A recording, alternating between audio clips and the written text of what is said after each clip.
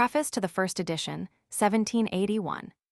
Human reason, in one sphere of its cognition, is called upon to consider questions, which it cannot decline as they are presented by its own nature, but which it cannot answer, as they transcend every faculty of the mind. It falls into this difficulty without any fault of its own. It begins with principles, which cannot be dispensed within the field of experience, and the truth and sufficiency of which are, at the same time, ensured by experience. With these principles it rises, in obedience to the laws of its own nature, to ever higher and more remote conditions. But it quickly discovers that, in this way, its labors must remain ever incomplete, because new questions never cease to present themselves. And thus it finds itself compelled to have recourse to principles which transcend the region of experience, while they are regarded by common sense without distrust. It thus falls into confusion and contradictions, from which it conjectures the presence of latent errors, which, however, it is unable to discover, because the principles it employs, transcending the limits of experience, cannot be tested by that criterion. The arena of these endless contests is called metaphysic. Time was when she was the queen of all the sciences, and if we take the will for the deed, she certainly deserves, so far as regards the high importance of her object matter, this title of honor.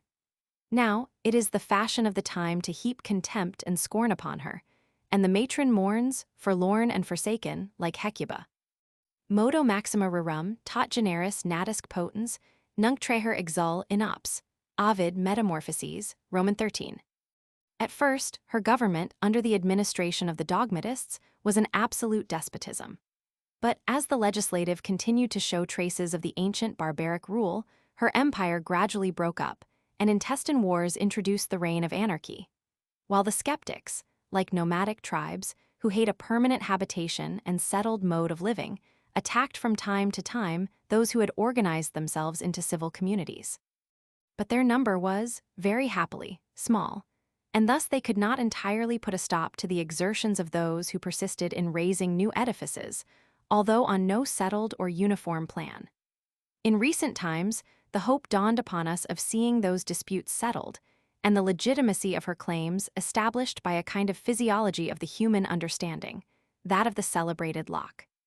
But it was found that, although it was affirmed that this so-called queen could not refer her descent to any higher source than that of common experience, a circumstance which necessarily brought suspicion on her claims, as this genealogy was incorrect, she persisted in the advancement of her claims to sovereignty. Thus metaphysics necessarily fell back into the antiquated and rotten constitution of dogmatism, and again became obnoxious to the contempt from which efforts had been made to save it. At present, as all methods, according to the general persuasion, have been tried in vain, there reigns naught but weariness and complete indifferentism, the mother of chaos and night in the scientific world, but at the same time the source of, or at least the prelude to, the recreation and reinstallation of a science, when it has fallen into confusion, obscurity, and disuse from ill-directed effort.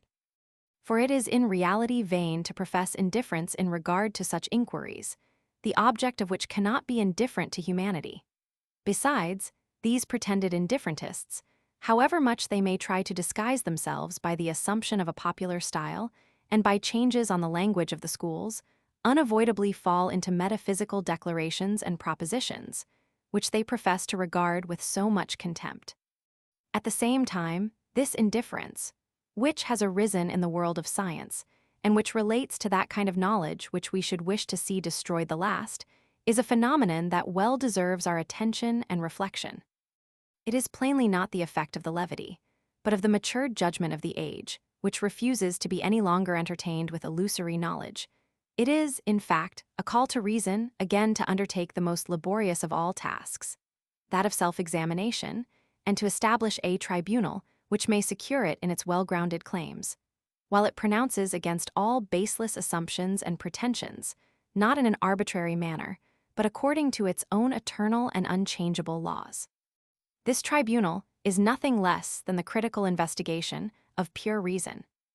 We very often hear complaints of the shallowness of the present age and of the decay of profound science. But I do not think that those which rest upon a secure foundation, such as mathematics, physical science, etc., in the least deserve this reproach, but that they rather maintain their ancient fame, and in the latter case, indeed, far surpass it. The same would be the case with the other kinds of cognition if their principles were but firmly established. In the absence of this security, indifference, doubt, and finally, severe criticism are rather signs of a profound habit of thought. Our age is the age of criticism, to which everything must be subjected. The sacredness of religion and the authority of legislation are by many regarded as grounds of exemption from the examination of this tribunal. But if they are exempted, they become the subjects of just suspicion and cannot lay claim to sincere respect, which reason accords only to that which has stood the test of a free and public examination. I do not mean by this a criticism of books and systems, but a critical inquiry into the faculty of reason, with reference to the cognitions to which it strives to attain without the aid of experience. In other words, the solution of the question regarding the possibility or impossibility of metaphysics and the determination of the origin, as well as of the extent and limits of this science. All this must be done on the basis of principles.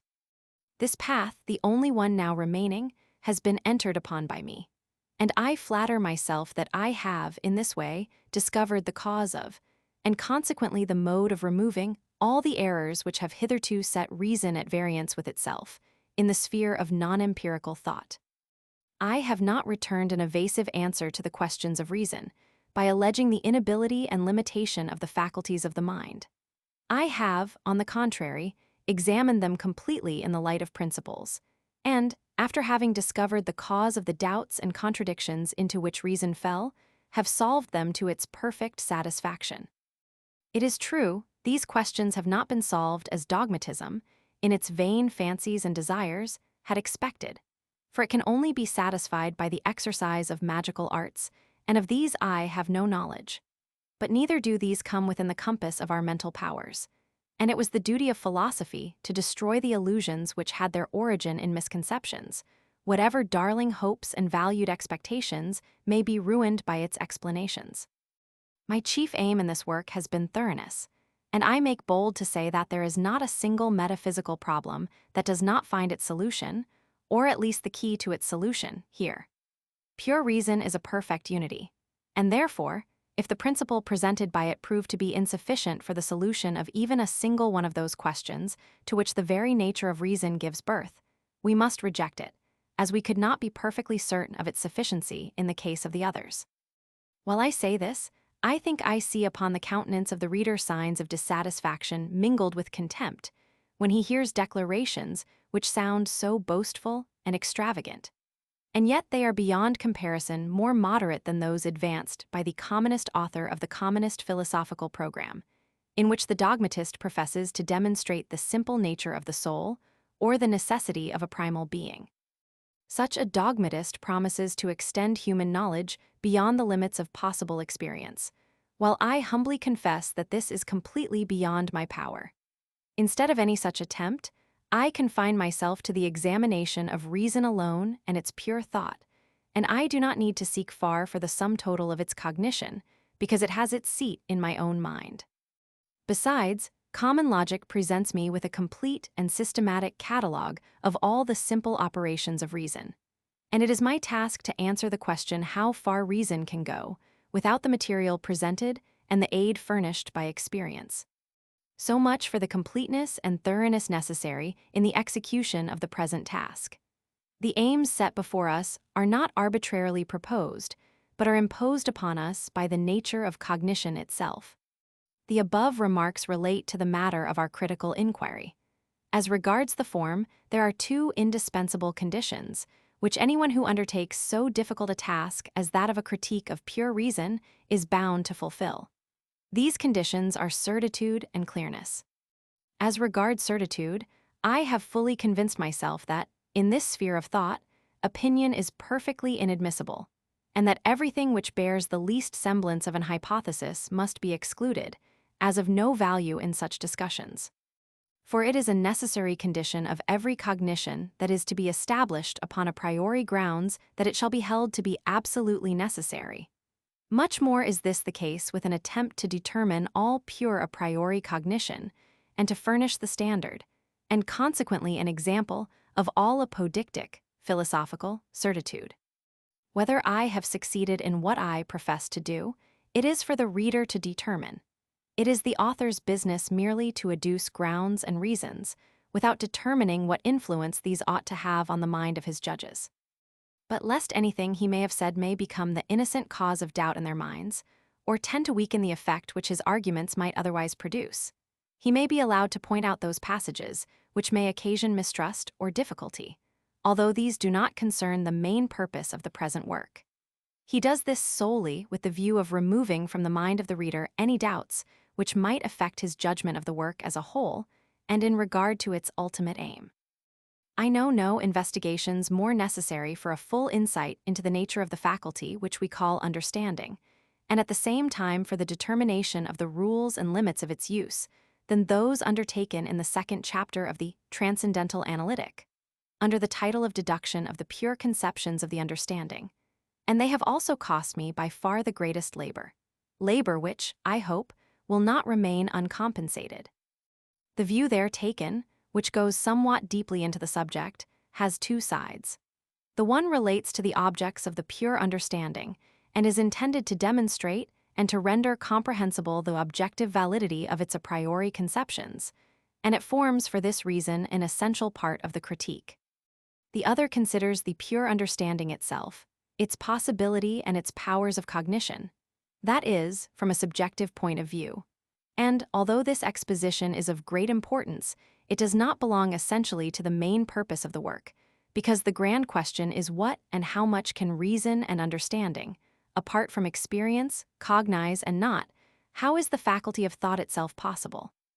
As the latter is an inquiry into the cause of a given effect, and has thus in it some semblance of an hypothesis, although, as I shall show on another occasion, this is really not the fact.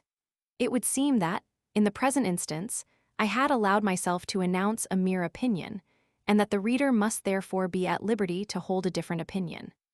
But I beg to remind him that, if my subjective deduction does not produce in his mind the conviction of its certitude at which I aimed, the objective deduction, with which alone the present work is properly concerned, is in every respect satisfactory. As regards clearness, the reader has a right to demand, in the first place, discursive or logical clearness, that is, on the basis of conceptions, and, secondly, intuitive or aesthetic clearness, by means of intuitions, that is, by examples or other modes of illustration in concreto. I have done what I could for the first kind of intelligibility.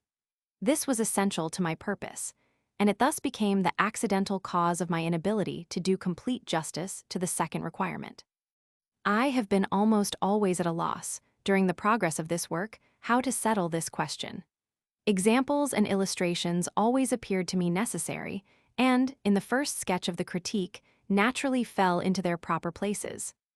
But I very soon became aware of the magnitude of my task, and the numerous problems with which I should be engaged. And, as I perceived that this critical investigation would, even if delivered in the driest scholastic manner, be far from being brief, I found it unadvisable to enlarge it still more with examples and explanations, which are necessary only from a popular point of view. I was induced to take this course from the consideration also that the present work is not intended for popular use, that those devoted to science do not require such helps, although they are always acceptable, and that they would have materially interfered with my present purpose.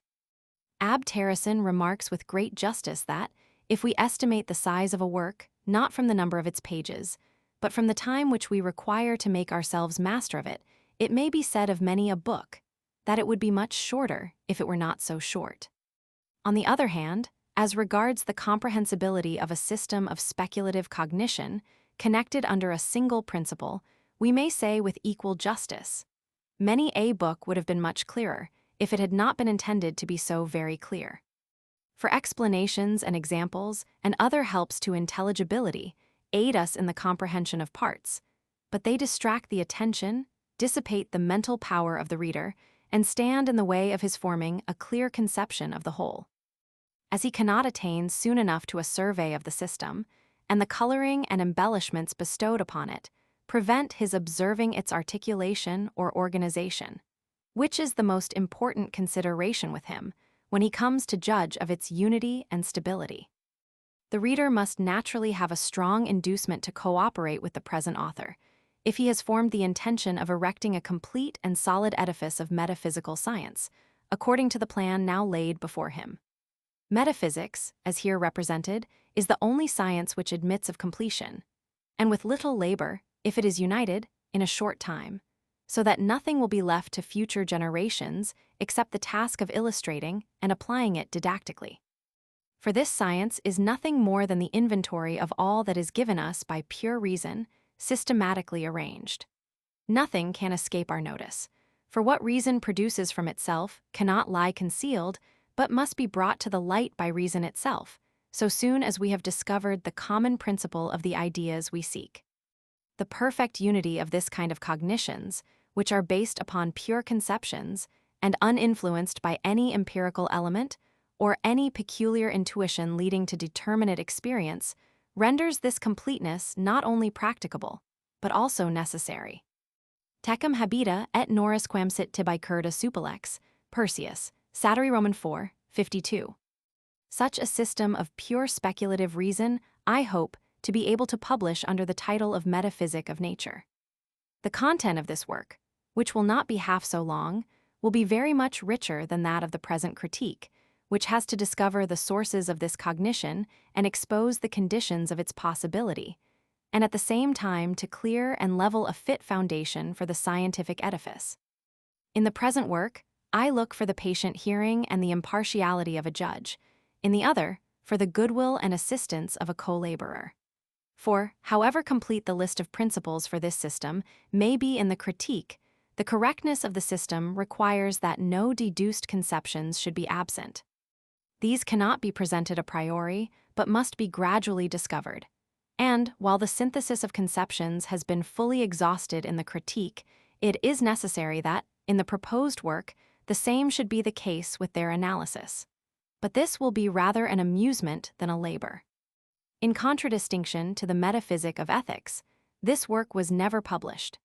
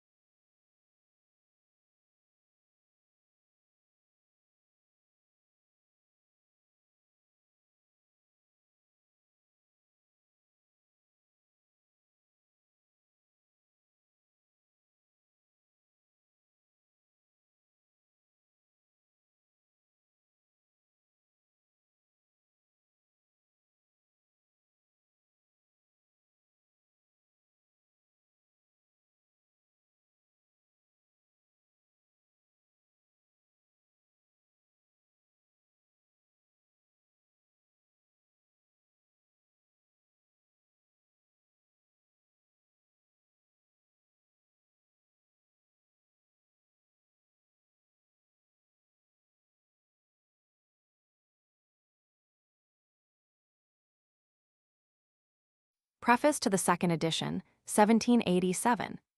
Whether the treatment of that portion of our knowledge which lies within the province of pure reason advances with that undeviating certainty which characterizes the progress of science, we shall be at no loss to determine. If we find those who are engaged in metaphysical pursuits unable to come to an understanding as to the method which they ought to follow, if we find them, after the most elaborate preparations, invariably brought to a stand before the goal is reached, and compelled to retrace their steps and strike into fresh paths, we may then feel quite sure that they are far from having attained to the certainty of scientific progress, and may rather be said to be merely groping about in the dark. In these circumstances, we shall render an important service to reason if we succeed in simply indicating the path along which it must travel, in order to arrive at any results, even if it should be found necessary to abandon many of those aims which, without reflection, have been proposed for its attainment. That logic has advanced in this sure course, even from the earliest times, is apparent from the fact that, since Aristotle, it has been unable to advance a step, and thus, to all appearance, has reached its completion. For if some of the moderns have thought to enlarge its domain by introducing psychological discussions on the mental faculties, such as imagination and wit, metaphysical, discussions on the origin of knowledge and the different kinds of certitude, according to the difference of the objects, idealism, skepticism, and so on, or anthropological discussions on prejudices, their causes and remedies. This attempt, on the part of these authors, only shows their ignorance of the peculiar nature of logical science. We do not enlarge but disfigure the sciences when we lose sight of their respective limits and allow them to run into one another. Now logic is enclosed within limits which admit of perfectly clear definition.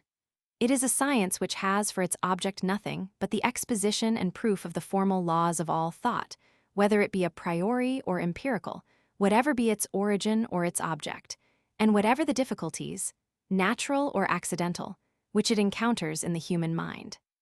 The early success of logic must be attributed exclusively to the narrowness of its field, in which abstraction may, or rather must, be made of all the objects of cognition with their characteristic distinctions, and in which the understanding has only to deal with itself and with its own forms. It is, obviously, a much more difficult task for reason to strike into the sure path of science, where it has to deal not simply with itself, but with objects external to itself. Hence, logic is properly only a propedeutic, forms, as it were, the vestibule of the sciences. And while it is necessary to enable us to form a correct judgment with regard to the various branches of knowledge, still the acquisition of real, substantive knowledge is to be sought only in the sciences properly so called, that is, in the objective sciences. Now these sciences, if they can be termed rational at all, must contain elements of a priori cognition, and this cognition may stand in a twofold relation to its object. Either it may have to determine the conception of the object, which must be supplied extraneously, or it may have to establish its reality. The former is theoretical, the latter practical, rational cognition. In both, the pure or a priori element must be treated first, and must be carefully distinguished from that which is supplied from other sources. Any other method can only lead to irremediable confusion. Mathematics and physics are the two theoretical sciences which have to determine their objects a priori. The former is purely a priori, the latter is partially so, but is also dependent on other sources of cognition. In the earliest times of which history affords us any record, mathematics had already entered on the sure course of science among that wonderful nation, the Greeks. Still, it is not to be supposed that it was as easy for this science to strike into, or rather to construct for itself, that royal road, as it was for logic, in which reason has only to deal with itself. On the contrary, I believe that it must have remained long, chiefly among the Egyptians, in the stage of blind groping after its true aims and destination, and that it was revolutionized by the happy idea of one man who struck out and determined for all time the path which this science must follow, and which admits of an indefinite advancement. The history of this intellectual revolution, much more important in its results than the discovery of the passage round the celebrated Cape of Good Hope, and of its author, has not been preserved. But Diogenes Laertius, in naming the supposed discoverer of some of the simplest elements of geometrical demonstration, elements which, according to the ordinary opinion, do not even require to be proved, makes it apparent that the change introduced by the first indication of this new path must have seemed of the utmost importance to the mathematicians of that age, and it has thus been secured against the chance of oblivion. A new light must have flashed on the mind of the first man, Thales, or whatever may have been his name, who demonstrated the properties of the isosceles triangle.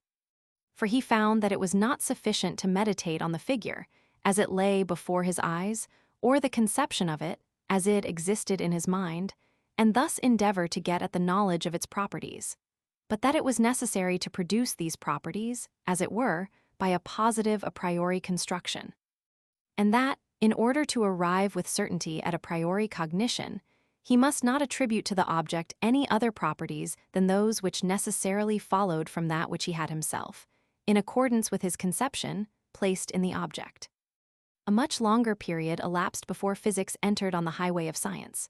For it is only about a century and a half since the wise Bacon gave a new direction to physical studies, or rather, as others were already on the right track, imparted fresh vigor to the pursuit of this new direction. Here, too, as in the case of mathematics, we find evidence of a rapid intellectual revolution. In the remarks which follow, I shall confine myself to the empirical side of natural science. When Galilei experimented with balls of a definite weight on the inclined plane, when Torricelli caused the air to sustain a weight which he had calculated beforehand to be equal to that of a definite column of water, or when Stahl, at a later period, converted metals into lime and reconverted lime into metal by the addition and subtraction of certain elements, a light broke upon all natural philosophers. They learned that reason only perceives that which it produces after its own design, that it must not be content to follow, as it were, in the leading strings of nature, but must proceed in advance with principles of judgment according to unvarying laws and compel nature to reply its questions. For accidental observations, made according to no preconceived plan, cannot be united under a necessary law. But it is this that reason seeks for and requires. It is only the principles of reason which can give to concordant phenomena the validity of laws, and it is only when experiment is directed by these rational principles that it can have any real utility. Reason must approach nature with the view, indeed, of receiving information from it, not, however, in the character of a pupil who listens to all that his master chooses to tell him, but in that of a judge who compels the witnesses to reply to those questions which he himself thinks fit to propose. To this single idea must the revolution be ascribed, by which, after groping in the dark for so many centuries, natural science was at length conducted into the path of certain progress. I do not here follow with exactness the history of the experimental method, of which, indeed, the first steps are involved in some obscurity. We come now to metaphysics, a purely speculative science, which occupies a completely isolated position and is entirely independent of the teachings of experience. It deals with mere conceptions, not like mathematics, with conceptions applied to intuition, and in it, reason is the pupil of itself alone. It is the oldest of the sciences, and would still survive, even if all the rest were swallowed up in the abyss of an all-destroying barbarism. But it has not yet had the good fortune to attain to the sure scientific method. This will be apparent if we apply the tests which we proposed at the outset. We find that reason perpetually comes to a stand when it attempts to gain a priori the perception even of those laws which the most common experience confirms. We find it compelled to retrace its steps in innumerable instances and to abandon the path on which it had entered, because this does not lead to the desired result. We find, too, that those who are engaged in metaphysical pursuits are far from being able to agree among themselves, but that, on the contrary, this science appears to furnish an arena specially adapted for the display of skill or the exercise of strength in mock contests, a field in which no combatant ever yet succeeded in gaining an inch of ground, in which, at least, no victory was ever yet crowned with permanent possession.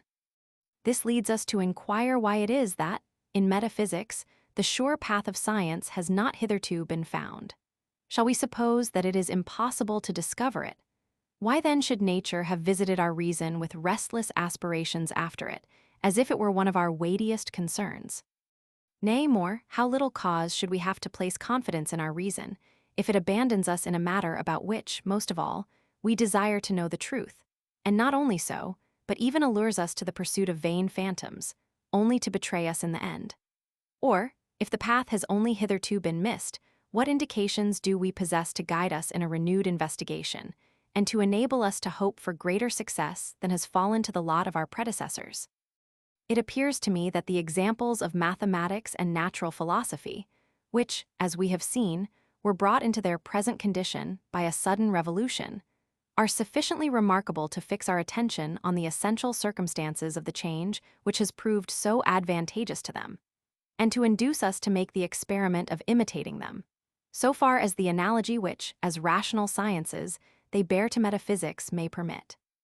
It has hitherto been assumed that our cognition must conform to the objects, but all attempts to ascertain anything about these objects, a priori, by means of conceptions, and thus to extend the range of our knowledge, have been rendered abortive by this assumption. Let us then make the experiment whether we may not be more successful in metaphysics if we assume that the objects must conform to our cognition. This appears, at all events, to accord better with the possibility of our gaining the end we have in view, that is to say, of arriving at the cognition of objects a priori, of determining something with respect to these objects, before they are given to us. We here propose to do just what Copernicus did in attempting to explain the celestial movements. When he found that he could make no progress by assuming that all the heavenly bodies revolved round the spectator, he reversed the process and tried the experiment of assuming that the spectator revolved while the stars remained at rest. We may make the same experiment with regard to the intuition of objects. If the intuition must conform to the nature of the objects, I do not see how we can know anything of them a priori. If, on the other hand, the object conforms to the nature of our faculty of intuition, I can then easily conceive the possibility of such an a priori knowledge. Now, as I cannot rest in the mere intuitions, but, if they are to become cognitions, must refer them, as representations, to something as object, and must determine the latter by means of the former. Here again there are two courses open to me. Either first, I may assume that the conceptions, by which I effect this determination, conform to the object, and in this case I am reduced to the same perplexity as before, or secondly, I may assume that the objects, or, which is the same thing that experience, in which alone as given objects they are cognized, conform to my conceptions, and then I am at no loss how to proceed. For experience itself is a mode of cognition which requires understanding. Before objects are given to me, that is, a priori, I must presuppose in myself laws of the understanding which are expressed in conceptions a priori. To these conceptions, then, all the objects of experience must necessarily conform.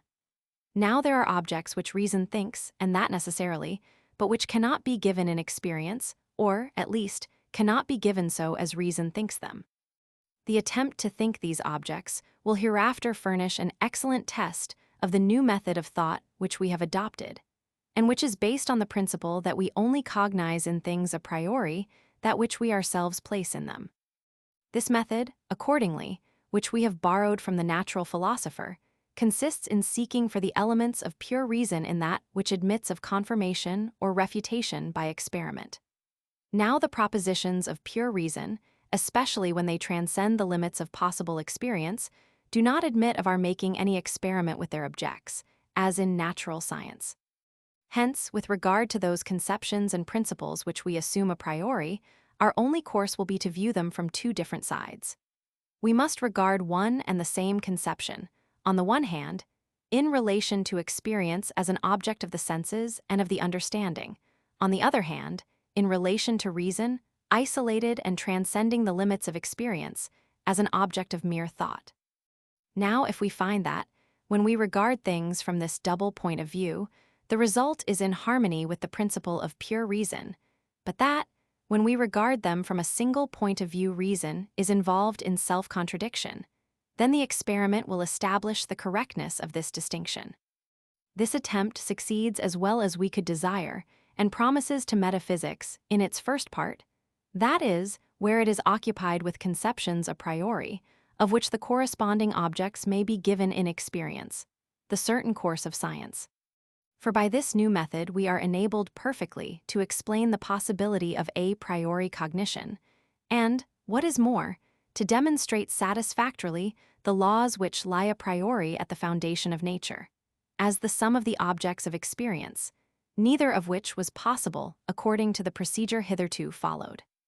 But from this deduction of the faculty of a priori cognition in the first part of metaphysics, we derive a surprising result, and one which, to all appearance, militates against the great end of metaphysics, as treated in the second part. For we come to the conclusion that our faculty of cognition is unable to transcend the limits of possible experience, and yet this is precisely the most essential object of this science. The estimate of our rational cognition, a priori at which we arrive, is that it has only to do with phenomena, and that things in themselves, while possessing a real existence, lie beyond its sphere. Here we are enabled to put the justice of this estimate to the test. For that which of necessity impels us to transcend the limits of experience and of all phenomena is the unconditioned, which reason absolutely requires in things as they are in themselves, in order to complete the series of conditions. Now, if it appears that when, on the one hand, we assume that our cognition conforms to its objects as things in themselves, the unconditioned cannot be thought without contradiction, and that when, on the other hand, we assume that our representation of things as they are given to us does not conform to these things as they are in themselves, but that these objects, as phenomena, conform to our mode of representation, the contradiction disappears. We shall then be convinced of the truth of that which we began by assuming for the sake of experiment. We may look upon it as established that the unconditioned does not lie in things as we know them, or as they are given to us, but in things as they are in themselves, beyond the range of our cognition. This experiment of pure reason has a great similarity to that of the chemists, which they term the experiment of reduction, or more usually, the synthetic process. The analysis of the metaphysician separates pure cognition a priori into two heterogeneous elements, viz., the cognition of things as phenomena and of things in themselves. Dialectic combines these again into harmony with the necessary rational idea of the unconditioned, and finds that this harmony never results except through the above distinction, which is, therefore, concluded to be just. But after we have thus denied the power of speculative reason to make any progress in the sphere of the supersensible, it still remains for our consideration whether data do not exist in practical cognition, which may enable us to determine the transcendent conception of the unconditioned, to rise beyond the limits of all possible experience from a practical point of view, and thus to satisfy the great ends of metaphysics. Speculative reason has thus, at least, made room for such an extension of our knowledge. And, if it must leave this space vacant, still it does not rob us of the liberty to fill it up, if we can, by means of practical data. Nay, it even challenges us to make the attempt. So the central laws of the movements of the heavenly bodies establish the truth of that which Copernicus, first, assumed only as a hypothesis, and at the same time brought to light that invisible force Newtonian attraction, which holds the universe together. The latter would have remained forever undiscovered if Copernicus had not ventured on the experiment, contrary to the senses but still just, of looking for the observed movements not in the heavenly bodies, but in the spectator. In this preface, I treat the new metaphysical method as a hypothesis, with the view of rendering apparent the first attempts at such a change of method, which are always hypothetical. But in the critique itself, it will be demonstrated, not hypothetically, but apodictically, from the nature of our representations of space and time, and from the elementary conceptions of the understanding. This attempt to introduce a complete revolution in the procedure of metaphysics, after the example of the geometricians and natural philosophers, constitutes the aim of the critique of pure speculative reason. It is a treatise on the method to be followed, not a system of the science itself. But at the same time, it marks out and defines both the external boundaries and the internal structure of this science. For pure speculative reason has this peculiarity, that, in choosing the various objects of thought, it is able to define the limits of its own faculties, and even to give a complete enumeration of the possible modes of proposing problems to itself, and thus to sketch out the entire system of metaphysics. For, on the one hand, in cognition a priori, nothing must be attributed to the objects, but what the thinking subject derives from itself. And on the other hand, reason is, in regard to the principles of cognition, a perfectly distinct, independent unity, in which, as in an organized body, every member exists for the sake of the others, and all for the sake of each, so that no principle can be viewed, with safety, in one relationship, unless it is, at the same time, viewed in relation to the total use of pure reason. Hence, too, metaphysics has this singular advantage, an advantage which falls to the lot of no other science which has to do with objects.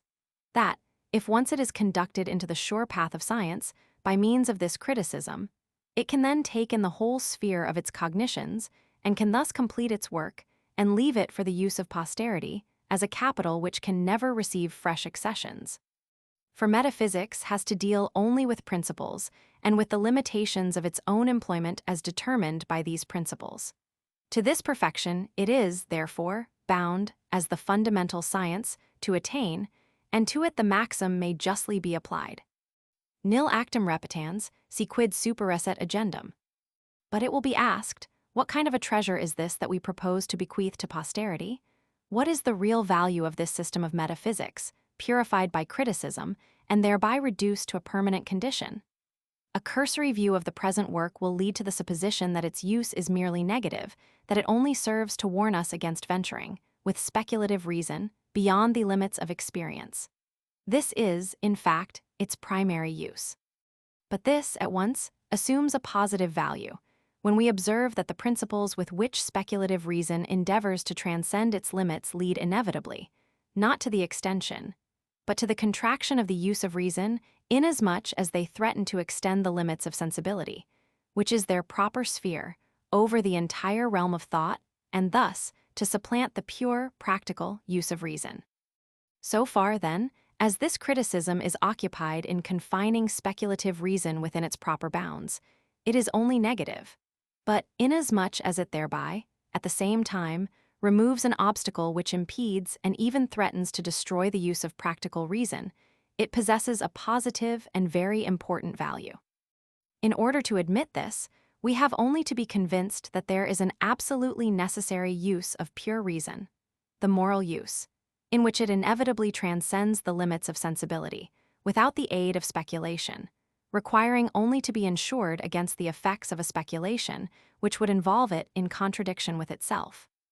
To deny the positive advantage of the service which this criticism renders us would be as absurd as to maintain that the system of police is productive of no positive benefit, since its main business is to prevent the violence which citizen has to apprehend from citizen, that so each may pursue his vocation in peace and security. That space and time are only forms of sensible intuition, and hence are only conditions of the existence of things as phenomena. That, moreover, we have no conceptions of the understanding, and, consequently, no elements for the cognition of things, except in so far as a corresponding intuition can be given to these conceptions. That, accordingly, we can have no cognition of an object, as a thing in itself, but only as an object of sensible intuition, that is, as phenomenon. All this is proved in the analytical part of the critique. And from this, the limitation of all possible speculative cognition to the mere objects of experience follows as a necessary result. At the same time, it must be carefully borne in mind that, while we surrender the power of cognizing, we still reserve the power of thinking objects as things in themselves. For otherwise, we should require to affirm the existence of an appearance without something that appears, which would be absurd. Now let us suppose, for a moment, that we had not undertaken this criticism, and accordingly had not drawn the necessary distinction between things as objects of experience and things as they are in themselves. The principle of causality, and, by consequence, the mechanism of nature as determined by causality, would then have absolute validity in relation to all things as efficient causes. I should then be unable to assert, with regard to one and the same being, e.g., the human soul, that its will is free, and yet at the same time subject to natural necessity, that is, not free without falling into a palpable contradiction. For in both propositions I should take the soul in the same signification, as a thing in general as a thing in itself, as without previous criticism I could not but take it. Suppose now, on the other hand, that we have undertaken this criticism, and have learnt that an object may be taken in two senses, first, as a phenomenon, secondly, as a thing in itself, and that, according to the deduction of the conceptions of the understanding, the principle of causality has reference only to things in the first sense. We then see how it does not involve any contradiction to assert, on the one hand, that the will, in the phenomenal sphere, in visible action, is necessarily obedient to the law of nature, and, in so far, not free, and, on the other hand, that, as belonging to a thing in itself, it is not subject to that law, and, accordingly, is free. Now, it is true that I cannot, by means of speculative reason, and still less by empirical observation, cognize my soul as a thing in itself, and consequently, cannot cognize liberty as the property of a being to which I ascribe effects in the world of sense. For to do so, I must cognize this being as existing, and yet not in time, which, since I cannot support my conception by any intuition, is impossible.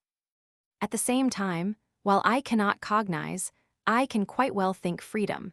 That is to say, my representation of it involves at least no contradiction, if we bear in mind the critical distinction of the two modes of representation, the sensible and the intellectual, and the consequent limitation of the conceptions of the pure understanding and of the principles which flow from them. Suppose now that morality necessarily presupposed liberty, in the strictest sense, as a property of our will. Suppose that reason contained certain practical, original principles a priori, which were absolutely impossible without this presupposition. And suppose, at the same time, that speculative reason had proved that liberty was incapable of being thought at all. It would then follow that the moral presupposition must give way to the speculative affirmation, the opposite of which involves an obvious contradiction, and that liberty and, with it, morality must yield to the mechanism of nature. For the negation of morality involves no contradiction, except on the presupposition of liberty. Now morality does not require the speculative cognition of liberty. It is enough that I can think it, that its conception involves no contradiction, that it does not interfere with the mechanism of nature. But even this requirement we could not satisfy if we had not learnt the twofold sense in which things may be taken, and it is only in this way that the doctrine of morality and the doctrine of nature are confined within their proper limits. For this result, then, we are indebted to a criticism which warns us of our unavoidable ignorance with regard to things in themselves, and establishes the necessary limitation of our theoretical cognition to mere phenomena. In order to cognize an object, I must be able to prove its possibility, either from its reality as attested by experience or a priori by means of reason. But I can think what I please, provided only I do not contradict myself. That is, provided my conception is a possible thought, though I may be unable to answer for the existence of a corresponding object in the sum of possibilities. But something more is required before I can attribute to such a conception objective validity. That is real possibility, the other possibility being merely logical. We are not, however, confined to theoretical sources of cognition for the means of satisfying this additional requirement, but may derive them from practical sources. The positive value of the critical principles of pure reason in relation to the conception of God and of the simple nature of the soul admits of a similar exemplification, but on this point I shall not dwell. I cannot even make the assumption, as the practical interests of morality require, of God, freedom, and immortality, if I do not deprive speculative reason of its pretensions to transcendent insight. For to arrive at these, it must make use of principles which, in fact, extend only to the objects of possible experience, and which cannot be applied to objects beyond this sphere without converting them into phenomena, and thus rendering the practical extension of pure reason impossible. I must, therefore, abolish knowledge to make room for belief. The dogmatism of metaphysics, that is, the presumption that it is possible to advance in metaphysics without previous criticism, is the true source of the unbelief, always dogmatic, which militates against morality. Thus, while it may be no very difficult task to bequeath a legacy to posterity, in the shape of a system of metaphysics constructed in accordance with the critique of pure reason, still the value of such a bequest is not to be depreciated. It will render an important service to reason, by substituting the certainty of scientific method for that random, groping after results without the guidance of principles, which has hitherto characterized the pursuit of metaphysical studies. It will render an important service to the inquiring mind of youth, by leading the student to apply his powers to the cultivation of genuine science, instead of wasting them, as at present, on speculations which can never lead to any result, or on the idle attempt to invent new ideas and opinions. But above all, it will confer an inestimable benefit on morality and religion, by showing that all the objections urged against them may be silenced forever by the Socratic method, that is to say, by proving the ignorance of the objector. For, as the world has never been, and, no doubt, never will be without a system of metaphysics of one kind or another, it is the highest and weightiest concern of philosophy to render it powerless for harm, by closing up the sources of error. This important change in the field of the sciences, This loss of its fancied possessions, to which speculative reason must submit, does not prove in any way detrimental to the general interests of humanity. The advantages which the world has derived from the teachings of pure reason are not at all impaired. The loss falls, in its whole extent, on the monopoly of the schools, but does not in the slightest degree touch the interests of mankind. I appeal to the most obstinate dogmatist, whether the proof of the continued existence of the soul after death derived from the simplicity of its substance, of the freedom of the will in opposition to the general mechanism of nature, drawn from the subtle but impotent distinction of subjective and objective practical necessity, or of the existence of God deduced from the conception of an ens realissimum, the contingency of the changeable and the necessity of a prime mover, has ever been able to pass beyond the limits of the schools, to penetrate the public mind, or to exercise the slightest influence on its convictions. It must be admitted that this has not been the case, and that, owing to the unfitness of the common understanding for such subtle speculations, it can never be expected to take place. On the contrary, it is plain that the hope of a future life arises from the feeling, which exists in the breast of every man, that the temporal is inadequate to meet and satisfy the demands of his nature. In like manner, it cannot be doubted that the clear exhibition of duties in opposition to all the claims of inclination gives rise to the consciousness of freedom, and that the glorious order, beauty, and providential care, everywhere displayed in nature, give rise to the belief in a wise and great author of the universe. Such is the genesis of these general convictions of mankind, so far as they depend on rational grounds. And this public property not only remains undisturbed, but is even raised to greater importance by the doctrine that the schools have no right to arrogate to themselves a more profound insight into a matter of general human concernment than that to which the great mass of men, ever held by us in the highest estimation, can without difficulty attain, and that the schools should therefore confine themselves to the elaboration of these universally comprehensible, and, from a moral point of view, amply satisfactory proofs. The change, therefore, affects only the arrogant pretensions of the schools, which would gladly retain, in their own exclusive possession, the key to the truths which they impart to the public. Quod mecum nescit, solus vult sire vidri. At the same time, it does not deprive the speculative philosopher of his just title to be the sole depositor of a science which benefits the public without its knowledge. I mean, the critique of pure reason.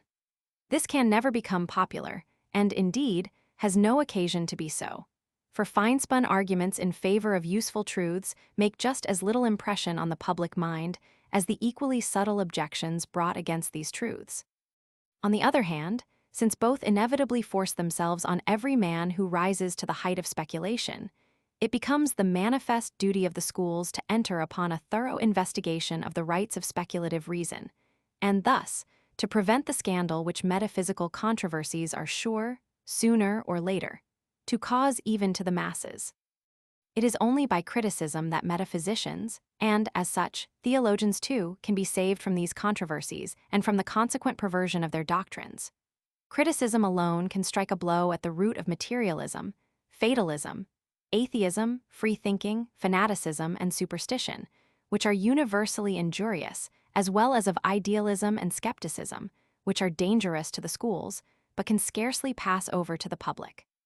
If governments think proper to interfere with the affairs of the learned, it would be more consistent with a wise regard for the interests of science, as well as for those of society, to favor a criticism of this kind, by which alone the labors of reason can be established on a firm basis, than to support the ridiculous despotism of the schools, which raise a loud cry of danger to the public over the destruction of cobwebs, of which the public has never taken any notice, and the loss of which, therefore, it can never feel. This critical science is not opposed to the dogmatic procedure of reason in pure cognition. For pure cognition must always be dogmatic, that is, must rest on strict demonstration from sure principles a priori. But to dogmatism, that is, to the presumption that it is possible to make any progress with a pure cognition, derived from philosophical conceptions, according to the principles which reason has long been in the habit of employing, without first inquiring in what way and by what right reason has come into the possession of these principles. Dogmatism is thus the dogmatic procedure of pure reason without previous criticism of its own powers. And in opposing this procedure, we must not be supposed to lend any countenance to that loquacious shallowness which arrogates to itself the name of popularity, nor yet to skepticism, which makes short work with the whole science of metaphysics. On the contrary, our criticism is the necessary preparation for a thoroughly scientific system of metaphysics which must perform its task entirely a priori, to the complete satisfaction of speculative reason, and must therefore be treated not popularly but scholastically. In carrying out the plan which the critique prescribes, that is, in the future system of metaphysics, we must have recourse to the strict method of the celebrated Wolff, the greatest of all dogmatic philosophers.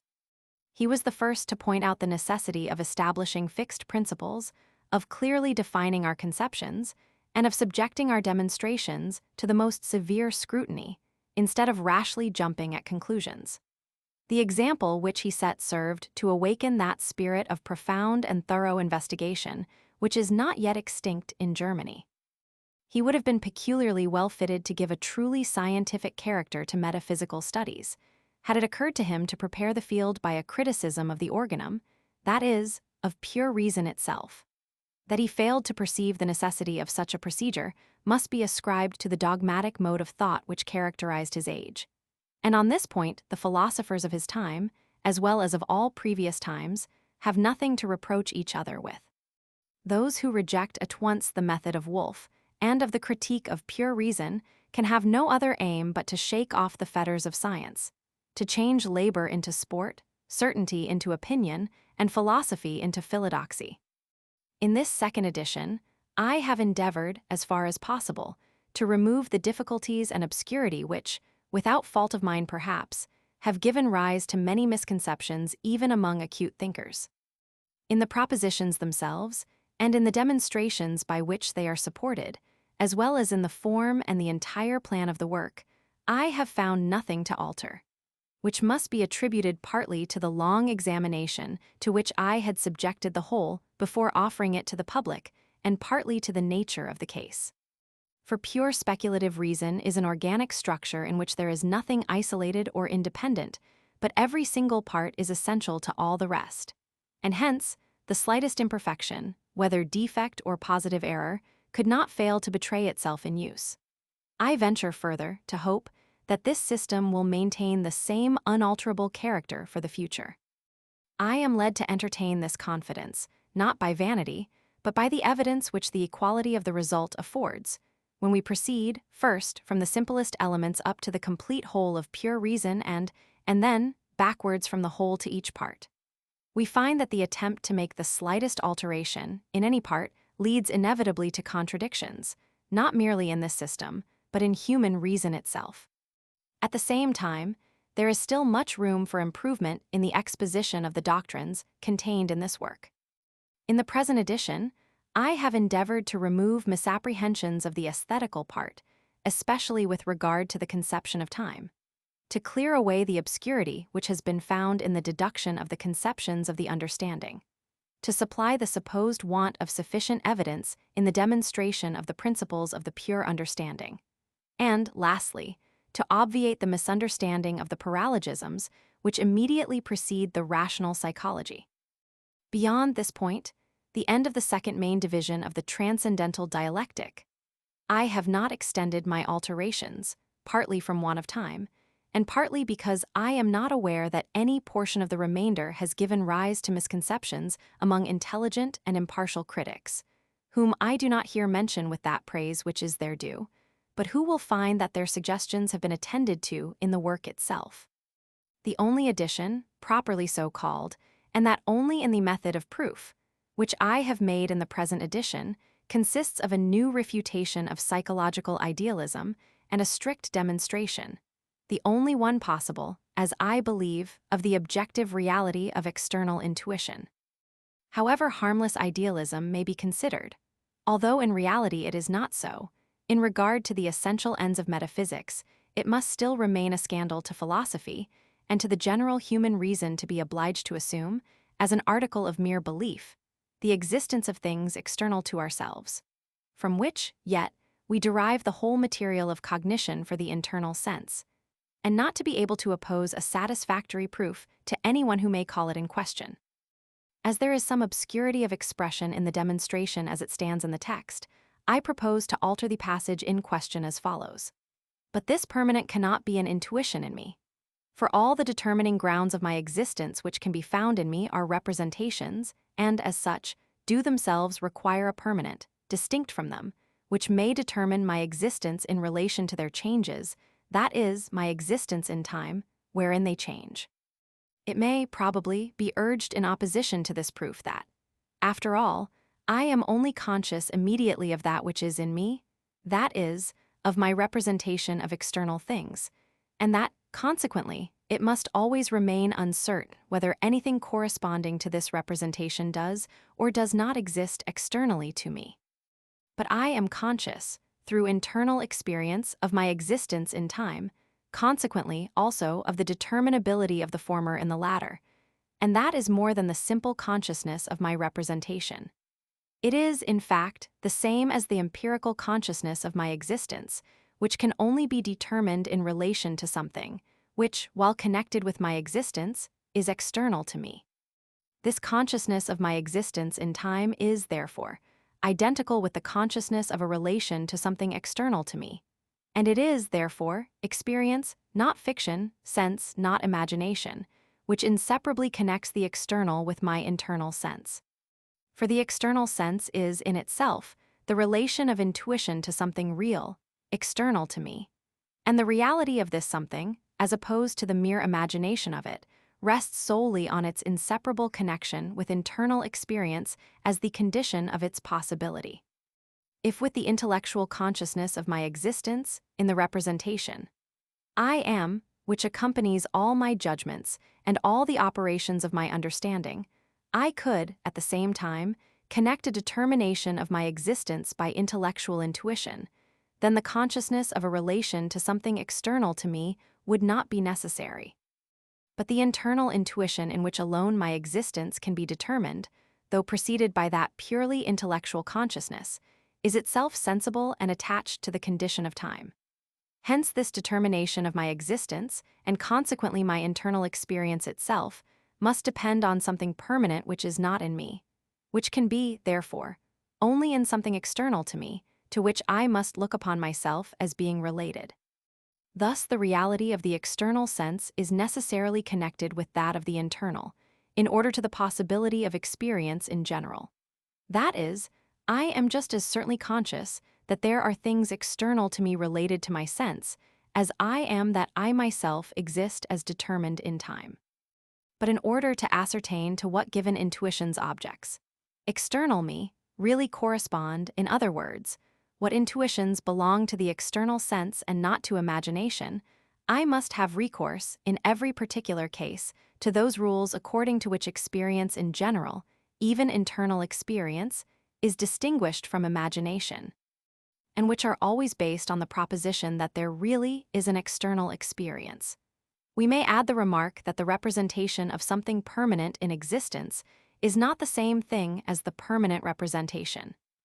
For a representation may be very variable and changing, as all our representations, even that of matter, are, and yet refer to something permanent, which must, therefore, be distinct from all my representations and external to me, the existence of which is necessarily included in the determination of my own existence, and with it constitutes one experience, an experience which would not even be possible internally if it were not also at the same time, in part, external. To the question how, we are no more able to reply than we are, in general, to think the stationary in time, the coexistence of which with the variable, produces the conception of change. In attempting to render the exposition of my views as intelligible as possible, I have been compelled to leave out or abridge various passages which were not essential to the completeness of the work, but which many readers might consider useful in other respects, and might be unwilling to miss.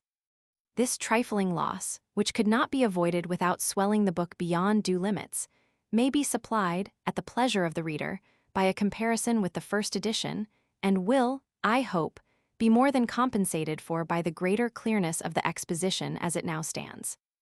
I have observed, with pleasure and thankfulness, in the pages of various reviews and treatises, that the spirit of profound and thorough investigation is not extinct in Germany, though it may have been overborne and silenced for a time by the fashionable tone of a license in thinking, which gives itself the airs of genius, and that the difficulties which beset the paths of criticism have not prevented energetic and acute thinkers from making themselves masters of the science of pure reason to which these paths conduct, a science which is not popular, but scholastic in its character, and which alone can hope for a lasting existence or possess an abiding value. To these deserving men, who so happily combine profundity of view with a talent for lucid exposition, a talent which I myself am not conscious of possessing, I leave the task of removing any obscurity which may still adhere to the statement of my doctrines. For, in this case, the danger is not that of being refuted, but of being misunderstood. For my own part, I must henceforward abstain from controversy, although I shall carefully attend to all suggestions, whether from friends or adversaries, which may be of use in the future elaboration of the system of this propedeutic. As, during these labors, I have advanced pretty far in years this month I reach my 64th year. It will be necessary for me to economize time, if I am to carry out my plan of elaborating the metaphysics of nature as well as of morals, in confirmation of the correctness of the principles established in this critique of pure reason, both speculative and practical. And I must, therefore, leave the task of clearing up the obscurities of the present work, inevitable, perhaps, at the outset, as well as the defense of the whole to those deserving men who have made my system their own. A philosophical system cannot come forward armed at all points like a mathematical treatise, and hence it may be quite possible to take objection to particular passages, while the organic structure of the system, considered as a unity, has no danger to apprehend. But few possess the ability, and still fewer the inclination, to take a comprehensive view of a new system. By confining the view to particular passages, taking these out of their connection and comparing them with one another, it is easy to pick out apparent contradictions, especially in a work written with any freedom of style. These contradictions place the work in an unfavorable light in the eyes of those who rely on the judgment of others, but are easily reconciled by those who have mastered the idea of the whole. If a theory possesses stability in itself, the action and reaction which seemed at first to threaten its existence serve only, in the course of time, to smooth down any superficial roughness or inequality. And, if men of insight, impartiality, and truly popular gifts turn their attention to it, to secure to it, in a short time, the requisite elegance also. Königsberg, April 1787.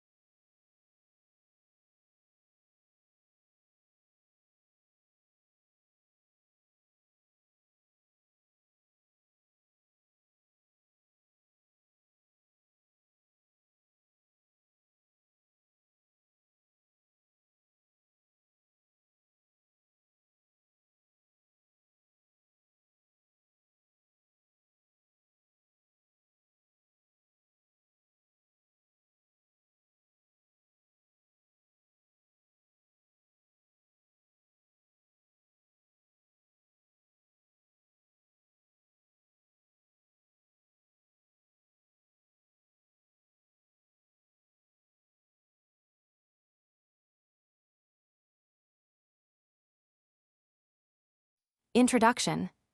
I have the difference between pure and empirical knowledge. That all our knowledge begins with experience, there can be no doubt. For how is it possible that the faculty of cognition should be awakened into exercise otherwise than by means of objects which affect our senses, and partly of themselves produce representations, partly rouse our powers of understanding into activity, to compare to connect, or to separate these, and so to convert the raw material of our sensuous impressions into a knowledge of objects, which is called experience. In respect of time, therefore, no knowledge of ours is antecedent to experience, but begins with it. But though all our knowledge begins with experience, it by no means follows that all arises out of experience. For, on the contrary, it is quite possible that our empirical knowledge is a compound of that which we receive through impressions, and that which the faculty of cognition supplies from itself, sensuous impressions giving merely the occasion, an addition which we cannot distinguish from the original element given by sense, till long practice has made us attentive to and skillful in separating it. It is, therefore, a question which requires close investigation, and not to be answered at first sight, whether there exists a knowledge altogether independent of experience and even of all sensuous impressions. Knowledge of this kind is called a priori, in contradistinction to empirical knowledge, which has its sources a posteriori, that is, in experience. But the expression a priori is not as yet definite enough adequately to indicate the whole meaning of the question above started. For, in speaking of knowledge which has its sources in experience, we are wont to say that this or that may be known a priori, because we do not derive this knowledge immediately from experience, but from a general rule which, however, we have itself borrowed from experience. Thus, if a man undermined his house, we say, he might know a priori that it would have fallen. That is, he needed not to have waited for the experience that it did actually fall. But still, a priori, he could not know even this much. For that bodies are heavy, and, consequently, that they fall when their supports are taken away, must have been known to him previously by means of experience. By the term knowledge a priori, therefore, we shall in the sequel understand, not such as is independent of this or that kind of experience, but such as is absolutely so of all experience. Opposed to this is empirical knowledge, or that which is possible only a posteriori, that is, through experience. Knowledge a priori is either pure or impure. Pure knowledge a priori is that with which no empirical element is mixed up. For example, the proposition, every change has a cause, is a proposition a priori, but impure, because change is a conception which can only be derived from experience. Roman 2. The human intellect, even in an unphilosophical state, is in possession of certain cognitions a priori. The question now is as to a criterion, by which we may securely distinguish a pure from an empirical cognition. Experience no doubt teaches us that this or that object is constituted in such and such a manner, but not that it could not possibly exist otherwise. Now, in the first place, if we have a proposition which contains the idea of necessity in its very conception, it is priori. If, moreover, it is not derived from any other proposition, unless from one equally involving the idea of necessity, it is absolutely priori. Secondly, an empirical judgment never exhibits strict and absolute, but only assumed and comparative universality by induction. Therefore, the most we can say is, so far as we have hitherto observed, there is no exception to this or that rule. If, on the other hand, a judgment carries with it strict and absolute universality, that is, admits of no possible exception, it is not derived from experience, but is valid absolutely a priori. Empirical universality is, therefore, only an arbitrary extension of validity, from that which may be predicated of a proposition valid in most cases, to that which is asserted of a proposition which holds good in all. As, for example, in the affirmation, all bodies are heavy. When, on the contrary, strict universality characterizes a judgment, it necessarily indicates another peculiar source of knowledge, namely, a faculty of cognition a priori. Necessity and strict universality, therefore, are infallible tests for distinguishing pure from empirical knowledge, and are inseparably connected with each other. But as in the use of these criteria, the empirical limitation is sometimes more easily detected than the contingency of the judgment, or the unlimited universality which we attach to a judgment is often a more convincing proof than its necessity, it may be advisable to use the criteria separately, each being by itself infallible. Now that in the sphere of human cognition we have judgments which are necessary, and in the strictest sense universal, consequently pure a priori, it will be an easy matter to show. If we desire an example from the sciences, we need only take any proposition in mathematics. If we cast our eyes upon the commonest operations of the understanding, the proposition, every change must have a cause, will amply serve our purpose. In the latter case, indeed, the conception of a cause so plainly involves the conception of a necessity of connection with an effect, and of a strict universality of the law, that the very notion of a cause would entirely disappear, were we to derive it, like Hume, from a frequent association of what happens with that which precedes, and the habit thence originating of connecting representations, the necessity inherent in the judgment being therefore merely subjective. Besides, without seeking for such examples of principles existing a priori in cognition, we might easily show that such principles are the indispensable basis of the possibility of experience itself, and consequently prove their existence a priori. For whence could our experience itself acquire certainty, if all the rules on which it depends were themselves empirical and consequently fortuitous? No one, therefore, can admit the validity of the use of such rules as first principles. But for the present, we may content ourselves with having established the fact that we do possess and exercise a faculty of pure a priori cognition, and, secondly, with having pointed out the proper tests of such cognition, namely, universality and necessity. Not only in judgments, however, but even in conceptions, is an a priori origin manifest. For example, if we take away by degrees from our conceptions of a body all that can be referred to mere sensuous experience, color, hardness, or softness, weight, even impenetrability, the body will then vanish. But the space which it occupied still remains, and this it is utterly impossible to annihilate in thought. Again, if we take away, in like manner, from our empirical conception of any object, corporeal or incorporeal, all properties which mere experience has taught us to connect with it, still we cannot think away those through which we cogitate it as substance, or adhering to substance, although our conception of substance is more determined than that of an object. Compelled, therefore, by that necessity with which the conception of substance forces itself upon us, we must confess that it has its seat in our faculty of cognition a priori. Roman 3. Philosophy stands in need of a science which shall determine the possibility, principles, and extent of human knowledge, a priori.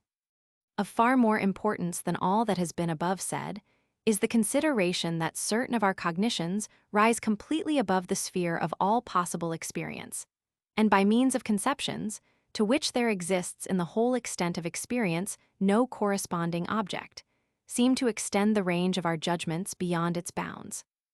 And just in this transcendental or supersensible sphere, where experience affords us neither instruction nor guidance, lie the investigations of reason, which, on account of their importance, we consider far preferable to, and as having a far more elevated aim than all that the understanding can achieve within the sphere of sensuous phenomena. So high a value do we set upon these investigations, that even at the risk of error, we persist in following them out, and permit neither doubt nor disregard nor indifference to restrain us from the pursuit. These unavoidable problems of mere pure reason are God, freedom, of will, and immortality. The science which, with all its preliminaries, has for its especial object the solution of these problems is named metaphysics, a science which is, at the very outset, dogmatical. That is, it confidently takes upon itself the execution of this task, without any previous investigation of the ability or inability of reason for such an undertaking. Now the safe ground of experience being thus abandoned, it seems nevertheless natural that we should hesitate to erect a building with the cognitions we possess, without knowing whence they come, and on the strength of principles, the origin of which is undiscovered. Instead of thus trying to build without a foundation, it is rather to be expected that we should long ago have put the question, how the understanding can arrive at these a priori cognitions, and what is the extent, validity, and worth which they may possess. We say, this is natural enough, meaning by the word natural, that which is consistent with a just and reasonable way of thinking. But if we understand by the term that which usually happens, nothing indeed could be more natural and more comprehensible than that this investigation should be left long unattempted. For one part of our pure knowledge, the science of mathematics, has been long firmly established, and thus leads us to form flattering expectations with regard to others, though these may be of quite a different nature. Besides, when we get beyond the bounds of experience, we are of course safe from opposition in that quarter. And the charm of widening the range of our knowledge is so great that, unless we are brought to a standstill by some evident contradiction, we hurry on undoubtingly in our course. This, however, may be avoided if we are sufficiently cautious in the construction of our fictions, which are not the less fictions on that account. Mathematical science affords us a brilliant example, how far, independently of all experience, we may carry our a priori knowledge. It is true that the mathematician occupies himself with objects and cognitions only in so far as they can be represented by means of intuition. But this circumstance is easily overlooked, because the said intuition can itself be given a priori, and therefore is hardly to be distinguished from a mere pure conception. Deceived by such a proof of the power of reason, we can perceive no limits to the extension of our knowledge. The light dove cleaving in free flight the thin air, whose resistance it feels, might imagine that her movements would be far more free and rapid in airless space. Just in the same way did Plato, abandoning the world of sense, because of the narrow limits it sets to the understanding, venture upon the wings of ideas beyond it, into the void space of pure intellect. He did not reflect that he made no real progress by all his efforts, for he met with no resistance which might serve him for a support, as it were, whereon to rest, and on which he might apply his powers, in order to let the intellect acquire momentum for its progress. It is, indeed, the common fate of human reason in speculation, to finish the imposing edifice of thought as rapidly as possible, and then, for the first time, to begin to examine whether the foundation is a solid one or number arrived at this point. All sorts of excuses are sought after, in order to console us for its want of stability, or rather, indeed, to enable us to dispense altogether with so late and dangerous an investigation. But what frees us during the process of building from all apprehension or suspicion, and flatters us into the belief of its solidity, is this. A great part, perhaps the greatest part, of the business of our reason consists in the analyzation of the conceptions which we already possess of objects. By this means we gain a multitude of cognitions, which although really nothing more than elucidations or explanations of that which, though in a confused manner, was already thought in our conceptions, are, at least in respect of their form, prized as new introspections. Whilst, so far as regards their matter or content, we have really made no addition to our conceptions, but only disinvolved them. But as this process does furnish a real priori knowledge, which has a sure progress and useful results, reason, deceived by this, slips in, without being itself aware of it, assertions of a quite different kind, in which to given conceptions it adds others, a priori indeed, but entirely foreign to them, without our knowing how it arrives at these, and indeed, without such a question ever suggesting itself. I shall therefore at once proceed to examine the difference between these two modes of knowledge.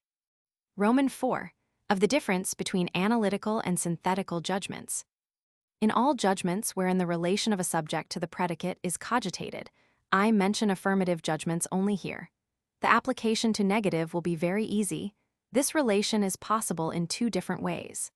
Either the predicate B belongs to the subject as somewhat which is contained, though covertly, in the conception or the predicate B lies completely out of the conception A, although it stands in connection with it. In the first instance, I term the judgment analytical, in the second, synthetical. Analytical judgments, affirmative, are therefore those in which the connection of the predicate with the subject is cogitated through identity. Those in which this connection is cogitated without identity are called synthetical judgments. The former may be called explicative, the latter augmentative judgments, because the former add in the predicate nothing to the conception of the subject, but only analyze it into its constituent conceptions, which were thought already in the subject, although in a confused manner. The latter add to our conceptions of the subject a predicate which was not contained in it, and which no analysis could ever have discovered therein. For example, when I say, all bodies are extended, this is an analytical judgment. For I need not go beyond the conception of body in order to find extension connected with it, but merely analyze the conception, that is, become conscious of the manifold properties which I think in that conception in order to discover this predicate in it. It is therefore an analytical judgment. On the other hand, when I say, all bodies are heavy, the predicate is something totally different from that which I think in the mere conception of a body. By the addition of such a predicate, therefore, it becomes a synthetical judgment. Judgments of experience, as such, are always synthetical. For it would be absurd to think of grounding an analytical judgment on experience, because in forming such a judgment, I need not go out of the sphere of my conceptions, and therefore recourse to the testimony of experience is quite unnecessary.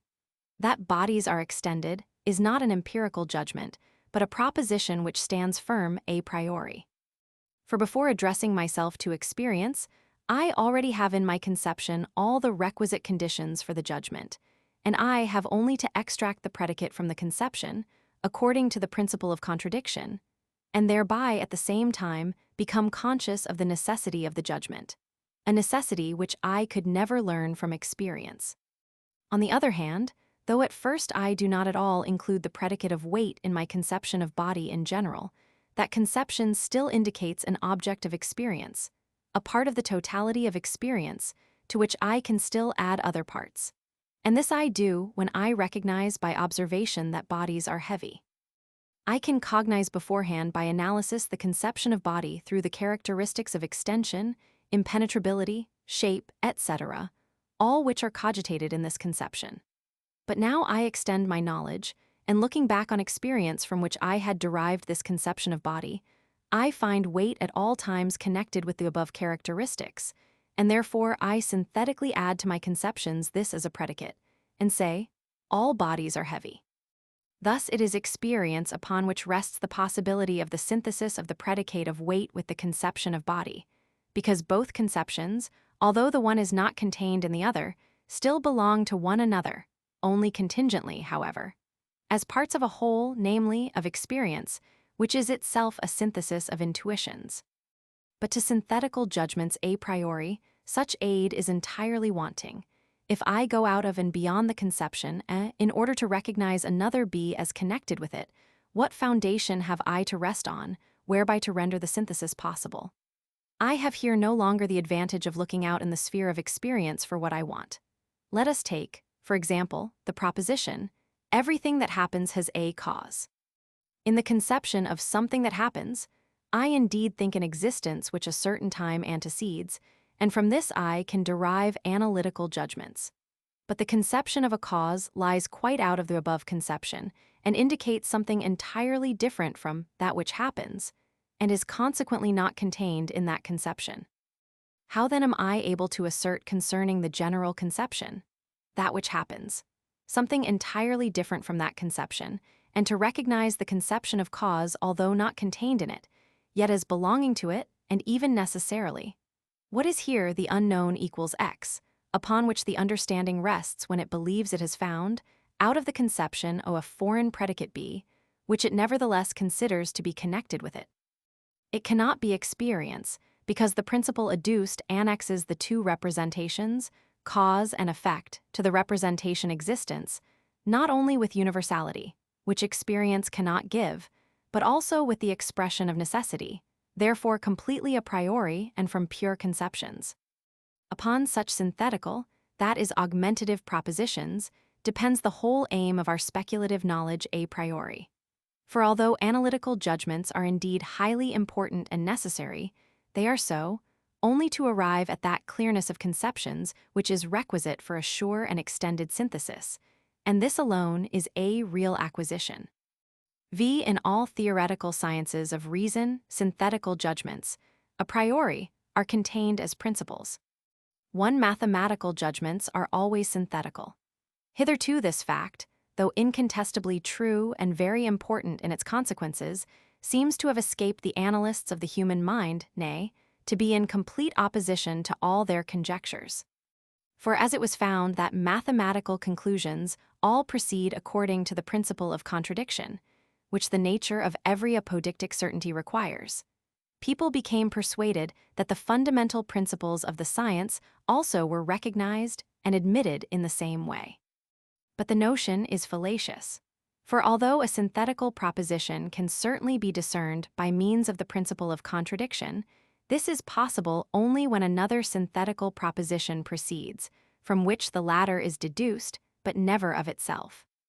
Before all, be it observed that proper mathematical propositions are always judgments a priori, and not empirical, because they carry along with them the conception of necessity, which cannot be given by experience. If this be demurred to, it matters not.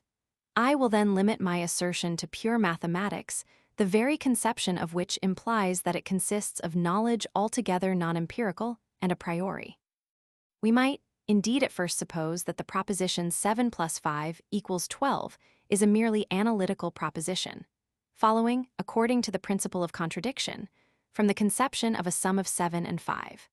But if we regard it more narrowly, we find that our conception of the sum of 7 and 5 contains nothing more than the uniting of both sums into one, whereby it cannot at all be cogitated what this single number is which embraces both. The conception of 12 is by no means obtained by merely cogitating the union of 7 and 5, and we may analyze our conception of such a possible sum as long as we will, still we shall never discover in it the notion of 12. We must go beyond these conceptions and have recourse to an intuition which corresponds to one of the two, our 5 fingers, for example, or like Segner in his arithmetic 5 points, and so by degrees add the units contained in the 5 given in the intuition to the conception of 7. For I first take the number 7, and, for the conception of 5 calling in the aid of the fingers of my hand as objects of intuition, I add the units, which I before took together to make up the number 5, gradually now by means of the material image my hand, to the number 7, and by this process I at length see the number 12 arise.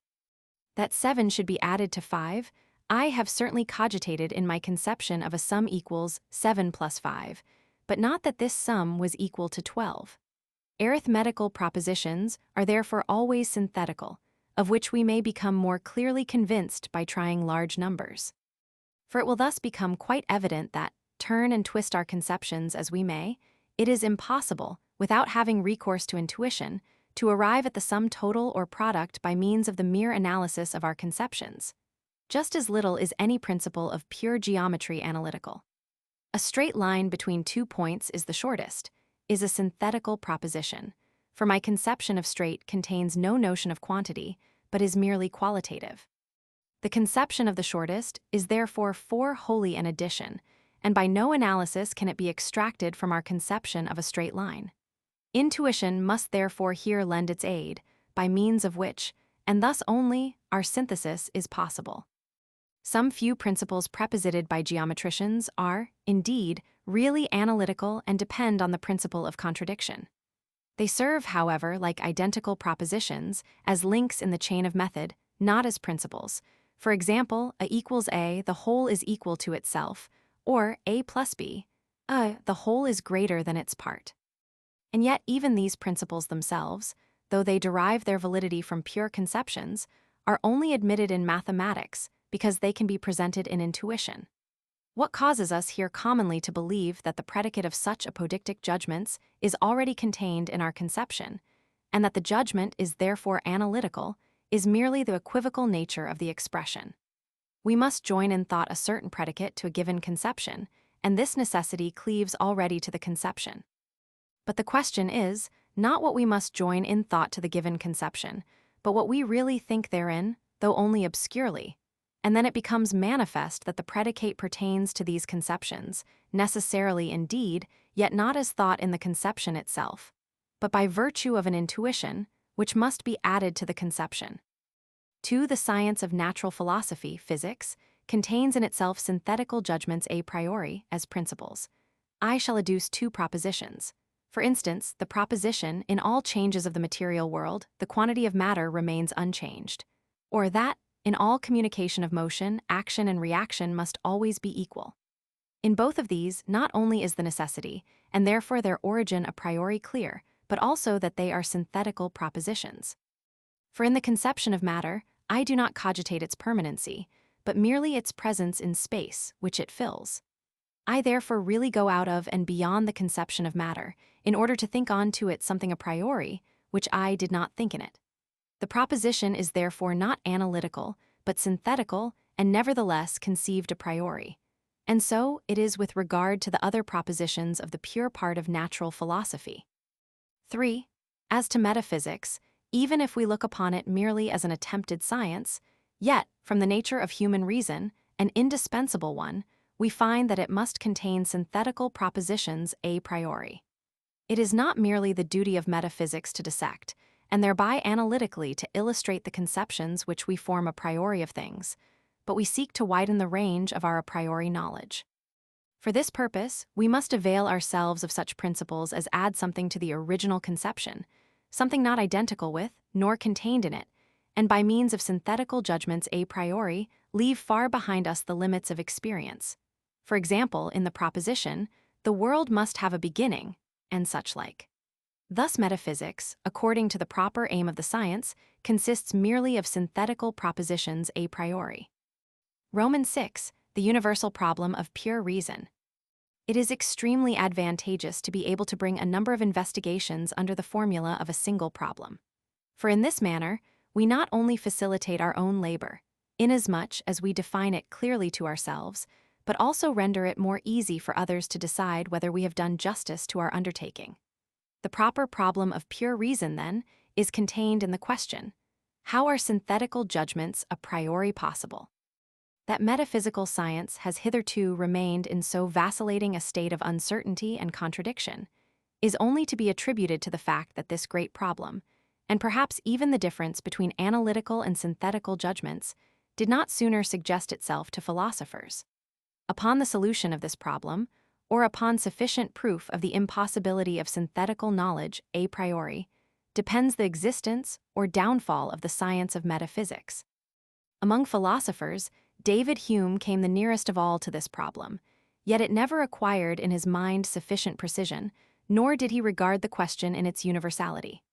On the contrary, he stopped short at the synthetical proposition of the connection of an effect with its cause, principium causalitatis, insisting that such proposition a priori was impossible. According to his conclusions, then, all that we term metaphysical science is a mere delusion, arising from the fancied insight of reason into that which is in truth borrowed from experience, and to which habit has given the appearance of necessity. Against this assertion, destructive to all pure philosophy, he would have been guarded had he had our problem before his eyes in its universality. For he would then have perceived that, according to his own argument, there likewise could not be any pure mathematical science, which assuredly cannot exist without synthetical propositions a priori, an absurdity from which his good understanding must have saved him. In the solution of the above problem is at the same time comprehended the possibility of the use of pure reason in the foundation and construction of all sciences which contain theoretical knowledge a priori of objects. That is to say, the answer to the following questions. How is pure mathematical science possible? How is pure natural science possible? Respecting these sciences, as they do certainly exist, it may with propriety be asked how they are possible. For that they must be possible is shown by the fact of their really existing. But as to metaphysics, the miserable progress it has hitherto made, and the fact that of no one system yet brought forward, far as regards its true aim, can it be said that this science really exists, leaves anyone at liberty to doubt with reason the very possibility of its existence. As to the existence of pure natural science, or physics, perhaps many may still express doubts. But we have only to look at the different propositions which are commonly treated of at the commencement of proper, empirical, physical science. Those, for example, relating to the permanence of the same quantity of matter, the vis inertiae, the equality of action and reaction, etc., to be soon convinced that they form a science of pure physics, physica pura or rationalis, which well deserves to be separately exposed as a special science in its whole extent, whether that be great or confined. Yet, in a certain sense, this kind of knowledge must unquestionably be looked upon as given. In other words, metaphysics must be considered as really existing, if not as a science, nevertheless as a natural disposition of the human mind, metaphysica naturalis. For human reason, without any instigations imputable to the mere vanity of great knowledge, unceasingly progresses, urged on by its own feeling of need, towards such questions as cannot be answered by any empirical application of reason or principles derived therefrom. And so there has ever really existed in every man some system of metaphysics. It will always exist, so soon as reason awakes to the exercise of its power of speculation. And now the question arises, how is metaphysics as a natural disposition possible? In other words, how, from the nature of universal human reason, do those questions arise which pure reason proposes to itself, and which it is impelled by its own feeling of need to answer as well as it can. But as in all the attempts hitherto made to answer the questions which reason is prompted by its very nature to propose to itself, for example, whether the world had a beginning or has existed from eternity, it has always met with unavoidable contradictions. We must not rest satisfied with the mere natural disposition of the mind to metaphysics, that is, with the existence of the faculty of pure reason, whence, indeed, some sort of metaphysical system always arises. But it must be possible to arrive at certainty in regard to the question whether we know or do not know the things of which metaphysics treats. We must be able to arrive at a decision on the subjects of its questions, or on the ability or inability of reason to form any judgment respecting them, and therefore either to extend with confidence the bounds of our pure reason, or to set strictly defined and safe limits to its action.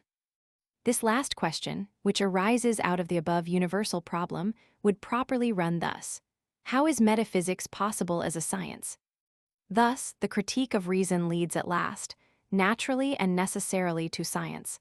And, on the other hand, the dogmatical use of reason without criticism leads to groundless assertions, against which others equally specious can always be set, thus ending unavoidably in skepticism. Besides, this science cannot be of great and formidable prolixity, because it has not to do with objects of reason, the variety of which is inexhaustible, but merely with reason herself and her problems which arise out of her own bosom, and are not proposed to her by the nature of outward things, but by her own nature. And when once reason has previously become able completely to understand her own power in regard to objects which she meets with in experience, it will be easy to determine securely the extent and limits of her attempted application to objects beyond the confines of experience. We may and must, therefore, regard the attempts hitherto made to establish metaphysical science dogmatically as non-existent.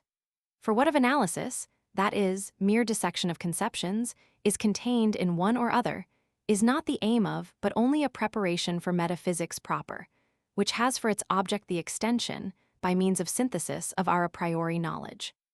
And for this purpose, mere analysis is of course useless, because it only shows what is contained in these conceptions, but not how we arrive, a priori, at them.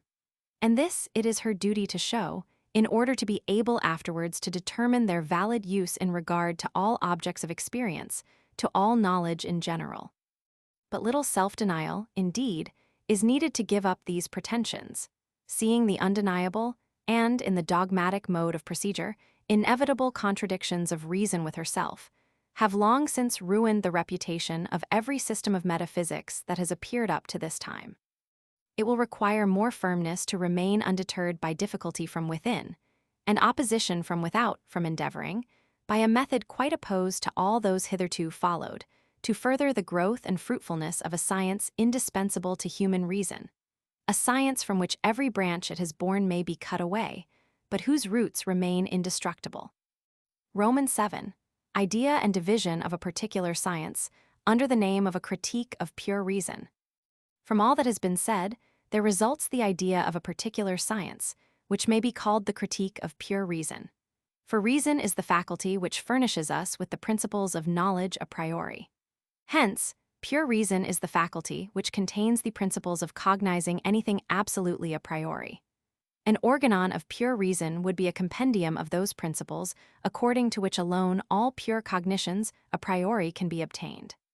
The completely extended application of such an organon would afford us a system of pure reason, as this, however, is demanding a great deal, and it is yet doubtful whether any extension of our knowledge be here possible, or, if so, in what cases. We can regard a science of the mere criticism of pure reason, its sources and limits, as the propedeutic to a system of pure reason.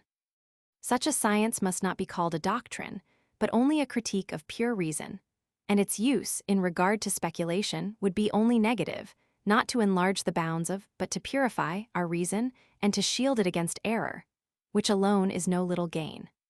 I apply the term transcendental to all knowledge which is not so much occupied with objects as with the mode of our cognition of these objects, so far as this mode of cognition is possible a priori. A system of such conceptions would be called transcendental philosophy, but this, again, is still beyond the bounds of our present essay. For as such a science must contain a complete exposition not only of our synthetical a priori, but of our analytical a priori knowledge, it is of too wide a range for our present purpose, because we do not require to carry our analysis any farther than is necessary to understand, in their full extent, the principles of synthesis a priori, with which alone we have to do. This investigation, which we cannot properly call a doctrine, but only a transcendental critique, because it aims not at the enlargement, but at the correction and guidance of our knowledge, and is to serve as a touchstone of the worth or worthlessness of all knowledge a priori, is the sole object of our present essay. Such a critique is consequently, as far as possible, a preparation for an organon, and if this new organon should be found to fail, at least for a canon of pure reason, according to which the complete system of the philosophy of pure reason, whether it extend or limit the bounds of that reason, might one day be set forth both analytically and synthetically. For that this is possible, nay, that such a system is not of so great extent as to preclude the hope of its ever being completed, is evident.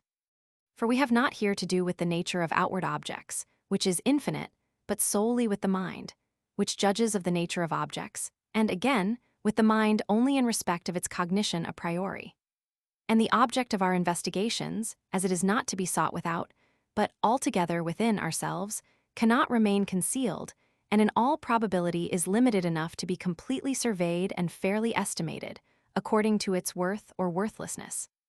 Still less let the reader here expect a critique of books and systems of pure reason. Our present object is exclusively a critique of the faculty of pure reason itself. Only when we make this critique our foundation, do we possess a pure touchstone for estimating the philosophical value of ancient and modern writings on this subject. And without this criterion, the incompetent historian or judge decides upon and corrects the groundless assertions of others with his own, which have themselves just as little foundation. Transcendental philosophy is the idea of a science, for which the critique of pure reason must sketch the whole plan architectonically, that is, from principles, with a full guarantee for the validity and stability of all the parts which enter into the building. It is the system of all the principles of pure reason. If this critique itself does not assume the title of transcendental philosophy, it is only because, to be a complete system, it ought to contain a full analysis of all human knowledge a priori. Our critique must, indeed, lay before us a complete enumeration of all the radical conceptions which constitute the said pure knowledge. But from the complete analysis of these conceptions themselves, as also from a complete investigation of those derived from them, it abstains with reason. Partly because it would be deviating from the end in view to occupy itself with this analysis, since this process is not attended with the difficulty and insecurity to be found in the synthesis, to which our critique is entirely devoted, and partly because it would be inconsistent with the unity of our plan to burden this essay with the vindication of the completeness of such an analysis and deduction, with which, after all, we have at present nothing to do. This completeness of the analysis of these radical conceptions, as well as of the deduction from the conceptions a priori which may be given by the analysis, we can, however, easily attain, provided only that we are in possession of all these radical conceptions, which are to serve as principles of the synthesis, and that in respect of this main purpose nothing is wanting. To the critique of pure reason, therefore, belongs all that constitutes transcendental philosophy, and it is the complete idea of transcendental philosophy, but still not the science itself, because it only proceeds so far with the analysis as is necessary to the power of judging completely of our synthetical knowledge a priori. The principal thing we must attend to, in the division of the parts of a science like this, is that no conceptions must enter it which contain aught empirical. In other words, that the knowledge a priori must be completely pure. Hence, although the highest principles and fundamental conceptions of morality are certainly cognitions a priori, yet they do not belong to transcendental philosophy. Because though they certainly do not lay the conceptions of pain, pleasure, desires, inclinations, etc., which are all of empirical origin, at the foundation of its precepts, yet still into the conception of duty, as an obstacle to be overcome, or as an incitement which should not be made into a motive, these empirical conceptions must necessarily enter in the construction of a system of pure morality. Transcendental philosophy is consequently a philosophy of the pure and merely speculative reason, for all that is practical, so far as it contains motives, relates to feelings, and these belong to empirical sources of cognition. If we wish to divide this science from the universal point of view of a science in general, it ought to comprehend, first, a doctrine of the elements, and, secondly, a doctrine of the method of pure reason. Each of these main divisions will have its subdivisions, the separate reasons for which we cannot here particularize. Only so much seems necessary, by way of introduction of premonition, that there are two sources of human knowledge, which probably spring from a common, but to us unknown root, namely, sense and understanding. By the former, objects are given to us; by the latter, thought. So far as the faculty of sense may contain representations a priori, which form the conditions under which objects are given, in so far it belongs to transcendental philosophy. The transcendental doctrine of sense must form the first part of our science of elements, because the conditions under which alone the objects of human knowledge are given must precede those under which they are thought.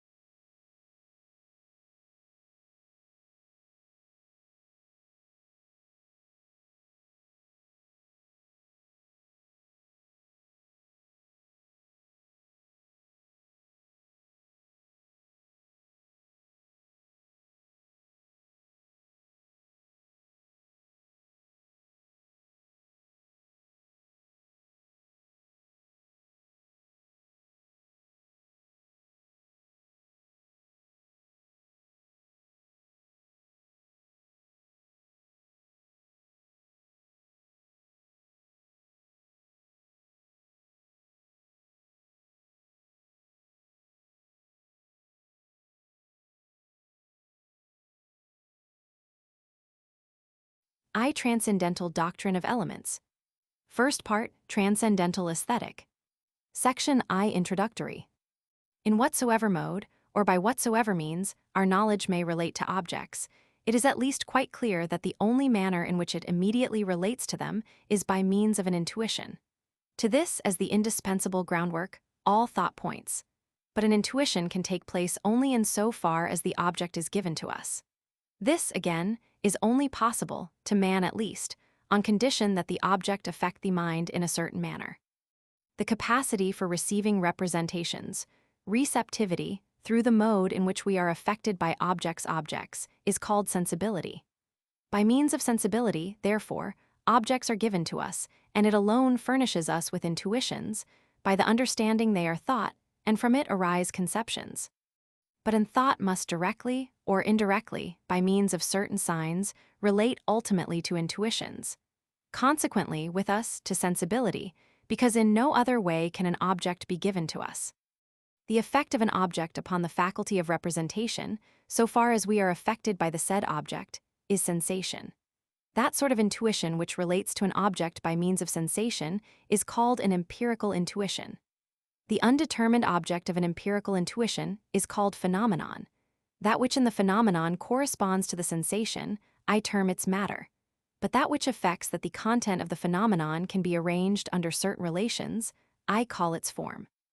But that in which our sensations are merely arranged, and by which they are susceptible of assuming a certain form, cannot be itself sensation. It is, then, the matter of all phenomena that is given to us a posteriori. The form must lie ready a priori for them in the mind, and consequently can be regarded separately from all sensation. I call all representations pure, in the transcendental meaning of the word, wherein nothing is met with that belongs to sensation. And accordingly, we find existing in the mind a priori, the pure form of sensuous intuitions in general, in which all the manifold content of the phenomenal world is arranged and viewed under certain relations. This pure form of sensibility I shall call pure intuition. Thus, if I take away from our representation of a body all that the understanding thinks as belonging to it, as substance, force, divisibility, etc., and also whatever belongs to sensation, as impenetrability, hardness, color, etc. Yet there is still something left us from this empirical intuition, namely, extension and shape. These belong to pure intuition, which exists a priori in the mind, as a mere form of sensibility, and without any real object of the senses or any sensation. The science of all the principles of sensibility a priori, I call Transcendental Æsthetic.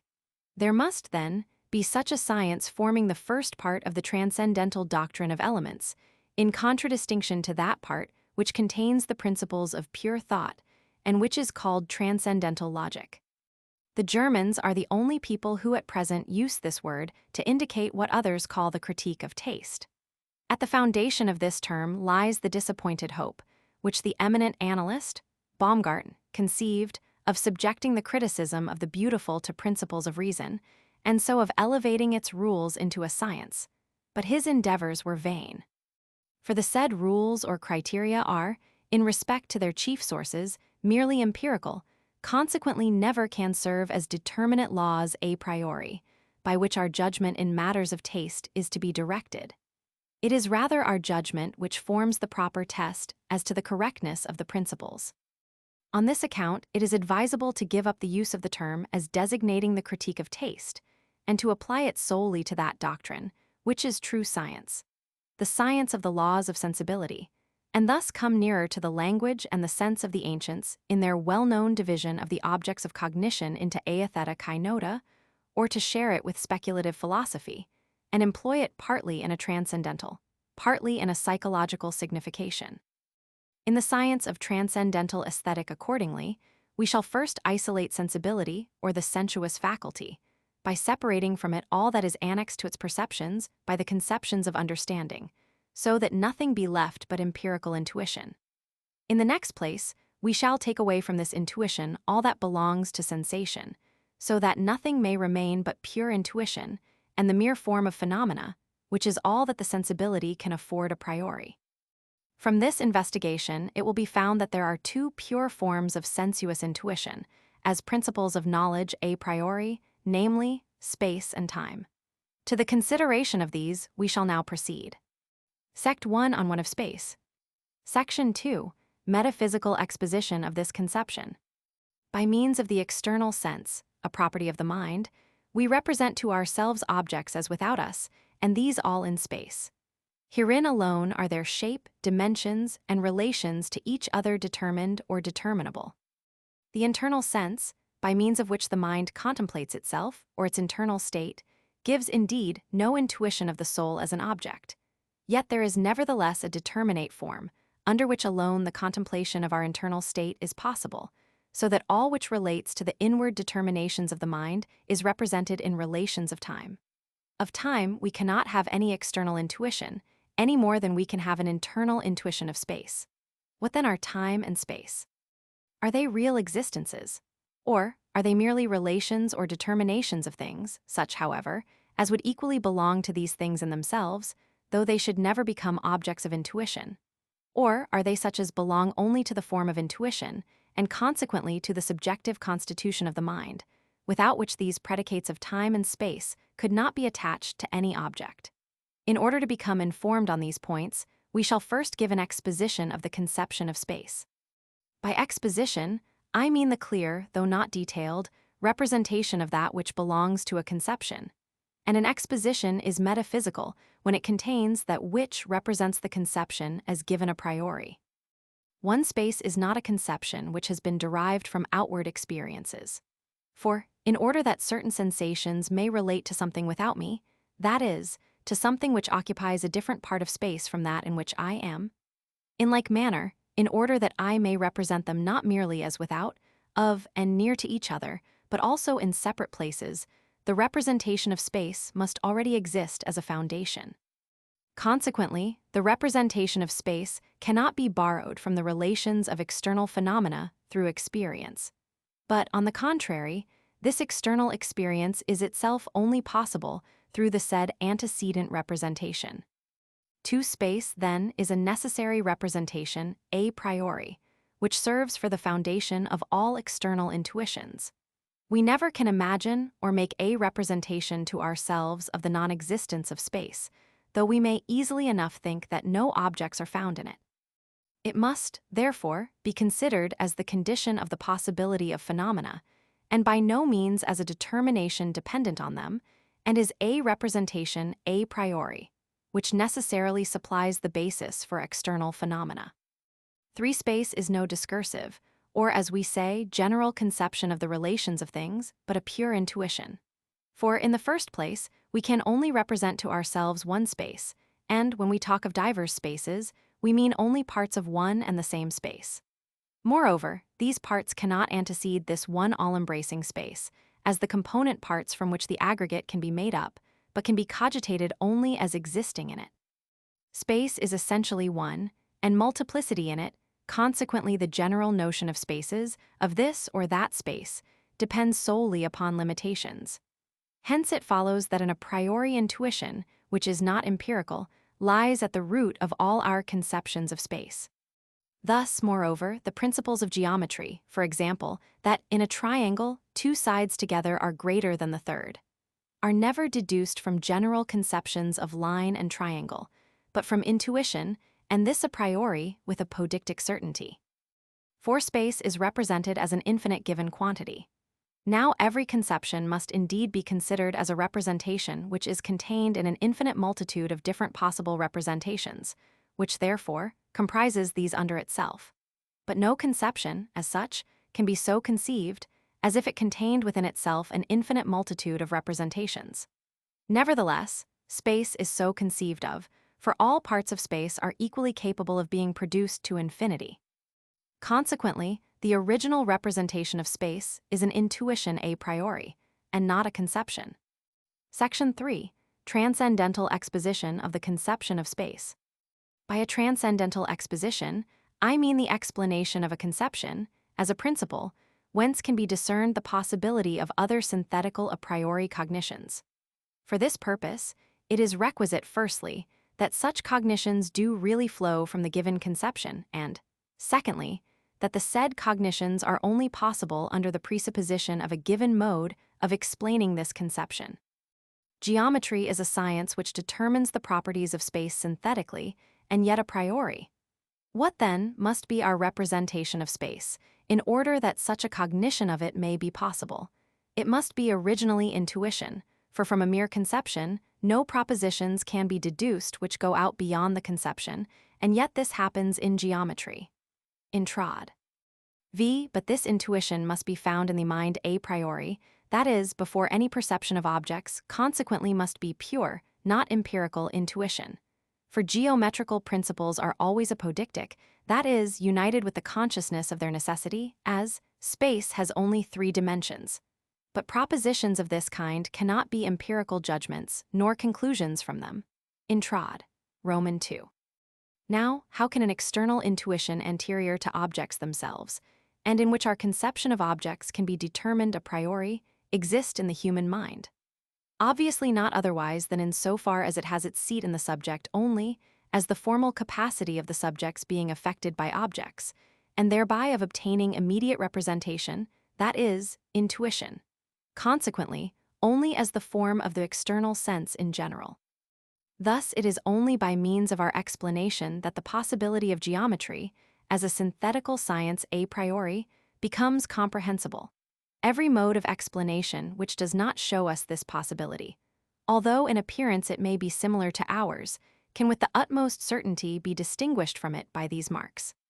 Section 4. Conclusions from the foregoing conceptions. A space does not represent any property of objects as things in themselves, nor does it represent them in their relations to each other. In other words, space does not represent to us any determination of objects such as attaches to the objects themselves, and would remain even though all subjective conditions of the intuition were abstracted. For neither absolute nor relative determinations of objects can be intuited prior to the existence of the things to which they belong, and therefore not a priori. B. Space is nothing else than the form of all phenomena of the external sense. That is, the subjective condition of the sensibility, under which alone external intuition is possible. Now, because the receptivity or capacity of the subject to be affected by objects necessarily antecedes all intuitions of these objects, it is easily understood how the form of all phenomena can be given in the mind previous to all actual perceptions, therefore a priori, and how it, as a pure intuition, in which all objects must be determined, can contain principles of the relations of these objects prior to all experience. It is therefore from the human point of view only that we can speak of space, extended objects, etc. if we depart from the subjective condition, under which alone we can obtain external intuition, or, in other words, by means of which we are affected by objects, the representation of space has no meaning whatsoever. This predicate is only applicable to things in so far as they appear to us, that is, are objects of sensibility. The constant form of this receptivity, which we call sensibility, is a necessary condition of all relations in which objects can be intuited as existing without us, and when abstraction of these objects is made, is a pure intuition, to which we give the name of space. It is clear that we cannot make the special conditions of sensibility into conditions of the possibility of things, but only of the possibility of their existence as far as they are phenomena. And so we may correctly say that space contains all which can appear to us externally, but not all things considered as things in themselves, be they intuited or not, or by whatsoever subject one will. As to the intuitions of other thinking beings, we cannot judge whether they are or are not bound by the same conditions which limit our own intuition, and which for us are universally valid. If we join the limitation of a judgment to the conception of the subject, then the judgment will possess unconditioned validity. For example, the proposition, all objects are beside each other in space, is valid only under the limitation that these things are taken as objects of our sensuous intuition. But if I join the condition to the conception and say, all things, as external phenomena, are beside each other in space, then the rule is valid universally and without any limitation. Our expositions, consequently, teach the reality, i.e., the objective validity of space in regard of all which can be presented to us externally as object, and at the same time also the ideality of space in regard to objects when they are considered by means of reason as things in themselves, that is, without reference to the constitution of our sensibility. We maintain, therefore, the empirical reality of space in regard to all possible external experience, although we must admit its transcendental ideality. In other words, that it is nothing, so soon as we withdraw the condition upon which the possibility of all experience depends and look upon space as something that belongs to things in themselves. But with the exception of space, there is no representation, subjective and referring to something external to us, which could be called objective a priori. For there are no other subjective representations from which we can deduce synthetical propositions a priori, as we can from the intuition of space. See Section 3. Therefore, to speak accurately, no ideality whatever belongs to these, although they agree in this respect with the representation of space, that they belong merely to the subjective nature of the mode of sensuous perception. Such a mode, for example, as that of sight, of hearing, and of feeling by means of the sensations of color, sound, and heat, but which, because they are only sensations and not intuitions, do not of themselves give us the cognition of any object, least of all, an a priori cognition. My purpose in the above remark is merely this: to guard anyone against illustrating the asserted ideality of space by examples quite insufficient, for example, by color, taste, etc. For these must be contemplated not as properties of things, but only as changes in the subject, changes which may be different in different men. For in such a case, that which is originally a mere phenomenon, a rose, for example, is taken by the empirical understanding for a thing in itself, though to every different eye, in respect of its color, it may appear different. On the contrary, the transcendental conception of phenomena in space is a critical admonition that, in general, nothing which is intuited in space is a thing in itself, and that space is not a form which belongs as a property to things. but that objects are quite unknown to us in themselves, and what we call outward objects are nothing else but mere representations of our sensibility, whose form is space, but whose real correlate, the thing in itself, is not known by means of these representations, nor ever can be, but respecting which in experience no inquiry is ever made. Section 2 of Time. Section 5. Metaphysical exposition of this conception. One time is not an empirical conception, for neither coexistence nor succession would be perceived by us if the representation of time did not exist as a foundation a priori. Without this presupposition, we could not represent to ourselves that things exist together at one and the same time, or at different times, that is, contemporaneously, or in succession. Time is a necessary representation, lying at the foundation of all our intuitions. With regard to phenomena in general, we cannot think away time from them and represent them to ourselves as out of and unconnected with time, but we can quite well represent to ourselves time void of phenomena. Time is therefore given a priori. In it alone is all reality of phenomena possible. These may all be annihilated in thought, but time itself, as the universal condition of their possibility, cannot be so annulled. 3. On this necessity, a priori is also founded the possibility of apodictic principles of the relations of time, or axioms of time in general, such as, time has only one dimension. Different times are not coexistent but successive, as different spaces are not successive but coexistent. These principles cannot be derived from experience, for it would give neither strict universality nor apodictic certainty. We should only be able to say, so common experience teaches us, but not it must be so. They are valid as rules, through which in general experience is possible, and they instruct us respecting experience and not by means of it. For time is not a discursive, or as it is called, general conception, but a pure form of the sensuous intuition.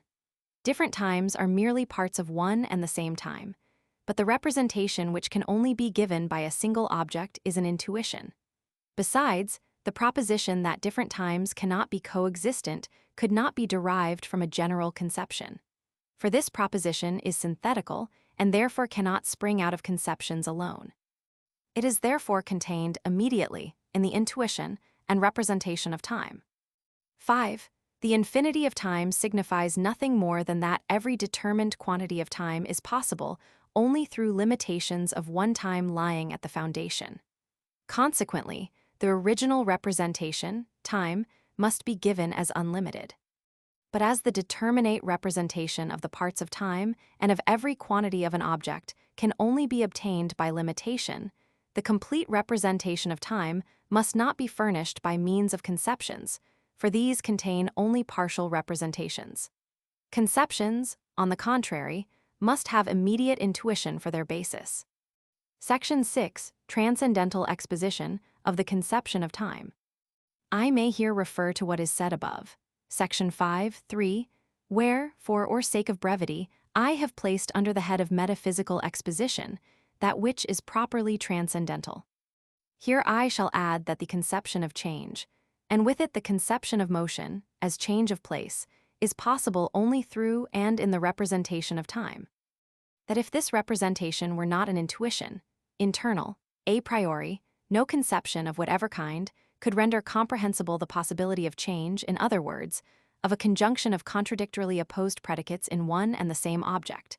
For example, the presence of a thing in a place and the non-presence of the same thing in the same place.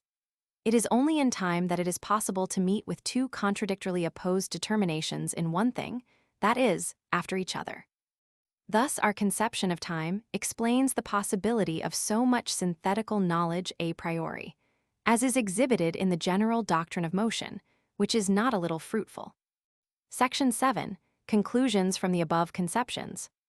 A. Time is not something which subsists of itself, or which inheres in things as an objective determination, and therefore remains, when abstraction is made of the subjective conditions of the intuition of things. For in the former case, it would be something real, yet without presenting to any power of perception any real object. In the latter case, as an order or determination inherent in things themselves, it could not be antecedent to things, as their condition, nor discerned or intuited by means of synthetical propositions a priori. But all this is quite possible when we regard time as merely the subjective condition under which all our intuitions take place. For in that case, this form of the inward intuition can be represented prior to the objects, and consequently a priori. Time is nothing else than the form of the internal sense, that is, of the intuitions of self and of our internal state. For time cannot be any determination of outward phenomena. It has to do neither with shape nor position. On the contrary, it determines the relation of representations in our internal state. And precisely because this internal intuition presents to us no shape or form, we endeavor to supply this want by analogies, and represent the course of time by a line progressing to infinity, the content of which constitutes a series which is only of one dimension. And we conclude from the properties of this line as to all the properties of time, with this single exception, that the parts of the line are coexistent, whilst those of time are successive. From this, it is clear also that the representation of time is itself an intuition, because all its relations can be expressed in an external intuition. Time is the formal condition a priori of all phenomena whatsoever. Space, as the pure form of external intuition, is limited as a condition a priori to external phenomena alone. On the other hand, because all representations, whether they have or have not external things for their objects, still in themselves, as determinations of the mind, belong to our internal state. And because this internal state is subject to the formal condition of the internal intuition, that is, to time, time is a condition a priori of all phenomena whatsoever, the immediate condition of all internal, and thereby the mediate condition of all external phenomena. If I can say a priori, all outward phenomena are in space, and determined a priori according to the relations of space, I can also, from the principle of the internal sense, affirm universally all phenomena in general, that is, all objects of the senses, are in time and stand necessarily in relations of time. If we abstract our internal intuition of ourselves and all external intuitions, possible only by virtue of this internal intuition and presented to us by our faculty of representation, and consequently take objects as they are in themselves, then time is nothing. It is only of objective validity in regard to phenomena, because these are things which we regard as objects of our senses. It no longer objective we make abstraction of the sensuousness of our intuition, in other words, of that mode of representation which is peculiar to us, and speak of things in general. Time is therefore merely a subjective condition of our human intuition, which is always sensuous, that is, so far as we are affected by objects, and in itself, independently of the mind or subject, is nothing. Nevertheless, in respect of all phenomena, consequently of all things which come within the sphere of our experience, it is necessarily objective. We cannot say, all things are in time, because in this conception of things in general, we abstract and make no mention of any sort of intuition of things. But this is the proper condition under which time belongs to our representation of objects. If we add the condition to the conception and say, all things, as phenomena, that is, objects of sensuous intuition, are in time, then the proposition has its sound objective validity and universality a priori. What we have now set forth teaches, therefore, the empirical reality of time. That is, its objective validity in reference to all objects which can ever be presented to our senses. And as our intuition is always sensuous, no object ever can be presented to us in experience, which does not come under the conditions of time. On the other hand, we deny to time all claim to absolute reality. That is, we deny that it, without having regard to the form of our sensuous intuition, absolutely inheres in things as a condition or property. Such properties as belong to objects as things in themselves never can be presented to us through the medium of the senses. Herein consists, therefore, the transcendental ideality of time, according to which, if we abstract the subjective conditions of sensuous intuition, it is nothing, and cannot be reckoned as subsisting or inhering in objects as things in themselves, independently of its relation to our intuition. This ideality, like that of space, is not to be proved or illustrated by fallacious analogies with sensations, for this reason, that in such arguments or illustrations, we make the presupposition that the phenomenon in which such and such predicates inhere has objective reality, while in this case we can only find such an objective reality as is itself empirical, that is, regards the object as a mere phenomenon. In reference to this subject, see the remark in Section 1, Section 4. Section 8, Elucidation. Against this theory, which grants empirical reality to time, but denies to it absolute and transcendental reality, I have heard from intelligent men an objection so unanimously urged that I conclude that it must naturally present itself to every reader to whom these considerations are novel. It runs thus. Changes are real. This the continual change in our own representations demonstrates, even though the existence of all external phenomena, together with their changes, is denied. Now, changes are only possible in time, and therefore time must be something real. But there is no difficulty in answering this. I grant the whole argument. Time, no doubt, is something real, that is, it is the real form of our internal intuition. It therefore has subjective reality, in reference to our internal experience, that is, I have really the representation of time and of my determinations therein. Time, therefore, is not to be regarded as an object, but as the mode of representation of myself as an object. But if I could intuit myself, or be intuited by another being, without this condition of sensibility, then those very determinations which we now represent to ourselves as changes would present to us a knowledge in which the representation of time, and consequently of change, would not appear. The empirical reality of time, therefore, remains as the condition of all our experience. But absolute reality, according to what has been said above, cannot be granted it. Time is nothing but the form of our internal intuition. If we take away from it the special condition of our sensibility, the conception of time also vanishes, and it inheres not in the objects themselves, but solely in the subject, or mind, which intuits them. I can indeed say, my representations follow one another, or are successive. But this means only that we are conscious of them as in a succession, that is, according to the form of the internal sense. Time, therefore, is not a thing in itself, nor is it any objective determination pertaining to or inherent in things. But the reason why this objection is so unanimously brought against our doctrine of time, and that too by disputants who cannot start any intelligible arguments against the doctrine of the ideality of space, is this. They have no hope of demonstrating apodictically the absolute reality of space, because the doctrine of idealism is against them, according to which the reality of external objects is not capable of any strict proof. On the other hand, the reality of the object of our internal sense, that is, myself and my internal state, is clear immediately through consciousness. The former, external objects in space, might be a mere delusion, but the latter, the object of my internal perception, is undeniably real. They do not, however, reflect that both, without question of their reality as representations, belong only to the genus phenomenon, which has always two aspects. The one, the object considered as a thing in itself without regard to the mode of intuiting it, and the nature of which remains for this very reason problematical. The other, the form of our intuition of the object, which must be sought not in the object as a thing in itself, but in the subject to which it appears.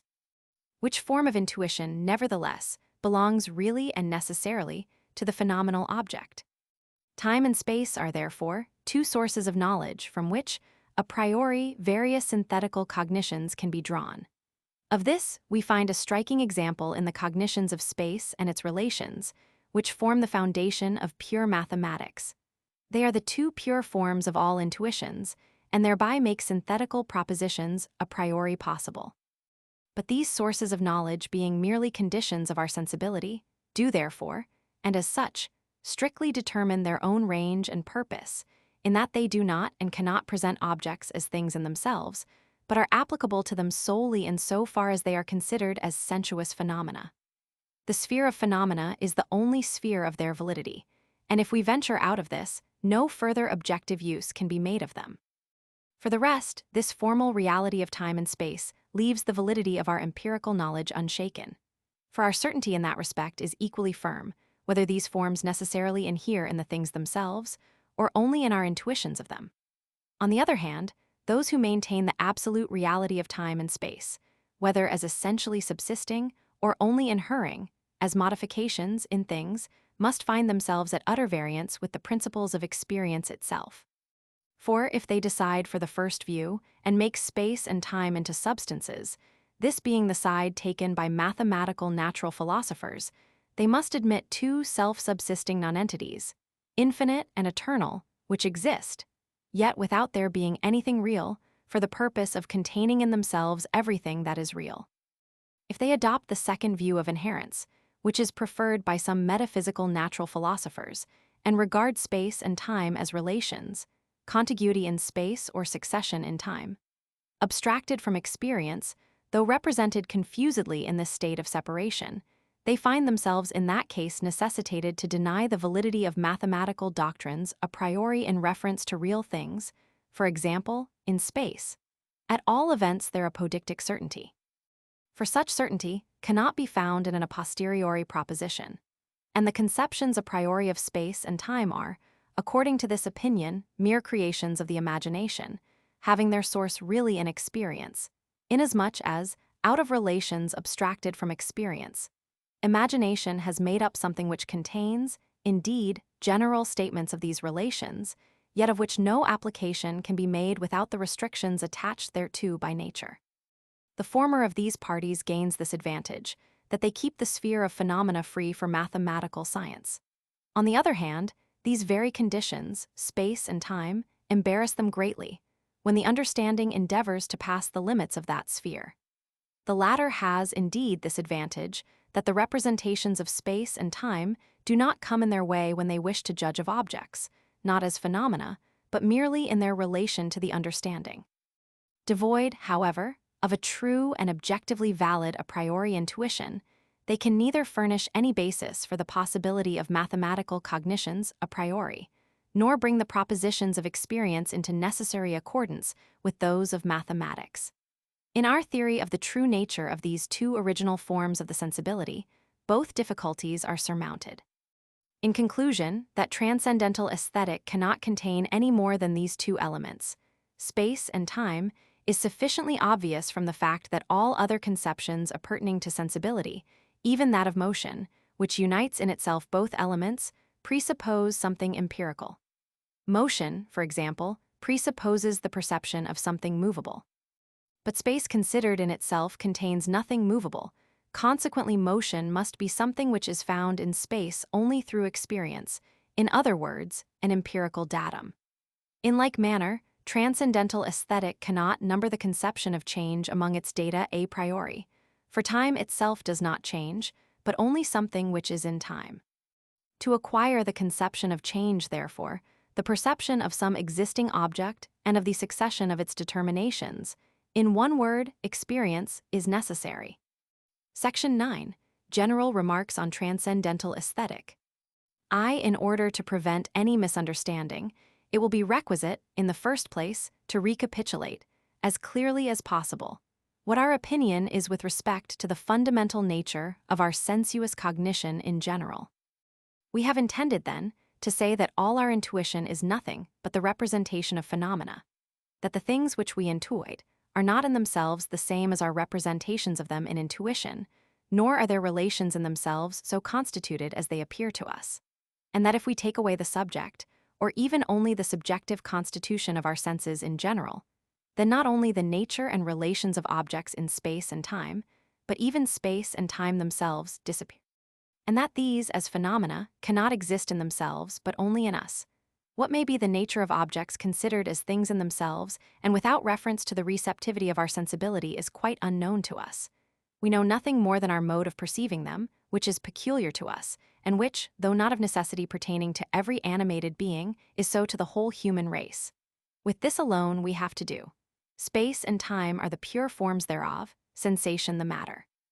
The former alone can we cognize a priori, that is, antecedent to all actual perception, and for this reason such cognition is called pure intuition. The latter is that in our cognition which is called cognition a posteriori, that is, empirical intuition. The former appertain absolutely and necessarily to our sensibility, of whatsoever kind our sensations may be. The latter may be of very diversified character. Supposing that we should carry our empirical intuition even to the very highest degree of clearness, we should not thereby advance one step nearer to a knowledge of the constitution of objects as things in themselves. For we could only, at best, arrive at a complete cognition of our own mode of intuition, that is, of our sensibility, and this always under the conditions originally attaching to the subject, namely, the conditions of space and time, while the question, what are objects considered as things in themselves, remains unanswerable even after the most thorough examination of the phenomenal world. To say, then, that all our sensibility is nothing but the confused representation of things containing exclusively that which belongs to them as things in themselves, and this under an accumulation of characteristic marks and partial representations which we cannot distinguish in consciousness, is a falsification of the conception of sensibility and phenomenization, which renders our whole doctrine thereof empty and useless. The difference between a confused and a clear representation is merely logical and has nothing to do with content. No doubt the conception of right, as employed by a sound understanding, contains all that the most subtle investigation could unfold from it, although, in the ordinary practical use of the word, we are not conscious of the manifold representations comprised in the conception. But we cannot for this reason assert that the ordinary conception is a sensuous one, containing a mere phenomenon, for right cannot appear as a phenomenon. But the conception of it lies in the understanding, and represents a property, the moral property of actions, which belongs to them in themselves. On the other hand, the representation in intuition of a body contains nothing which could belong to an object considered as a thing in itself, but merely the phenomenon or appearance of something, and the mode in which we are affected by that appearance. And this receptivity of our faculty of cognition is called sensibility, and remains toto calo different from the cognition of an object in itself, even though we should examine the content of the phenomenon to the very bottom. It must be admitted that the Leibniz-Wolffian philosophy has assigned an entirely erroneous point of view to all investigations into the nature and origin of our cognitions, inasmuch as it regards the distinction between the sensuous and the intellectual as merely logical, whereas it is plainly transcendental, and concerns not merely the clearness or obscurity, but the content and origin of both. For the faculty of sensibility not only does not present us with an indistinct and confused cognition of objects as things in themselves, but in fact gives us no knowledge of these at all. On the contrary, so soon as we abstract in thought our own subjective nature, the object represented, with the properties ascribed to it by sensuous intuition, entirely disappears, because it was only this subjective nature that determined the form of the object as a phenomenon. In phenomena, we commonly, indeed, distinguish that which essentially belongs to the intuition of them, and is valid for the sensuous faculty of every human being, from that which belongs to the same intuition accidentally, as valid not for the sensuous faculty in general, but for a particular state or organization of this or that sense.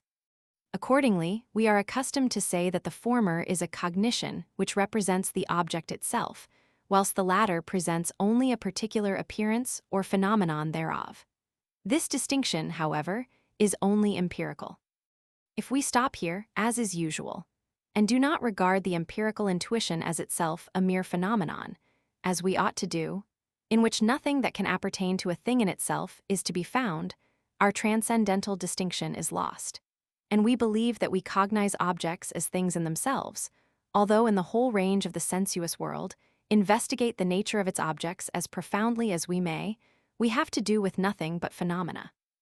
Thus, we call the rainbow a mere appearance of phenomenon in a sunny shower, and the rain, the reality or thing in itself. And this is right enough, if we understand the latter conception in a merely physical sense, that is, as that which in universal experience, and under whatever conditions of sensuous perception, is known in intuition to be so and so determined, and not otherwise. But if we consider this empirical datum generally, and inquire, without reference to its accordance with all our senses, whether there can be discovered in it aught which represents an object as a thing in itself, the raindrops of course are not such, for they are, as phenomena, empirical objects. The question of the relation of the representation to the object is transcendental. And not only are the raindrops mere phenomena, but even their circular form, nay, the space itself through which they fall, is nothing in itself, but both are mere modifications or fundamental dispositions of our sensuous intuition, whilst the transcendental object remains for us utterly unknown.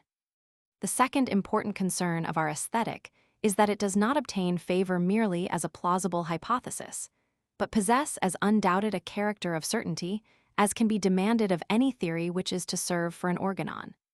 In order fully to convince the reader of this certainty, we shall select a case which will serve to make its validity apparent and also to illustrate what has been said in Section 3. Suppose, then, that space and time are in themselves objective and conditions of the possibility of objects as things in themselves. In the first place, it is evident that both present us with very many apodictic and synthetic propositions a priori, but especially space, and for this reason we shall prefer it for investigation at present.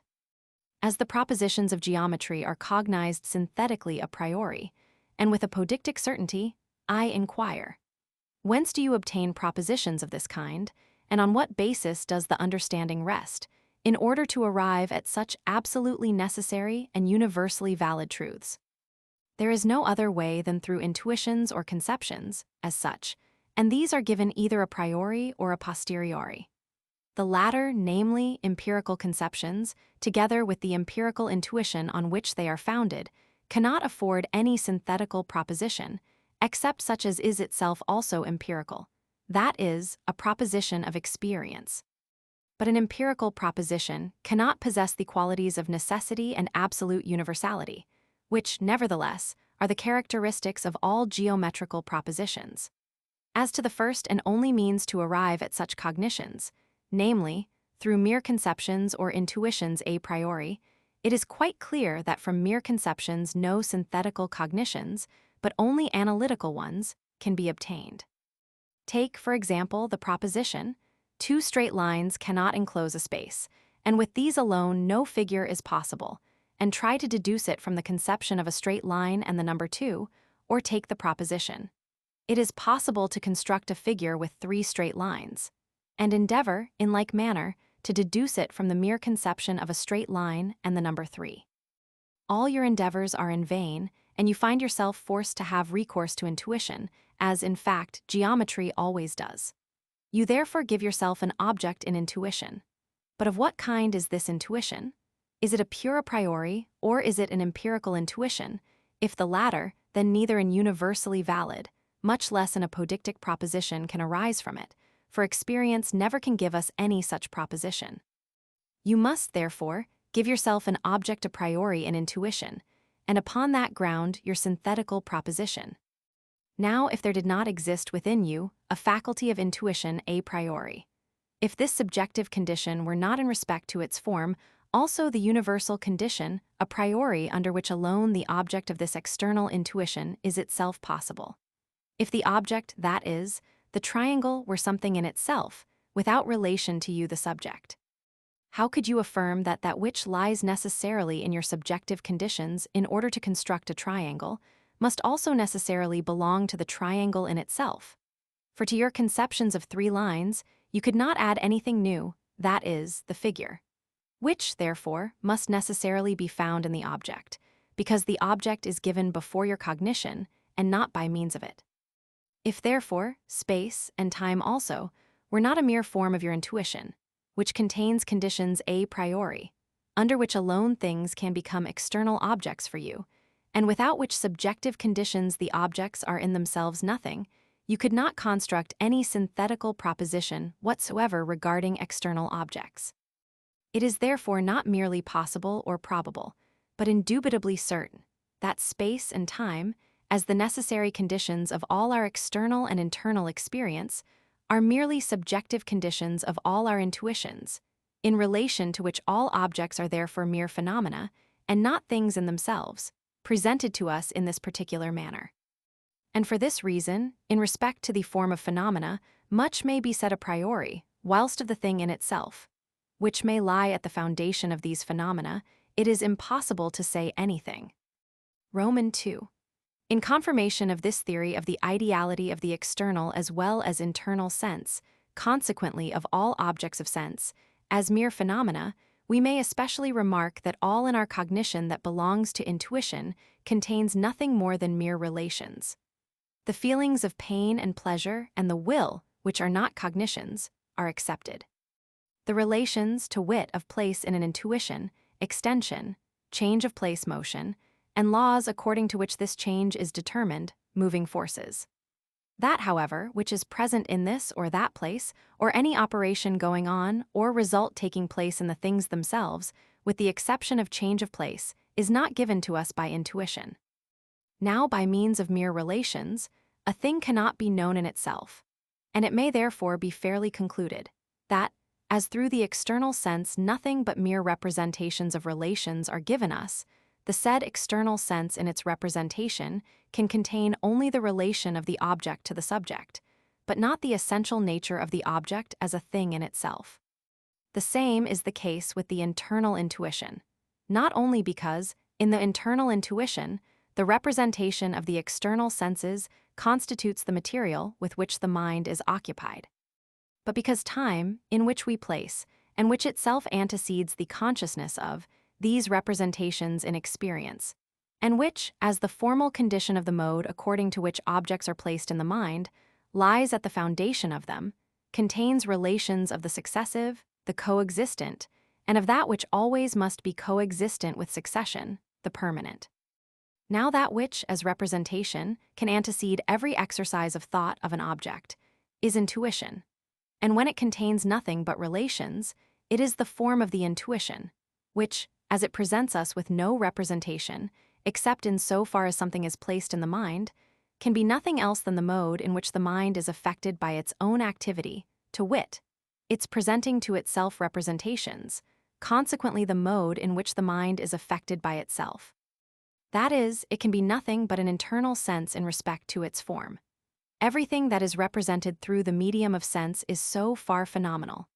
Consequently, we must either refuse altogether to admit an internal sense, or the subject, which is the object of that sense, could only be represented by it as phenomenon, and not as it would judge of itself, if its intuition were pure spontaneous activity, that is, were intellectual. The difficulty here lies wholly in the question, how can the subject have an internal intuition of itself? But this difficulty is common to every theory. The consciousness of self-apperception is the simple representation of the ego, and if by means of that representation alone, all the manifold representations in the subject were spontaneously given, then our internal intuition would be intellectual. This consciousness in man requires an internal perception of the manifold representations which are previously given in the subject, and the manner in which these representations are given in the mind without spontaneity must, on account of this difference, the want of spontaneity, be called sensibility. If the faculty of self-consciousness is to apprehend what lies in the mind, it must all act that, and can in this way alone produce an intuition of self. But the form of this intuition, which lies in the original constitution of the mind, determines, in the representation of time, the manner in which the manifold representations are to combine themselves in the mind. Since the subject intuits itself, not as it would represent itself immediately and spontaneously, but according to the manner in which the mind is internally affected, consequently, as it appears, and not as it is. Roman 3. When we say that the intuition of external objects, and also the self-intuition of the subject, represent both objects and subject in space and time, as they affect our senses, that is, as they appear. This is by no means equivalent to asserting that these objects are mere illusory appearances. For when we speak of things as phenomena, the objects, nay, even the properties which we ascribe to them, are looked upon as really given. Only that, in so far as this or that property depends upon the mode of intuition of the subject, in the relation of the given object to the subject, the object as phenomenon is to be distinguished from the object as a thing in itself. Thus I do not say that bodies seem or appear to be external to me, or that my soul seems merely to be given in my self-consciousness, although I maintain that the properties of space and time, in conformity to which I set both, as the condition of their existence, abide in my mode of intuition, and not in the objects in themselves. It would be my own fault if out of that which I should reckon as phenomenon, I made mere illusory appearance. But this will not happen, because of our principle of the ideality of all sensuous intuitions. On the contrary, if we ascribe objective reality to these forms of representation, it becomes impossible to avoid changing everything into mere appearance. For if we regard space and time as properties, which must be found in objects as things in themselves, assign quibus non of the possibility of their existence, and reflect on the absurdities in which we then find ourselves involved, inasmuch as we are compelled to admit the existence of two infinite things, which are nevertheless not substances, nor anything really inhering in substances, nay, to admit that they are the necessary conditions of the existence of all things, and moreover, that they must continue to exist, although all existing things were annihilated, we cannot blame the good Berkeley for degrading bodies to mere illusory appearances. Nay, even our own existence, which would in this case depend upon the self-existent reality of such a mere nonentity as time, would necessarily be changed with it into mere appearance, an absurdity which no one has as yet been guilty of. The predicates of the phenomenon can be affixed to the object itself in relation to our sensuous faculty, for example, the red color or the perfume to the rose. But illusory, appearance never can be attributed as a predicate to an object, for this very reason that it attributes to this object in itself that which belongs to it only in relation to our sensuous faculty or to the subject in general, e.g., the two handles which were formerly ascribed to Saturn. That which is never to be found in the object itself, but always in the relation of the object to the subject, and which moreover is inseparable from our representation of the object, we denominate phenomenon. Thus the predicates of space and time are rightly attributed to objects of the senses as such, and in this there is no illusion. On the contrary, if I ascribe redness of the rose as a thing in itself, or to Saturn his handles, or extension to all external objects, considered as things in themselves, without regarding the determinate relation of these objects to the subject, and without limiting my judgment to that relation, then, and then only, arises illusion. Roman 4. In natural theology, where we think of an object, God, which never can be an object of intuition to us, and even to himself can never be an object of sensuous intuition, we carefully avoid attributing to his intuition the conditions of space and time, and intuition all his cognition must be, and not thought, which always includes limitation.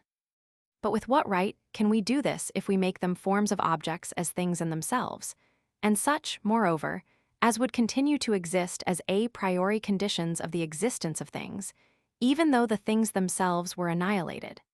For as conditions of all existence in general, space and time must be conditions of the existence of the Supreme Being also. But if we do not thus make them objective forms of all things, there is no other way left than to make them subjective forms of our mode of intuition, external and internal, which is called sensuous because it is not primitive, that is not such as gives in itself the existence of the object of the intuition, a mode of intuition which, so far as we can judge, can belong only to the Creator, but is dependent on the existence of the object, is possible, therefore, only on condition that the representative faculty of the subject is affected by the object. It is, moreover, not necessary that we should limit the mode of intuition in space and time to the sensuous faculty of man. It may well be that all finite thinking beings must necessarily in this respect agree with man, though as to this we cannot decide.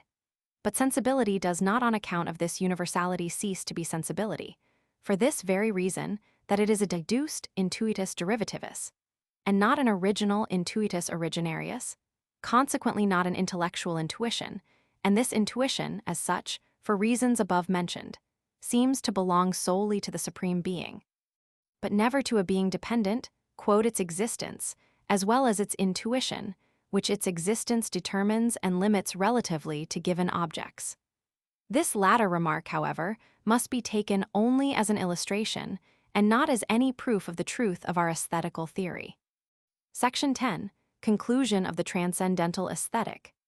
We have now completely before us one part of the solution of the grand general problem of transcendental philosophy, namely, the question, how are synthetical propositions a priori possible?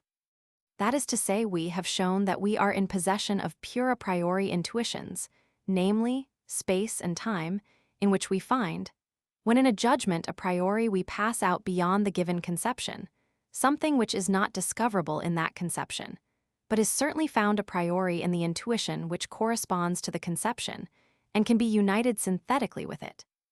But the judgments which these pure intuitions enable us to make never reach farther than to objects of the senses and are valid only for objects of possible experience. Second part, transcendental logic.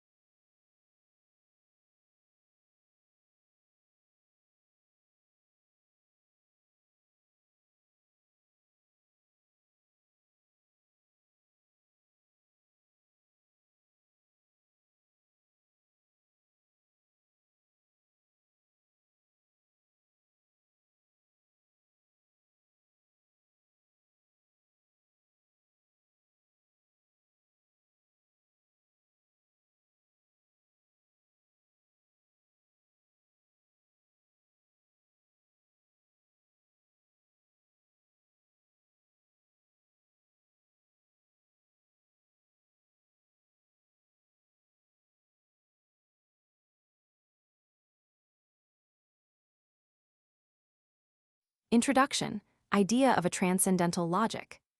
I of logic in general.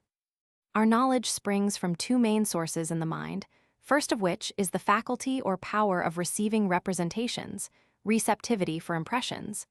The second is the power of cognizing by means of these representations, spontaneity in the production of conceptions. Through the first, an object is given to us. Through the second, it is, in relation to the representation, which is a mere determination of the mind, thought. Intuition and conceptions constitute, therefore, the elements of all our knowledge, so that neither conceptions without an intuition in some way corresponding to them, nor intuition without conceptions, can afford us a cognition. Both are either pure or empirical.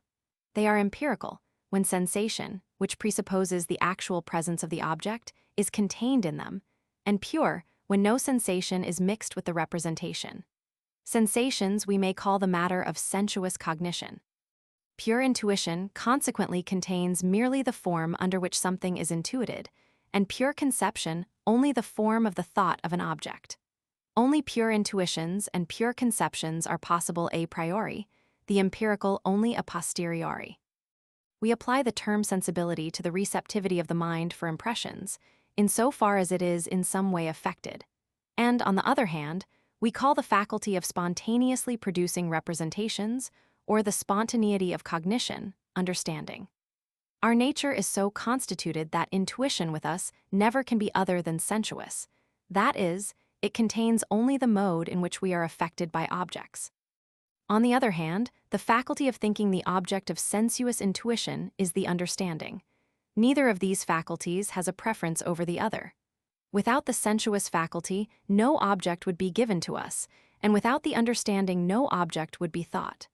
Thoughts without content are void, intuitions without conceptions, blind. Hence it is as necessary for the mind to make its conceptions sensuous, that is, to join to them the object in intuition, as to make its intuitions intelligible, that is, to bring them under conceptions. Neither of these faculties can exchange its proper function. Understanding cannot intuit, and the sensuous faculty cannot think. In no other way than from the united operation of both can knowledge arise. But no one ought, on this account, to overlook the difference of the elements contributed by each. We have rather great reason carefully to separate and distinguish them. We therefore distinguish the science of the laws of sensibility, that is, aesthetic, from the science of the laws of the understanding, that is, logic. Now, logic in its turn may be considered as twofold, namely, as logic of the general, or of the particular use of the understanding. The first contains the absolutely necessary laws of thought, without which no use whatsoever of the understanding is possible, and gives laws therefore to the understanding, without regard to the difference of objects on which it may be employed. The logic of the particular use of the understanding contains the laws of correct thinking upon a particular class of objects. The former may be called elemental logic, the latter, the organon of this or that particular science. The latter is for the most part employed in the schools, as a propedeutic to the sciences. Although, indeed, according to the course of human reason, it is the last thing we arrive at, when the science has been already matured, and needs only the finishing touches towards its correction and completion. For our knowledge of the objects of our attempted science must be tolerably extensive and complete before we can indicate the laws by which a science of these objects can be established. General logic is again either pure or applied. In the former, we abstract all the empirical conditions under which the understanding is exercised. For example, the influence of the senses, the play of the fantasy or imagination, the laws of the memory, the force of habit, of inclination, etc. Consequently also, the sources of prejudice. In a word, we abstract all causes from which particular cognitions arise, because these causes regard the understanding under certain circumstances of its application, and to the knowledge of them experience is required. Pure general logic has to do, therefore, merely with pure a priori principles, and is a canon of understanding and reason, but only in respect of the formal part of their use, be the content what it may, empirical or transcendental. General logic is called applied when it is directed to the laws of the use of the understanding, under the subjective empirical conditions which psychology teaches us. It has therefore empirical principles, although at the same time it is in so far general that it applies to the exercise of the understanding, without regard to the difference of objects. On this account, moreover, it is neither a canon of the understanding in general, nor an organon of a particular science, but merely a cathartic of the human understanding. In general logic, therefore, that part which constitutes pure logic must be carefully distinguished from that which constitutes applied, though still general logic.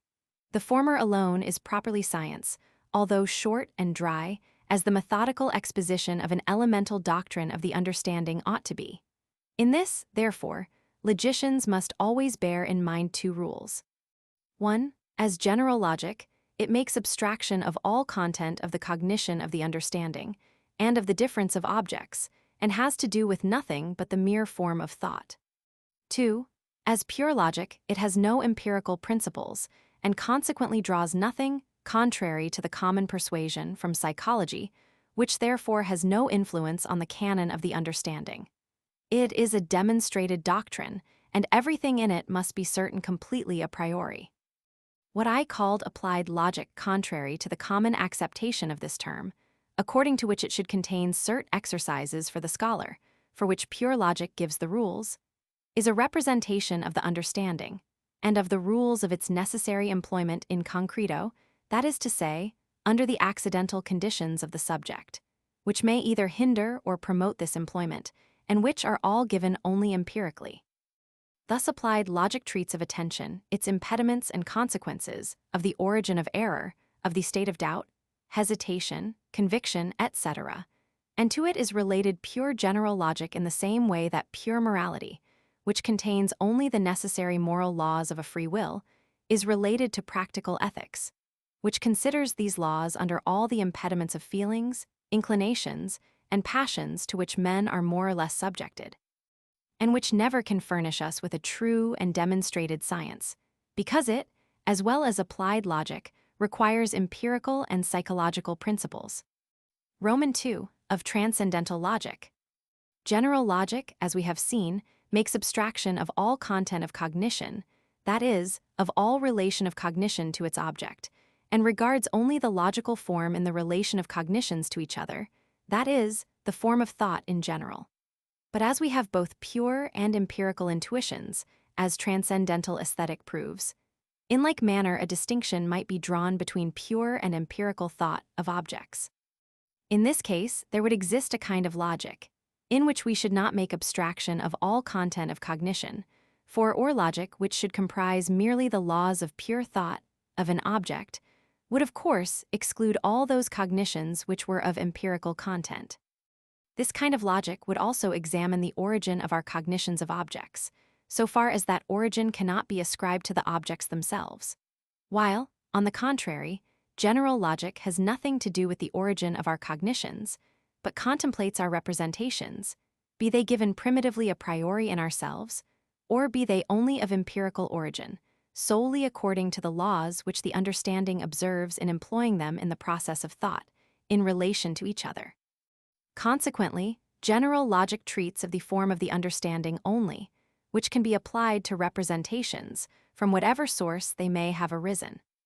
And here I shall make a remark, which the reader must bear well in mind in the course of the following considerations, to wit, that not every cognition a priori, but only those through which we cognize that and how certain representations, intuitions or conceptions, are applied or are possible only a priori. That is to say, the a priori possibility of cognition and the priori use of it are transcendental. Therefore neither is space, nor any a priori geometrical determination of space, a transcendental representation, but only the knowledge that such a representation is not of empirical origin, and the possibility of its relating to objects of experience, although itself a priori, can be called transcendental. So also, the application of space to objects in general would be transcendental, but if it be limited to objects of sense, it is empirical. Thus, the distinction of the transcendental and empirical belongs only to the critique of cognitions, and does not concern the relation of these to their object. Accordingly, in the expectation that there may perhaps be conceptions which relate a priori to objects, not as pure or sensuous intuitions, but merely as acts of pure thought, which are therefore conceptions, but neither of empirical nor aesthetical origin. In this expectation, I say, we form to ourselves, by anticipation, the idea of a science of pure understanding and rational cognition, by means of which we may cogitate objects entirely a priori. A science of this kind, which should determine the origin, the extent, and the objective validity of such cognitions, must be called transcendental logic, because it has not, like general logic, to do with the laws of understanding and reason in relation to empirical as well as pure rational cognitions without distinction, but concerns itself with these only in an a priori relation to objects. Roman 3. Of the division of general logic into analytic and dialectic. The old question with which people sought to push logicians into a corner, so that they must either have recourse to pitiful sophisms or confess their ignorance, and consequently the vanity of their whole art, is this. What is truth? The definition of the word truth, to wit, the accordance of the cognition with its object, is presupposed in the question. But we desire to be told, in the answer to it, what is the universal and secure criterion of the truth of every cognition. To know what questions we may reasonably propose is in itself a strong evidence of sagacity and intelligence. For if a question be in itself absurd and unsusceptible of a rational answer, it is attended with the danger, not to mention the shame that falls upon the person who proposes it, of seducing the unguarded listener into making absurd answers, and we are presented with the ridiculous spectacle of one, as the ancients said, milking the he-goat, and the other holding a sieve. If truth consists in the accordance of a cognition with its object, this object must be, ipso facto, distinguished from all others. For a cognition is false if it does not accord with the object to which it relates, although it contains something which may be affirmed of other objects. Now an universal criterion of truth would be that which is valid for all cognitions, without distinction of their objects. But it is evident that since, in the case of such a criterion, we make abstraction of all the content of a cognition, that is, of all relation to its object, and truth relates precisely to this content, it must be utterly absurd to ask for a mark of the truth of this content of cognition, and that, accordingly, a sufficient, and at the same time universal, test of truth cannot possibly be found. As we have already termed the content of a cognition its matter, we shall say, of the truth of our cognitions in respect of their matter, no universal test can be demanded, because such a demand is self-contradictory. On the other hand, with regard to our cognition in respect of its mere form, excluding all content, it is equally manifest that logic, in so far as it exhibits the universal and necessary laws of the understanding, must in these very laws present us with criteria of truth.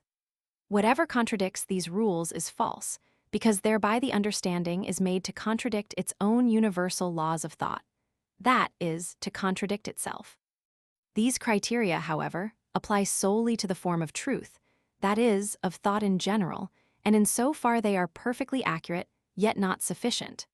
For although a cognition may be perfectly accurate as to logical form, that is, not self-contradictory, it is notwithstanding quite possible that it may not stand in agreement with its object.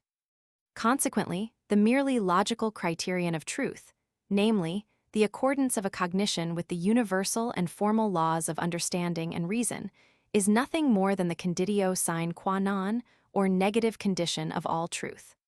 Farther than this logic cannot go, and the error which depends not on the form, but on the content of the cognition, it has no test to discover.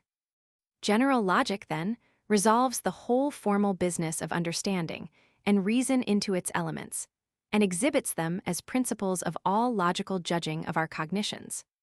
This part of logic may, therefore, be called analytic, and is at least the negative test of truth, because all cognitions must first of all be estimated and tried according to these laws before we proceed to investigate them in respect of their content, in order to discover whether they contain positive truth in regard to their object. Because, however, the mere form of a cognition, accurately as it may accord with logical laws, is insufficient to supply us with material objective truth. No one, by means of logic alone, can venture to predicate anything of or decide concerning objects, unless he has obtained, independently of logic, well-grounded information about them, in order afterwards to examine, according to logical laws, into the use and connection in a cohering whole of that information, or, what is still better, merely to test it by them. Notwithstanding, there lies so seductive a charm in the possession of a specious art like this, an art which gives to all our cognitions the form of the understanding, although with respect to the content thereof we may be sadly deficient. That general logic, which is merely a canon of judgment, has been employed as an organon for the actual production, or rather for the semblance of production, of objective assertions, and has thus been grossly misapplied. Now general logic, in its assumed character of organon, is called dialectic. Different as are the significations in which the ancients used this term for a science or an art, we may safely infer, from their actual employment of it, that with them it was nothing else than a logic of illusion, a sophistical art for giving ignorance, nay, even intentional sophistries, the coloring of truth, in which the thoroughness of procedure which logic requires was imitated, and their topic employed to cloak the empty pretensions. Now it may be taken as a safe and useful warning that general logic, considered as an organon, must always be a logic of illusion, that is, be dialectical, for, as it teaches us nothing whatever respecting the content of our cognitions, but merely the formal conditions of their accordance with the understanding, which do not relate to and are quite indifferent in respect of objects. Any attempt to employ it as an instrument, organon, in order to extend and enlarge the range of our knowledge must end in mere prating. Anyone being able to maintain or oppose, with some appearance of truth, any single assertion whatever. Such instruction is quite unbecoming the dignity of philosophy. For these reasons, we have chosen to denominate this part of logic dialectic, in the sense of a critique of dialectical illusion, and we wish the term to be so understood in this place. Roman 4. Of the division of transcendental logic into transcendental analytic and dialectic. In transcendental logic, we isolate the understanding, as in transcendental aesthetic the sensibility, and select from our cognition merely that part of thought which has its origin in the understanding alone. The exercise of this pure cognition, however, depends upon this as its condition, that objects to which it may be applied be given to us in intuition. For without intuition the whole of our cognition is without objects, and is therefore quite void. That part of transcendental logic, then, which treats of the elements of pure cognition of the understanding, and of the principles without which no object at all can be thought, is transcendental analytic, and at the same time a logic of truth. For no cognition can contradict it, without losing at the same time all content, that is, losing all reference to an object, and therefore all truth. But because we are very easily seduced into employing these pure cognitions and principles of the understanding by themselves, and that even beyond the boundaries of experience, which yet is the only source whence we can obtain matter, objects, on which those pure conceptions may be employed. Understanding runs the risk of making, by means of empty sophisms, a material and objective use of the mere formal principles of the pure understanding, and of passing judgments on objects without distinction. Objects which are not given to us, nay, perhaps cannot be given to us in any way. Now, as it ought properly to be only a canon for judging of the empirical use of the understanding, this kind of logic is misused when we seek to employ it as an organon of the universal and unlimited exercise of the understanding, an attempt with the pure understanding alone to judge synthetically, affirm, and determine respecting objects in general. In this case, the exercise of the pure understanding becomes dialectical. The second part of our transcendental logic must therefore be a critique of dialectical illusion, and this critique we shall term transcendental dialectic, not meaning it as an art of producing dogmatically such illusion, an art which is unfortunately too current among the practitioners of metaphysical juggling, but as a critique of understanding and reason in regard to their hyperphysical use. This critique will expose the groundless nature of the pretensions of these two faculties, and invalidate their claims to the discovery and enlargement of our cognitions merely by means of transcendental principles, and show that the proper employment of these faculties is to test the judgments made by the pure understanding, and to guard it from sophistical delusion.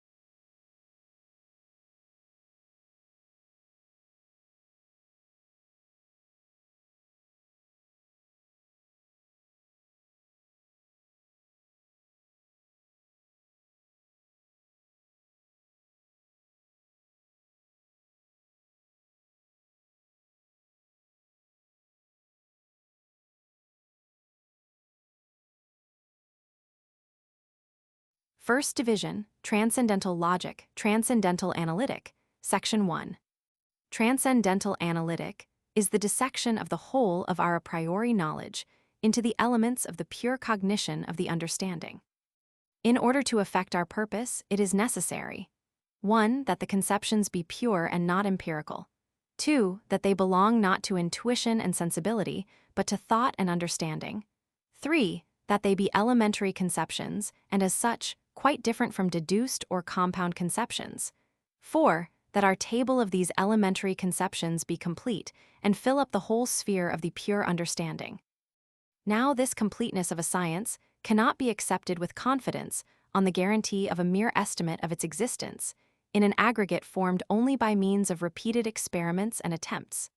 The completeness which we require is possible only by means of an idea of the totality of the a priori cognition of the understanding, and through the thereby determined division of the conceptions which form the said whole. Consequently, only by means of their connection in a system. Pure understanding distinguishes itself not merely from everything empirical, but also completely from all sensibility. It is a unity self-subsistent, self-sufficient, and not to be enlarged by any additions from without. Hence the sum of its cognition constitutes a system to be determined by and comprised under an idea, and the completeness and articulation of this system can at the same time serve as a test of the correctness and genuineness of all the parts of cognition that belong to it. The whole of this part of transcendental logic consists of 2 books, of which the one contains the conceptions and the other the principles of pure understanding.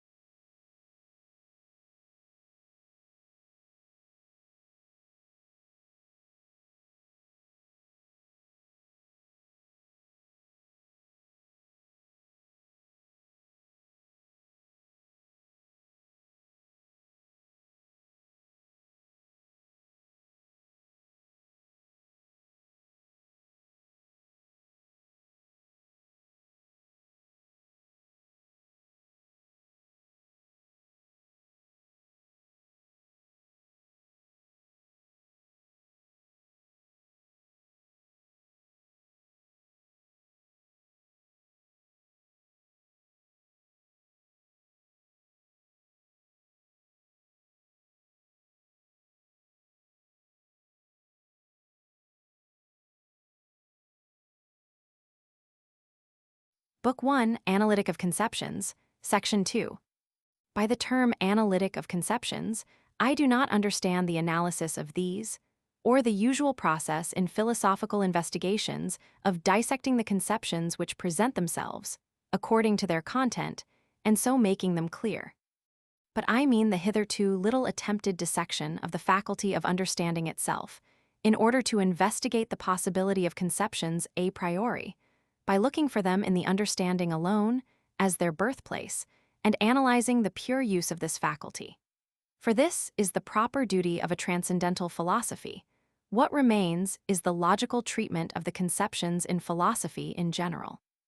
We shall therefore follow up the pure conceptions even to their germs and beginnings in the human understanding, in which they lie, until they are developed on occasions presented by experience, and, freed by the same understanding from the empirical conditions attaching to them, are set forth in their unalloyed purity.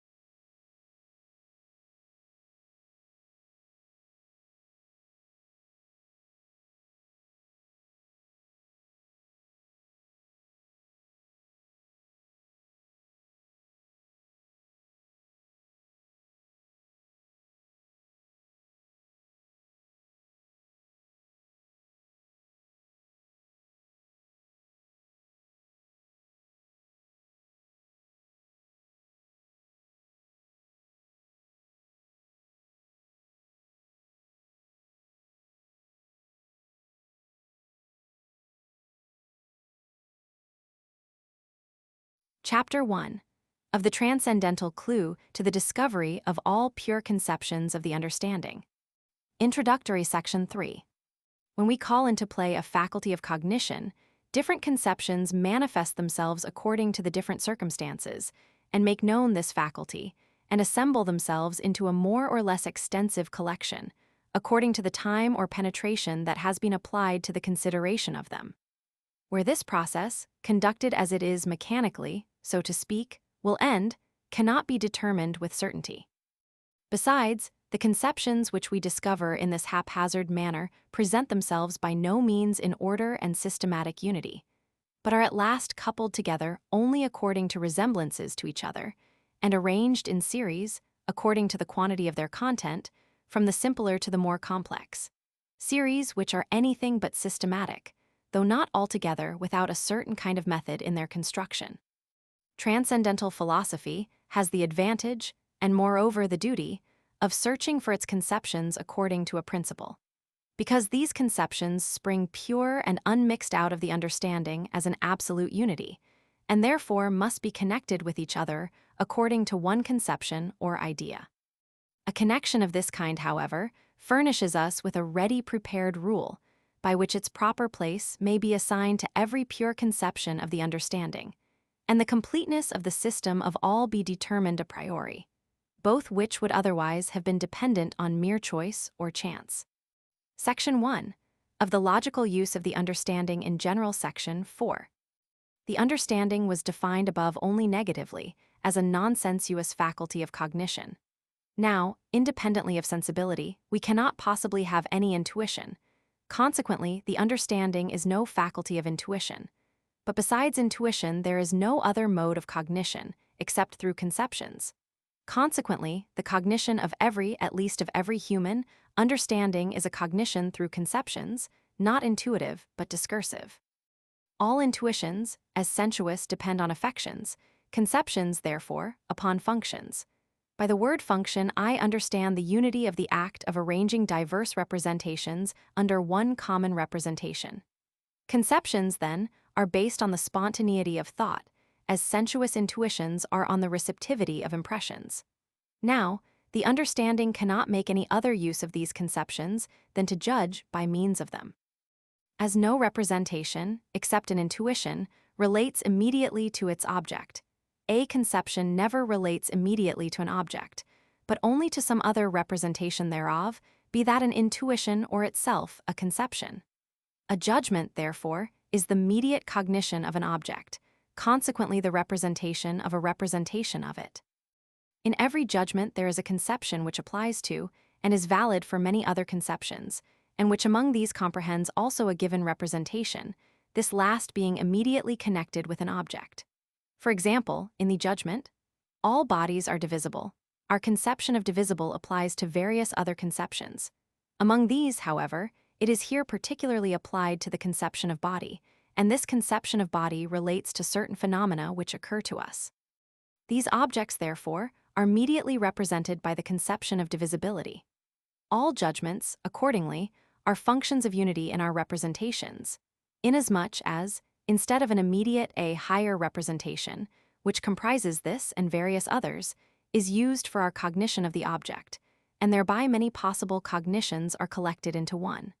But we can reduce all acts of the understanding to judgments, so that understanding may be represented as the faculty of judging. For it is, according to what has been said above, a faculty of thought. Now thought is cognition by means of conceptions. But conceptions, as predicates of possible judgments, relate to some representation of a yet undetermined object.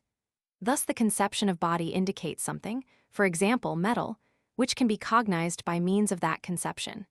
It is therefore a conception, for the reason alone that other representations are contained under it, by means of which it can relate to objects. It is therefore the predicate to a possible judgment. For example, every metal is a body. All the functions of the understanding, therefore, can be discovered when we can completely exhibit the functions of unity in judgments, and that this may be effected very easily, the following section will show. Section 2. Of the logical function of the understanding in judgments, Section 5. If we abstract all the content of a judgment, and consider only the intellectual form thereof, we find that the function of thought in a judgment can be brought under 4 heads, of which each contains 3 momenta. These may be conveniently represented in the following table: quantity of judgments, universal, particular, singular, quality, relation, affirmative, categorical, negative, hypothetical, infinite, disjunctive, modality, problematical, assertorical, apodictical. As this division appears to differ in some, though not essential points, from the usual technique of logicians, the following observations, for the prevention of otherwise possible misunderstanding, will not be without their use. 1. Logicians say, with justice, that in the use of judgments in syllogisms, singular judgments may be treated like universal ones. For, precisely because a singular judgment has no extent at all, its predicate cannot refer to a part of that which is contained in the conception of the subject and be excluded from the rest. The predicate is valid for the whole conception just as if it were a general conception and had extent to the whole of which the predicate applied. On the other hand, let us compare a singular with a general judgment merely as a cognition in regard to quantity. The singular judgment relates to the general one as unity to infinity and is therefore in itself essentially different.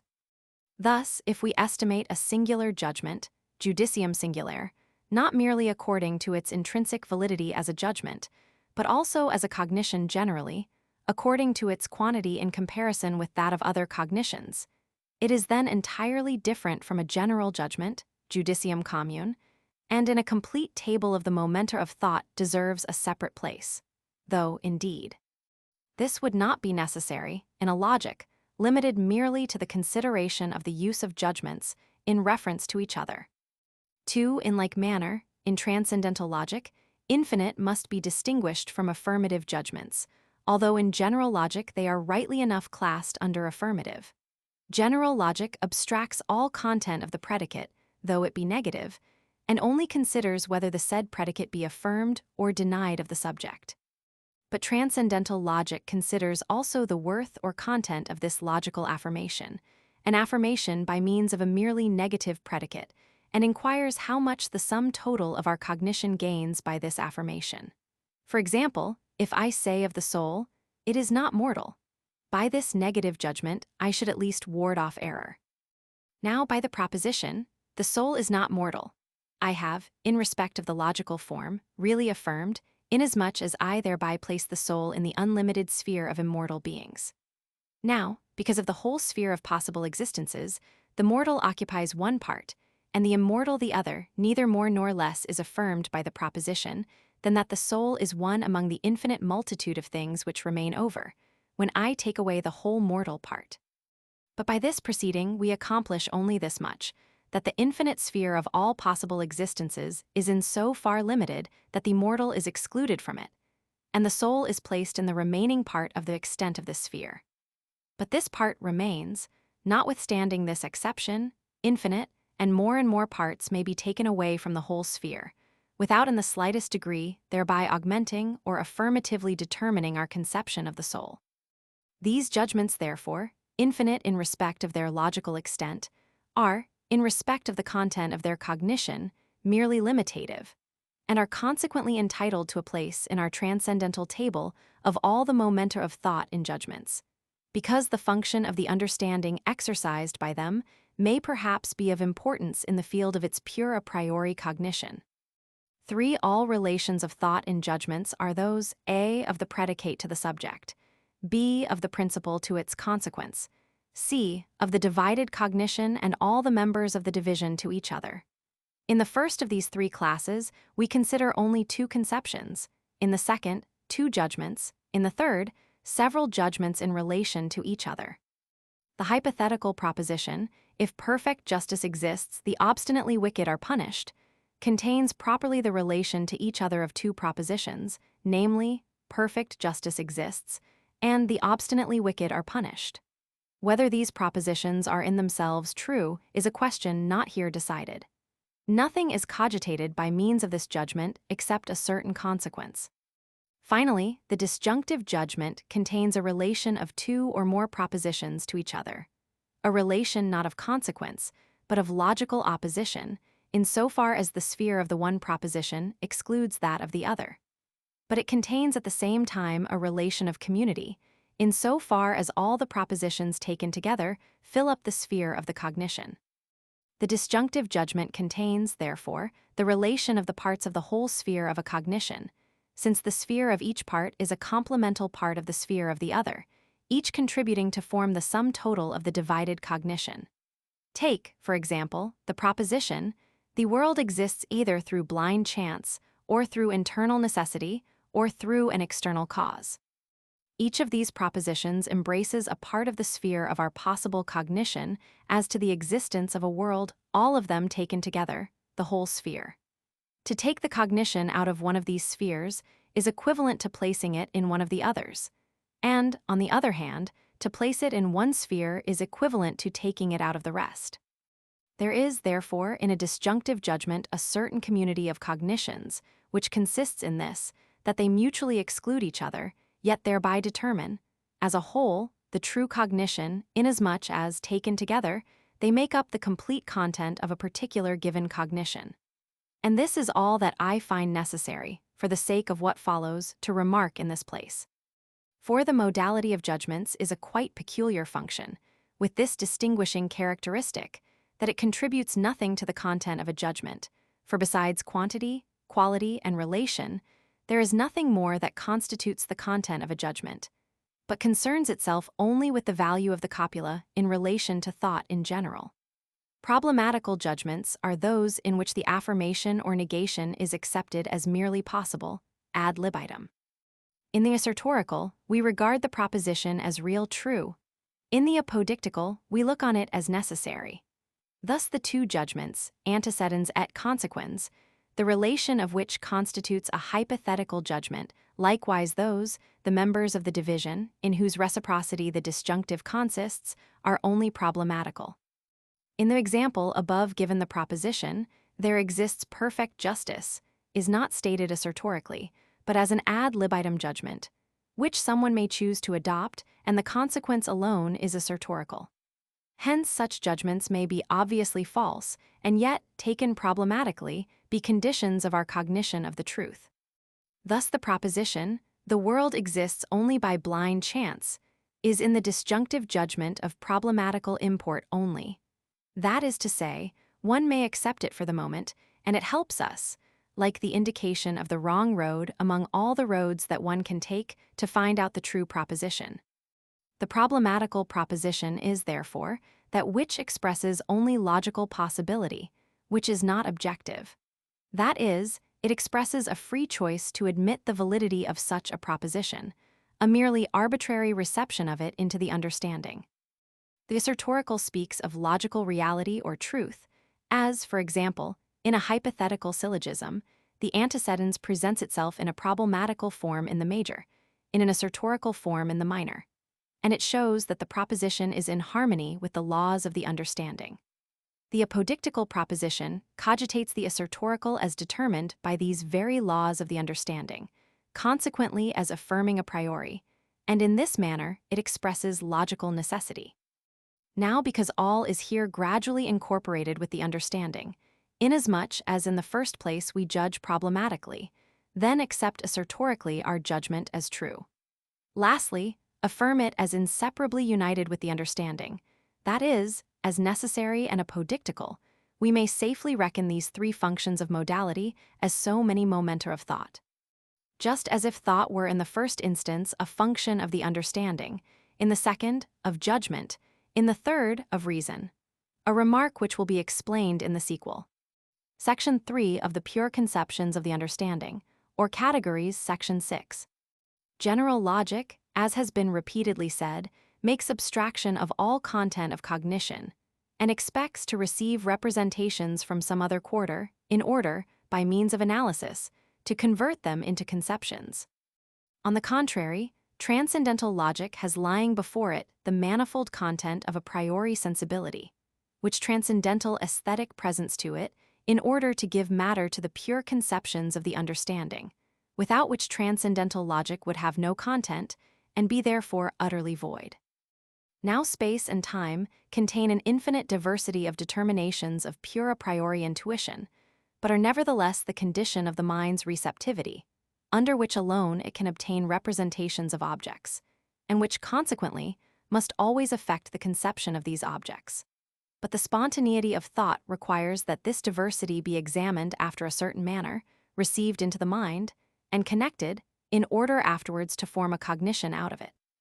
This process I call synthesis. By the word synthesis, in its most general signification, I understand the process of joining different representations to each other and of comprehending their diversity in one cognition. This synthesis is pure when the diversity is not given empirically but a priori, as that in space and time. Our representations must be given previously to any analysis of them, and no conceptions can arise, quote their content, analytically. But the synthesis of a diversity, be it given a priori or empirically, is the first requisite for the production of a cognition, which in its beginning, indeed, may be crude and confused, and therefore in need of analysis. Still, synthesis is that by which alone the elements of our cognitions are collected and united into a certain content. Consequently, it is the first thing on which we must fix our attention, if we wish to investigate the origin of our knowledge. Synthesis, generally speaking, is, as we shall afterwards see, the mere operation of the imagination, a blind but indispensable function of the soul, without which we should have no cognition whatever, but of the working of which we are seldom even conscious. But to reduce this synthesis to conceptions is a function of the understanding, by means of which we attain to cognition, in the proper meaning of the term. Pure synthesis, represented generally, gives us the pure conception of the understanding. But by this pure synthesis, I mean that which rests upon a basis of a priori synthetical unity. Thus, our numeration, and this is more observable in large numbers, is a synthesis according to conceptions, because it takes place according to a common basis of unity, for example, the decade. By means of this conception, therefore, the unity in the synthesis of the manifold becomes necessary. By means of analysis, different representations are brought under one conception, an operation of which general logic treats. On the other hand, the duty of transcendental logic is to reduce to conceptions, not representations, but the pure synthesis of representations. The first thing which must be given to us for the sake of the priori cognition of all objects is the diversity of the pure intuition, The synthesis of this diversity by means of the imagination is the second. But this gives, as yet, no cognition. The conceptions which give unity to this pure synthesis, and which consist solely in the representation of this necessary synthetical unity, furnish the third requisite for the cognition of an object, and these conceptions are given by the understanding. The same function which gives unity to the different representation in a judgment gives also unity to the mere synthesis of different representations in an intuition, and this unity we call the pure conception of the understanding.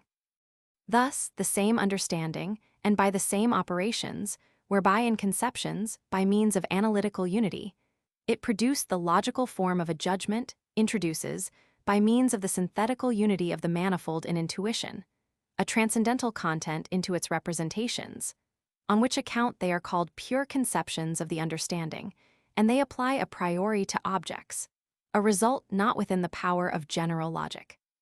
In this manner, there arise exactly so many pure conceptions of the understanding, applying a priori to objects of intuition in general, as there are logical functions in all possible judgments. For there is no other function or faculty existing in the understanding besides those enumerated in that table. These conceptions we shall, with Aristotle, call categories, our purpose being originally identical with his, notwithstanding the great difference in the execution. Table of the categories. Of quantity, of quality, unity, reality, plurality, negation, totality, limitation, of relation, of inherence and subsistence, substantia et accidens, of causality and dependence, cause and effect, of community, reciprocity between the agent and patient, of modality, possibility and m-, impossibility, existence and m-, non-existence, necessity and m-, contingents. This, then, is a catalogue of all the originally pure conceptions of the synthesis which the understanding contains a priori, and these conceptions alone entitle it to be called a pure understanding, inasmuch as only by them it can render the manifold of intuition conceivable. In other words, think an object of intuition. This division is made systematically from a common principle, namely the faculty of judgment, which is just the same as the power of thought, and has not arisen rhapsodically from a search at haphazard after pure conceptions, respecting the full number of which we never could be certain, inasmuch as we employ induction alone in our search, without considering that in this way we can never understand wherefore precisely these conceptions, and none others, abide in the pure understanding. It was a design worthy of an acute thinker like Aristotle to search for these fundamental conceptions. Destitute, however, of any guiding principle, he picked them up just as they occurred to him, and at first hunted out 10, which he called categories, predicaments. Afterwards be believed that he had discovered 5 others, which were added under the name of post-predicaments, but his catalogue still remained defective. Besides, there are to be found among them some of the modes of pure sensibility, quando, ubi, situs, also prius, simul, and likewise an empirical conception, modus, which can by no means belong to this genealogical register of the pure understanding. Moreover, there are deduced conceptions, actio, passio, enumerated among the original conceptions, and of the latter, some are entirely wanting. With regard to these, it is to be remarked that the categories, as the true primitive conceptions of the pure understanding, have also their pure deduced conceptions, which, in a complete system of transcendental philosophy, must by no means be passed over, though in a merely critical essay we must be contented with the simple mention of the fact. Let it be allowed me to call these pure, but deduced conceptions of the understanding, the predicables of the pure understanding, in contradistinction to predicaments. If we are in possession of the original and primitive, the deduced and subsidiary conceptions can easily be added, and the genealogical tree of the understanding completely delineated. As my present aim is not to set forth a complete system, but merely the principles of one, I reserve this task for another time. It may be easily executed by anyone who will refer to the ontological manuals, and subordinate to the category of causality, for example, the predicables of force, action, passion, to that of community, those of presence and resistance, to the categories of modality, those of origination, extinction, change, and so with the rest. The categories combined with the modes of pure sensibility, or with one another, afford a great number of deduced a priori conceptions. a complete enumeration of which would be a useful and not unpleasant, but in this place, a perfectly dispensable occupation.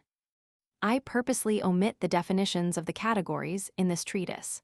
I shall analyze these conceptions only so far as is necessary for the doctrine of method, which is to form a part of this critique. In a system of pure reason, definitions of them would be with justice demanded of me.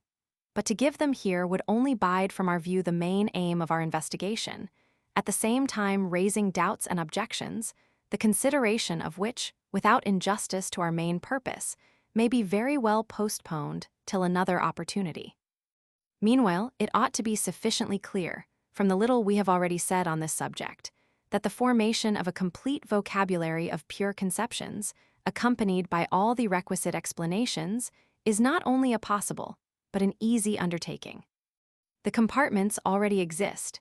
It is only necessary to fill them up, and a systematic topic like the present indicates with perfect precision the proper place to which each conception belongs, while it readily points out any that have not yet been filled up. Section 7. Our table of the categories suggests considerations of some importance, which may perhaps have significant results in regard to the scientific form of all rational cognitions. For that this table is useful in the theoretical part of philosophy, nay, indispensable for the sketching of the complete plan of a science, so far as that science rests upon conceptions a priori, and for dividing it mathematically, according to fixed principles, is most manifest from the fact that it contains all the elementary conceptions of the understanding, nay, even the form of a system of these in the understanding itself, and consequently indicates all the momenta, and also the internal arrangement of a projected speculative science, as I have elsewhere shown. Here follow some of these observations. In the metaphysical principles of natural science, this table, which contains 4 classes of conceptions of the understanding, may, in the first instance, be divided into 2 classes, the first of which relates to objects of intuition, pure as well as empirical, the second, to the existence of these objects, either in relation to one another or to the understanding. The former of these classes of categories I would entitle the mathematical, and the latter the dynamical categories. The former, as we see, has no correlates. These are only to be found in the second class. This difference must have a ground in the nature of the human understanding. Roman 2. The number of the categories in each class is always the same, namely, 3, a fact which also demands some consideration, because in all other cases division a priori through conceptions is necessarily dichotomy. It is to be added that the third category in each triad always arises from the combination of the second with the first. Thus totality is nothing else but plurality contemplated as unity, limitation is merely reality conjoined with negation. Community is the causality of a substance, reciprocally determining and determined by other substances. And finally, necessity is nothing but existence, which is given through the possibility itself. Let it not be supposed, however, that the third category is merely a deduced and not a primitive conception of the pure understanding. For the conjunction of the first and second, in order to produce the third conception, requires a particular function of the understanding, which is by no means identical with those which are exercised in the first and second. Thus, the conception of a number, which belongs to the category of totality, is not always possible, where the conceptions of multitude and unity exist, for example, in the representation of the infinite. Or, if I conjoin the conception of a cause with that of a substance, it does not follow that the conception of influence, that is, how one substance can be the cause of something in another substance, will be understood from that. Thus it is evident that a particular act of the understanding is here necessary, and so in the other instances. Roman 3. With respect to one category, namely, that of community, which is found in the third class, it is not so easy as with the others to detect its accordance with the form of the disjunctive judgment, which corresponds to it in the table of the logical functions. In order to assure ourselves of this accordance, we must observe that in every disjunctive judgment, the sphere of the judgment, that is, the complex of all that is contained in it, is represented as a whole divided into parts. And since one part cannot be contained in the other, they are cogitated as coordinated with, not subordinated to each other, so that they do not determine each other unilaterally, as in a linear series, but reciprocally, as in an aggregate. If one member of the division is posited, all the rest are excluded, and conversely. Now a like connection is cogitated in a whole of things, for one thing is not subordinated as effect to another as cause of its existence, but on the contrary is coordinated contemporaneously and reciprocally, as a cause in relation to the determination of the others, for example, in a body, the parts of which mutually attract and repel each other. And this is an entirely different kind of connection from that which we find in the mere relation of the cause to the effect, the principle to the consequence. For in such a connection the consequence does not in its turn determine the principle, and therefore does not constitute, with the latter, a whole, just as the Creator does not with the world make up a whole. The process of understanding by which it represents to itself the sphere of a divided conception is employed also when we think of a thing as divisible.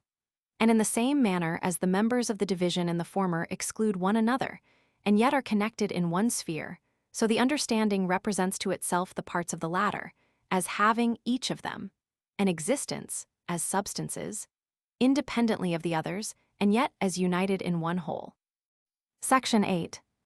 In the transcendental philosophy of the ancients, there exists one more leading division, which contains pure conceptions of the understanding, and which, although not numbered among the categories, ought, according to them, as conceptions a priori to be valid of objects. But in this case they would augment the number of the categories, which cannot be. These are set forth in the proposition, so renowned among the schoolmen, quodlibet ens est unum, verum, bonum. Now, though the inferences from this principle were mere tautological propositions, and though it is allowed only by courtesy to retain a place in modern metaphysics, yet a thought which maintained itself for such a length of time, however empty it seems to be, deserves an investigation of its origin, and justifies the conjecture that it must be grounded in some law of the understanding, which, as is often the case, has only been erroneously interpreted. These pretended transcendental predicates are, in fact, nothing but logical requisites and criteria of all cognition of objects, and they employ, as the basis for this cognition, the categories of quantity, namely, unity, plurality, and totality.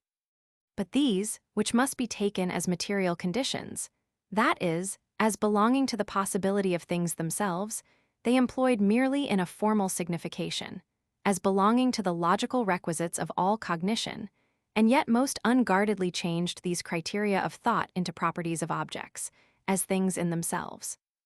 Now, in every cognition of an object, there is unity of conception, which may be called qualitative unity, so far as by this term we understand only the unity in our connection of the manifold. For example, unity of the theme in a play, an oration, or a story. Secondly, there is truth in respect of the deductions from it.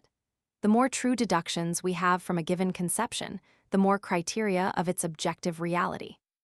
This we might call the qualitative plurality of characteristic marks, which belong to a conception as to a common foundation, but are not cogitated as a quantity in it.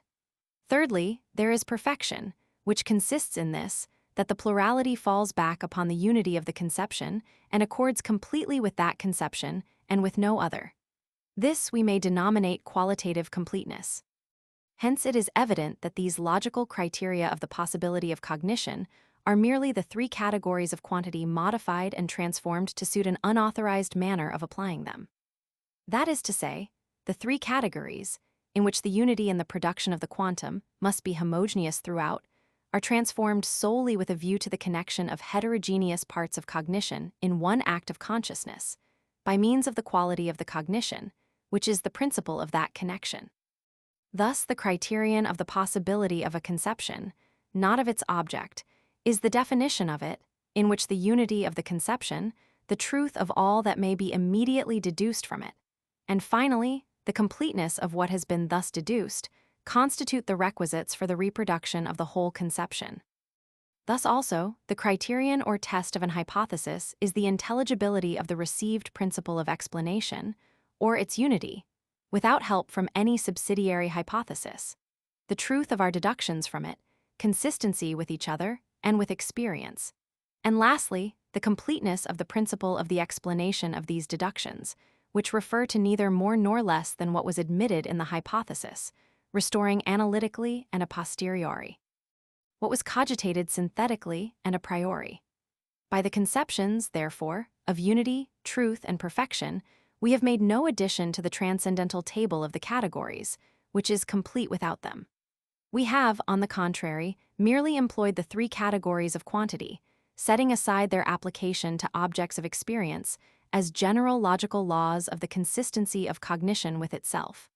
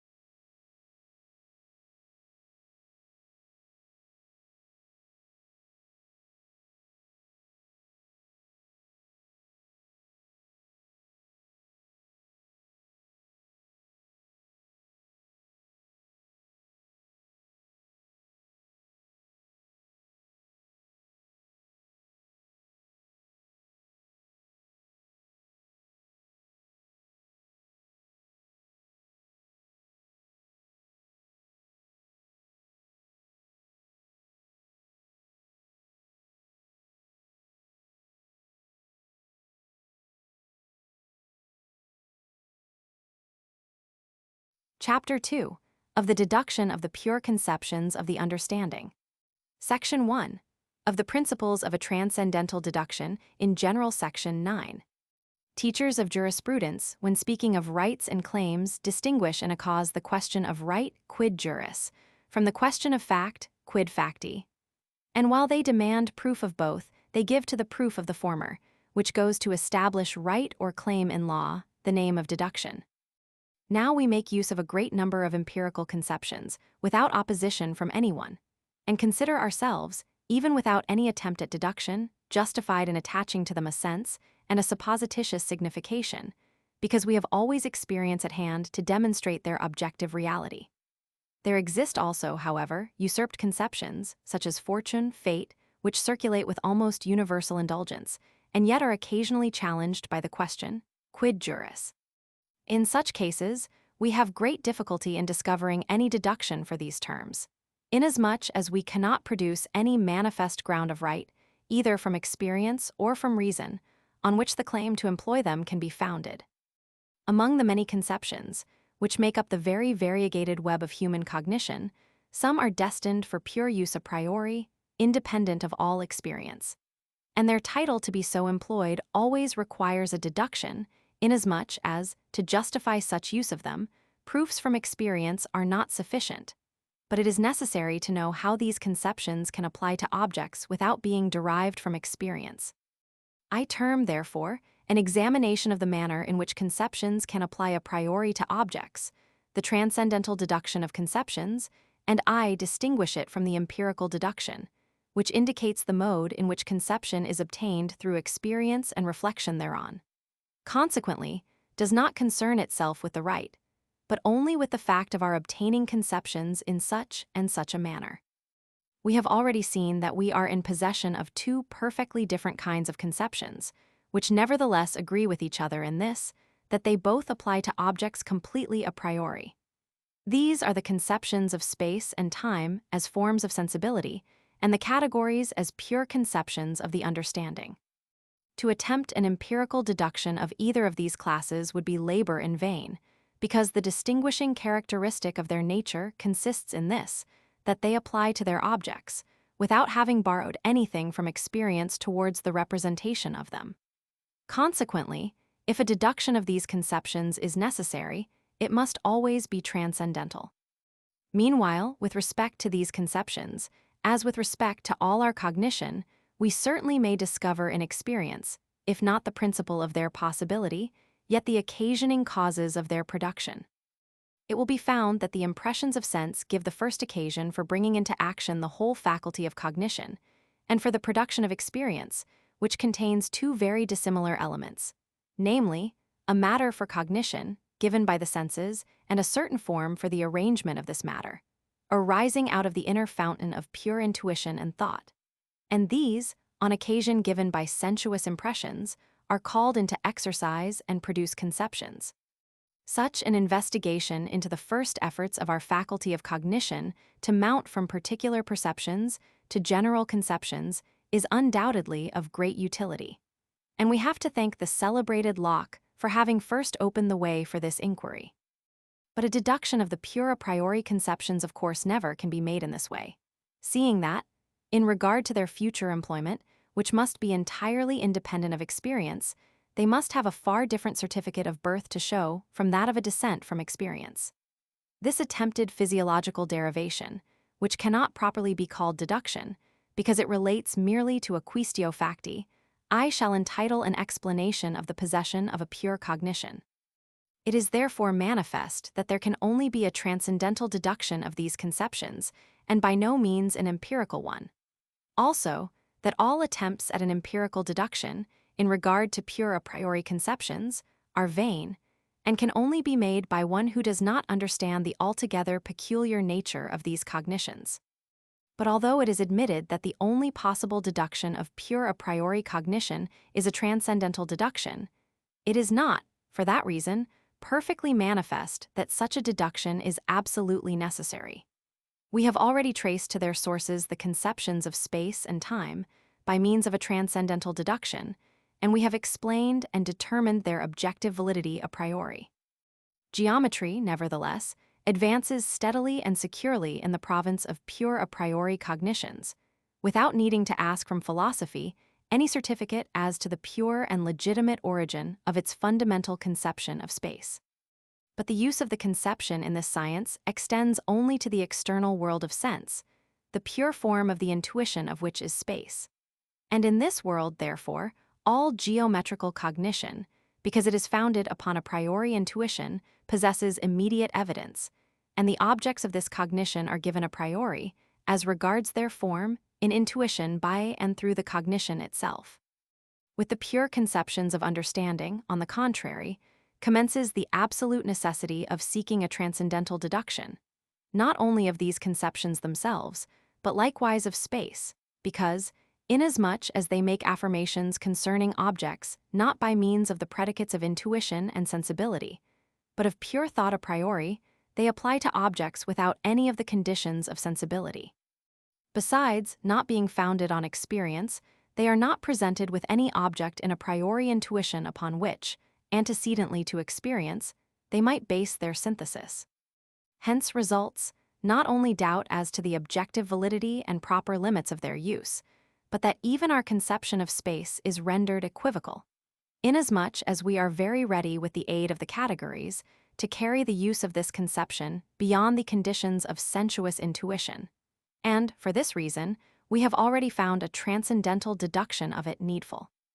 The reader, then, must be quite convinced of the absolute necessity of a transcendental deduction before taking a single step in the field of pure reason, because otherwise he goes to work blindly, and after he has wandered about in all directions, returns to the state of utter ignorance from which he started.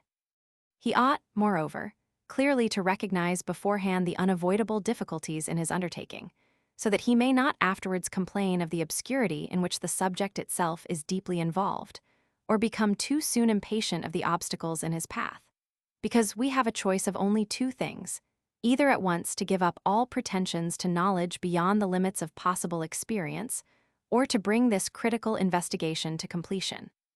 We have been able, with very little trouble, to make it comprehensible how the conceptions of space and time, although a priori cognitions, must necessarily apply to external objects, and render a synthetical cognition of these possible, independently of all experience. For inasmuch as only by means of such pure form of sensibility an object can appear to us, that is, be an object of empirical intuition, space and time are pure intuitions, which contain a priori the condition of the possibility of objects as phenomena, and an a priori synthesis in these intuitions possesses objective validity. On the other hand, the categories of the understanding do not represent the conditions under which objects are given to us in intuition. Objects can consequently appear to us without necessarily connecting themselves with these, and consequently without any necessity binding on the understanding to contain a priori the conditions of these objects. Thus, we find ourselves involved in a difficulty which did not present itself in the sphere of sensibility. That is to say, we cannot discover how the subjective conditions of thought can have objective validity. In other words, can become conditions of the possibility of all cognition of objects. For phenomena may certainly be given to us in intuition without any help from the functions of the understanding. Let us take, for example, the conception of cause, which indicates a peculiar kind of synthesis, namely, that with something entirely different, B, is connected according to a law. It is not a priori manifest why phenomena should contain anything of this kind. We are, of course, debarred from appealing for proof to experience, for the objective validity of this conception must be demonstrated a priori, and it hence remains doubtful a priori, whether such a conception be not quite void and without any corresponding object among phenomena. For that objects of sensuous intuition must correspond to the formal conditions of sensibility existing a priori in the mind is quite evident, from the fact that without these they could not be objects for us. But that they must also correspond to the conditions which understanding requires for the synthetical unity of thought is an assertion, the grounds for which are not so easily to be discovered. For phenomena might be so constituted as not to correspond to the conditions of the unity of thought, and all things might lie in such confusion that, for example, nothing could be met with in the sphere of phenomena to suggest a law of synthesis, and so correspond to the conception of cause and effect, so that this conception would be quite void, null, and without significance. Phenomena would nevertheless continue to present objects to our intuition, for mere intuition does not in any respect stand in need of the functions of thought. If we thought to free ourselves from the labor of these investigations by saying, experience is constantly offering us examples of the relation of cause and effect in phenomena, and presents us with abundant opportunity of abstracting the conception of cause, and so, at the same time of corroborating the objective validity of this conception. We should in this case be overlooking the fact that the conception of cause cannot arise in this way at all. That, on the contrary, it must either have an a priori basis in the understanding or be rejected as a mere chimera. For this conception demands that something, A, should be of such a nature that something else, B, should follow from it necessarily, and according to an absolutely universal law. We may certainly collect from phenomena a law, according to which this or that usually happens, but the element of necessity is not to be found in it. Hence it is evident that to the synthesis of cause and effect belongs a dignity, which is utterly wanting in any empirical synthesis. For it is no mere mechanical synthesis, by means of addition, but a dynamical one. That is to say, the effect is not to be cogitated as merely annexed to the cause, but as posited by and through the cause, and resulting from it. The strict universality of this law never can be a characteristic of empirical laws, which obtain through induction only a comparative universality, that is, an extended range of practical application. But the pure conceptions of the understanding would entirely lose all their peculiar character if we treated them merely as the productions of experience. Transition to the transcendental deduction of the categories section 10. There are only two possible ways in which synthetical representation and its objects can coincide with and relate necessarily to each other, and, as it were, meet together. Either the object alone makes the representation possible, or the representation alone makes the object possible. In the former case, the relation between them is only empirical, and an a priori representation is impossible. And this is the case with phenomena, as regards that in them which is referable to mere sensation. In the latter case, although representation alone, for of its causality, by means of the will, we do not here speak, does not produce the object as to its existence, it must nevertheless be a priori determinative in regard to the object, if it is only by means of the representation that we can cognize anything as an object. Now there are only two conditions of the possibility of a cognition of objects. Firstly, intuition, by means of which the object, though only as phenomenon, is given. Secondly, conception, by means of which the object which corresponds to this intuition is thought. But it is evident from what has been said on aesthetic that the first condition under which alone objects can be intuited must in fact exist, as a formal basis for them, a priori in the mind. With this formal condition of sensibility, therefore, all phenomena necessarily correspond, because it is only through it that they can be phenomena at all, that is, can be empirically intuited and given. Now the question is whether there do not exist, a priori in the mind, conceptions of understanding also, as conditions under which alone something, if not intuited, is yet thought as object.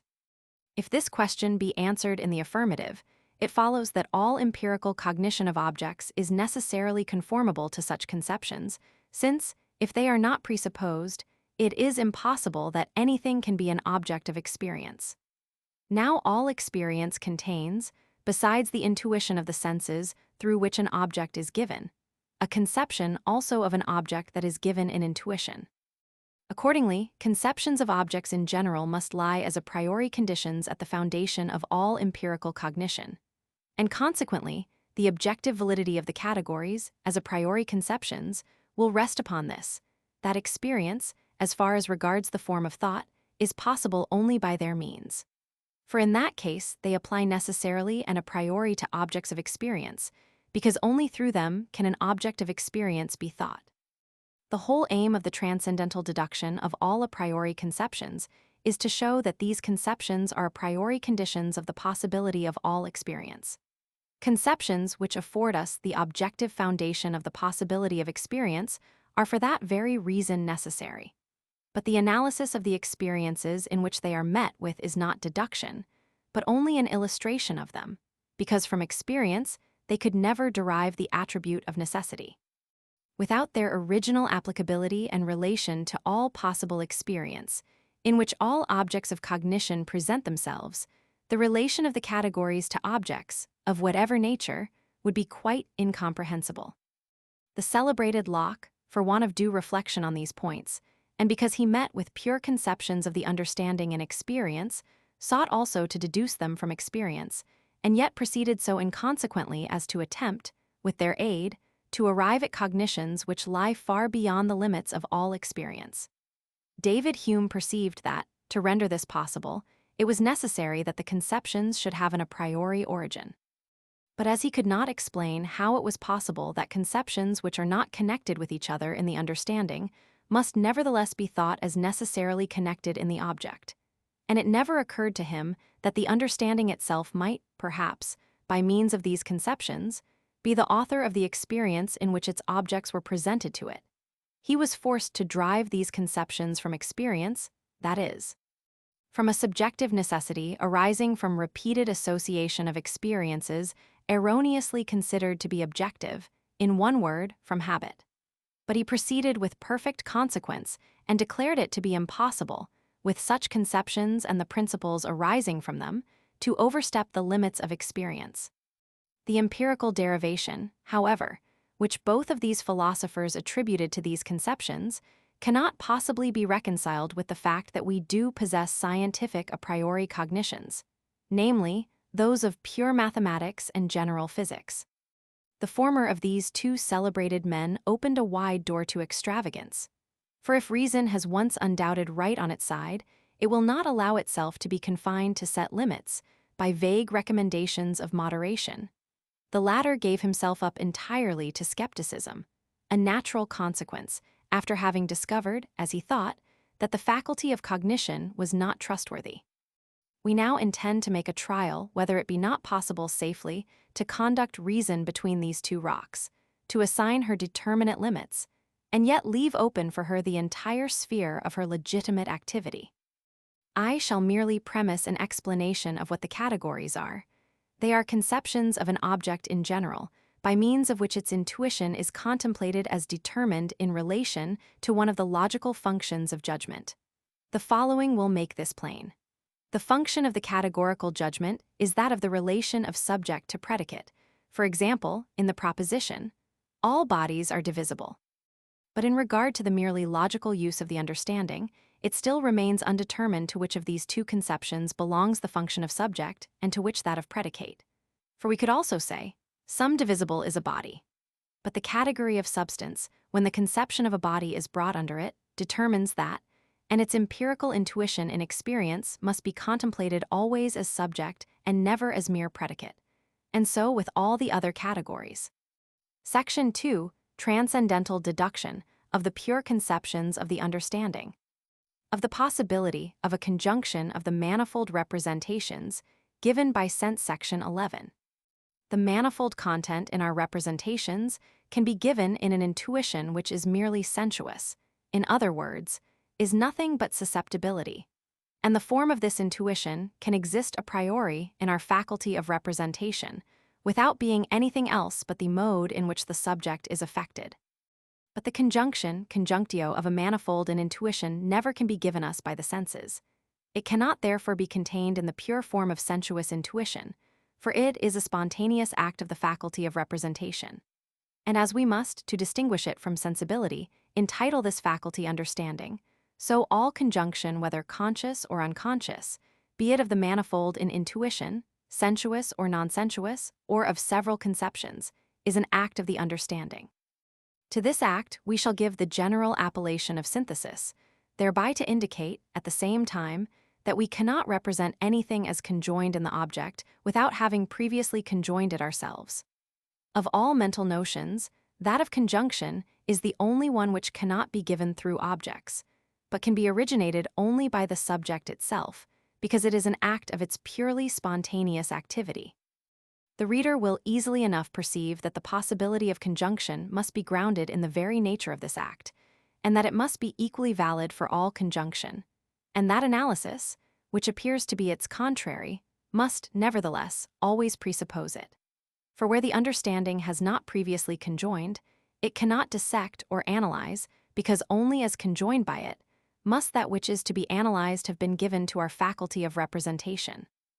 But the conception of conjunction includes, besides the conception of the manifold and of the synthesis of it, that of the unity of it also. Conjunction is the representation of the synthetical unity of the manifold. This idea of unity, therefore, cannot arise out of that of conjunction. Much rather does that idea, by combining itself with the representation of the manifold, render the conception of conjunction possible. This unity, which a priori precedes all conceptions of conjunction, is not the category of unity, section 6.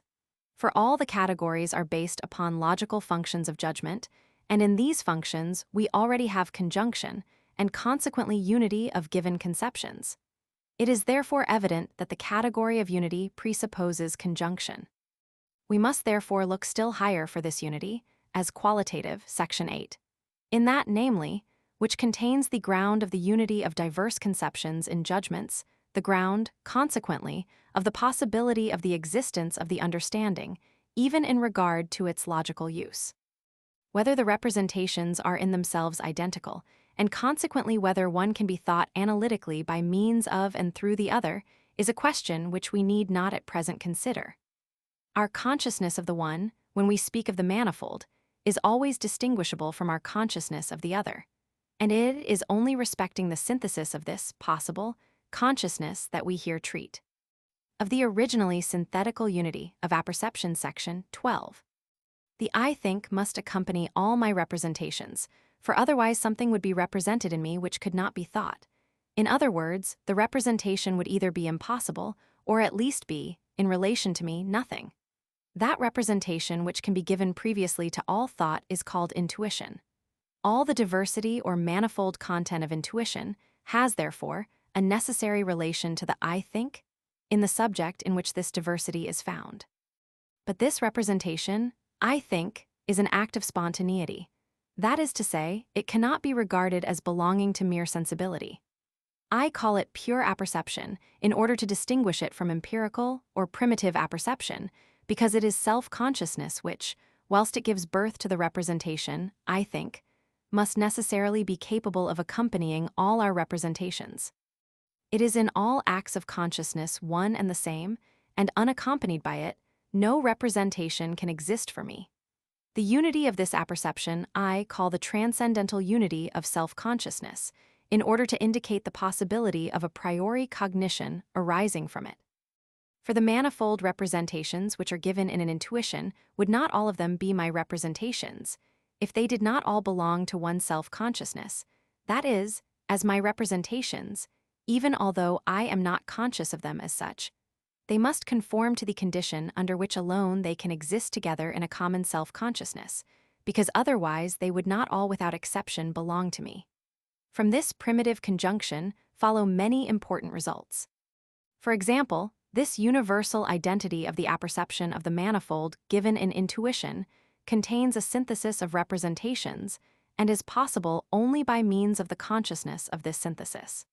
For the empirical consciousness, which accompanies different representations, is in itself fragmentary and disunited, and without relation to the identity of the subject. This relation, then, does not exist because I accompany every representation with consciousness, but because I join one representation to another and am conscious of the synthesis of them. Consequently, only because I can connect a variety of given representations in one consciousness is it possible that I can represent to myself the identity of consciousness in these representations.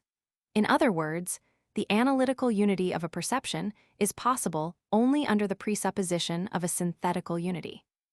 The thought, these representations given in intuition belong all of them to me, is accordingly just the same as I unite them in one self-consciousness, or can at least so unite them.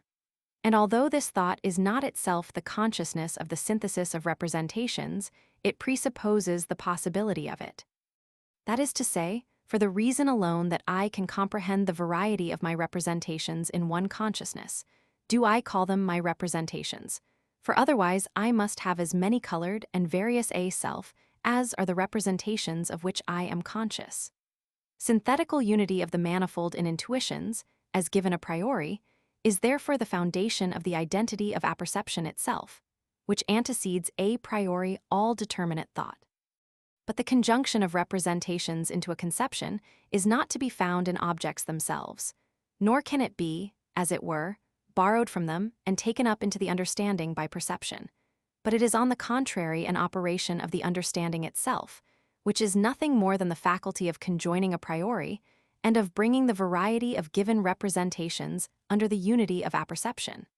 This principle is the highest in all human cognition. All general conceptions, as such, depend, for their existence, on the analytical unity of consciousness. For example, when I think of red in general, I thereby think to myself a property which, as a characteristic mark, can be discovered somewhere, or can be united with other representations. Consequently, it is only by means of a forethought possible synthetical unity that I can think to myself the analytical. A representation which is cogitated as common to different representations is regarded as belonging to such as, besides this common representation, contains something different. Consequently, it must be previously thought in synthetical unity with other although only possible representations, before I can think in it the analytical unity of consciousness, which makes it a conceptus communis. And thus the synthetical unity of apperception is the highest point with which we must connect every operation of the understanding, even the whole of logic, and after it our transcendental philosophy. Indeed, this faculty is the understanding itself. This fundamental principle of the necessary unity of apperception is indeed an identical, and therefore analytical, proposition. But it nevertheless explains the necessity for a synthesis of the manifold given in an intuition, without which the identity of self-consciousness would be incogitable. For the ego, as a simple representation, presents us with no manifold content. Only in intuition, which is quite different from the representation ego, can it be given us, and by means of conjunction it is cogitated in one self-consciousness. An understanding, in which all the manifold should be given by means of consciousness itself, would be intuitive. Our understanding can only think and must look for its intuition to sense. I am, therefore, conscious of my identical self, in relation to all the variety of representations given to me in an intuition, because I call all of them my representations. In other words, I am conscious myself of a necessary, a priori synthesis of my representations, which is called the original synthetical unity of apperception, under which rank all the representations presented to me, but that only by means of a synthesis. The principle of the synthetical unity of apperception is the highest principle of all exercise of the understanding section 13. The supreme principle of the possibility of all intuition in relation to sensibility was, according to our transcendental aesthetic, that all the manifold in intuition be subject to the formal conditions of space and time. The supreme principle of the possibility of it in relation to the understanding is that all the manifold in it be subject to conditions of the originally synthetical unity or apperception. To the former of these two principles are subject all the various representations of intuition, in so far as they are given to us. To the latter, in so far as they must be capable of conjunction in one consciousness. For without this, nothing can be thought or cognized, because the given representations would not have in common the act of the apperception, I think, and therefore could not be connected in one self-consciousness. Space and time and all portions thereof are intuitions, consequently are, with a manifold for their content, single representations. See the Transcendental Æsthetic. Consequently, they are not pure conceptions, by means of which the same consciousness is found in a great number of representations, but on the contrary, they are many representations contained in one, the consciousness of which is, so to speak, compounded. The unity of consciousness is nevertheless synthetical, and therefore primitive. From this peculiar character of consciousness follow many important consequences. See section 21. Understanding is, to speak generally, the faculty of cognitions. These consist in the determined relation of given representation to an object. But an object is that, in the conception of which the manifold in a given intuition is united. Now all union of representations requires unity of consciousness in the synthesis of them. Consequently, it is the unity of consciousness alone that constitutes the possibility of representations relating to an object, and therefore of their objective validity, and of their becoming cognitions, and consequently, the possibility of the existence of the understanding itself. The first pure cognition of understanding, then, upon which is founded all its other exercise, and which is at the same time perfectly independent of all conditions of mere sensuous intuition, is the principle of the original synthetical unity of apperception. Thus the mere form of external sensuous intuition, namely, space, affords us, per se, no cognition. It merely contributes the manifold in a priori intuition to a possible cognition. But in order to cognize something in space, for example, a line, I must draw it, and thus produce synthetically a determined conjunction of the given manifold, so that the unity of this act is at the same time the unity of consciousness, in the conception of a line, and by this means alone is an object, a determinate space, cognized. The synthetical unity of consciousness is, therefore, an objective condition of all cognition, which I do not merely require in order to cognize an object, but to which every intuition must necessarily be subject, in order to become an object for me. Because in any other way, and without this synthesis, the manifold in intuition could not be united in one consciousness. This proposition is, as already said, itself analytical, although it constitutes the synthetical unity, the condition of all thought. For it states nothing more than that all my representations in any given intuition must be subject to the condition which alone enables me to connect them, as my representation with the identical self, and so to unite them synthetically in one apperception by means of the general expression, I think. But this principle is not to be regarded as a principle for every possible understanding, but only for the understanding by means of whose pure apperception in the thought I am, no manifold content is given. The understanding or mind which contain the manifold in intuition, in and through the act itself of its own self-consciousness, in other words, an understanding by and in the representation of which the objects of the representation should at the same time exist, would not require a special act of synthesis of the manifold as the condition of the unity of its consciousness, an act of which the human understanding, which thinks only and cannot intuit, has absolute need. But this principle is the first principle of all the operations of our understanding, so that we cannot form the least conception of any other possible understanding, either of one such as should be itself intuition, or possess a sensuous intuition, but with forms different from those of space and time. What objective unity of self-consciousness is Section 14. It is by means of the transcendental unity of apperception that all the manifold, given in an intuition, is united into a conception of the object. On this account, it is called objective, and must be distinguished from the subjective unity of consciousness, which is a determination of the internal sense, by means of which the said manifold in intuition is given empirically to be so united. Whether I can be empirically conscious of the manifold as coexistent or as successive depends upon circumstances or empirical conditions. Hence the empirical unity of consciousness, by means of association of representations, itself relates to a phenomenal world and is wholly contingent. On the contrary, the pure form of intuition in time, merely as an intuition, which contains a given manifold, is subject to the original unity of consciousness, and that solely by means of the necessary relation of the manifold in intuition to the I think, consequently by means of the pure synthesis of the understanding, which lies a priori at the foundation of all empirical synthesis. The transcendental unity of apperception is alone objectively valid, the empirical which we do not consider in this essay, and which is merely a unity deduced from the former under given conditions in concreto, possesses only subjective validity. One person connects the notion conveyed in a word with one thing, another with another thing, and the unity of consciousness in that which is empirical is, in relation to that which is given by experience, not necessarily and universally valid. The logical form of all judgments consists in the objective unity of a perception of the conceptions contained therein. Section 15. I could never satisfy myself with the definition which logicians give of a judgment. It is, according to them, the representation of a relation between two conceptions.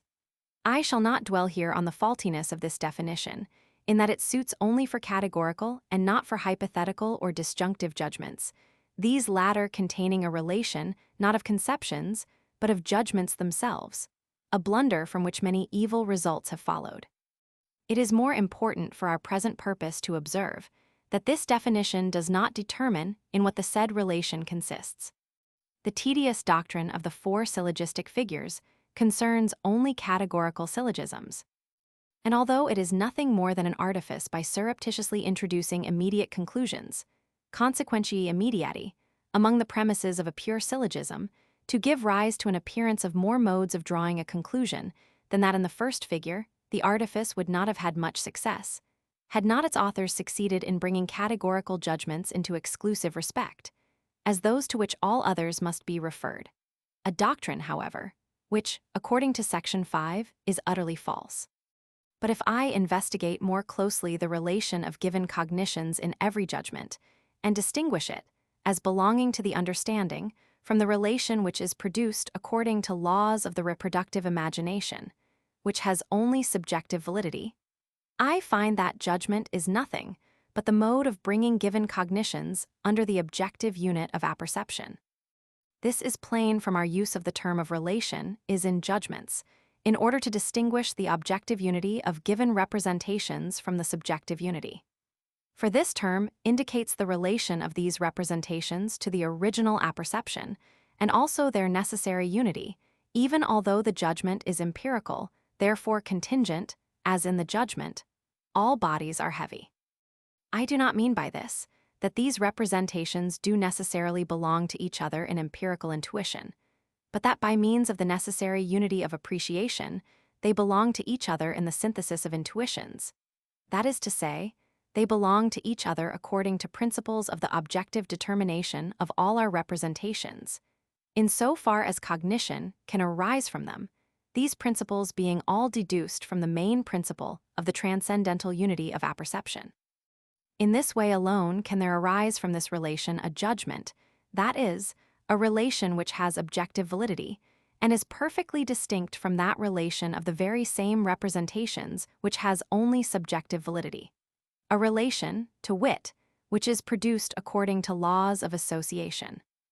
According to these laws, I could only say, when I hold in my hand or carry a body, I feel an impression of weight, but I could not say, it, the body, is heavy. for this is tantamount to saying both these representations are conjoined in the object, that is, without distinction as to the condition of the subject, and do not merely stand together in my perception, however frequently the perceptive act may be repeated. All sensuous intuitions are subject to the categories, as conditions under which alone the manifold content of them can be united in one consciousness. Section 16. The manifold content given in a sensuous intuition comes necessarily under the original synthetical unity of apperception, because thereby alone is the unity of intuition possible. Section 13. But that act of the understanding, by which the manifold content of given representations, whether intuitions or conceptions, is brought under one apperception, is the logical function of judgments. Section 15. All the manifold, therefore, in so far as it is given in one empirical intuition, is determined in relation to one of the logical functions of judgment, by means of which it is brought into union in one consciousness. Now the categories are nothing else than these functions of judgment so far as the manifold in a given intuition is determined in relation to them. Section 9. Consequently, the manifold in a given intuition is necessarily subject to the categories of the understanding. Observation. Section 17. The manifold in an intuition, which I call mine, is represented by means of the synthesis of the understanding, as belonging to the necessary unity of self-consciousness, and this takes place by means of the category. The category indicates accordingly that the empirical consciousness of a given manifold in an intuition is subject to a pure self-consciousness a priori, in the same manner as an empirical intuition is subject to a pure sensuous intuition, which is also a priori. In the above proposition, then, lies the beginning of a deduction of the pure conceptions of the understanding. Now, as the categories have their origin in the understanding alone, independently of sensibility, I must in my deduction make abstraction of the mode in which the manifold of an empirical intuition is given, in order to fix my attention exclusively on the unity which is brought by the understanding into the intuition by means of the category. In what follows, section 22, it will be shown, from the mode in which the empirical intuition is given in the faculty of sensibility, that the unity which belongs to it is no other than that which the category, according to section 16, imposes on the manifold in a given intuition, and thus it's a priori validity in regard to all objects of sense being established. The purpose of our deduction will be fully attained. The proof of this rests on the represented unity of intuition, by means of which an object is given, and which always includes in itself a synthesis of the manifold to be intuited, and also the relation of this latter to unity of apperception.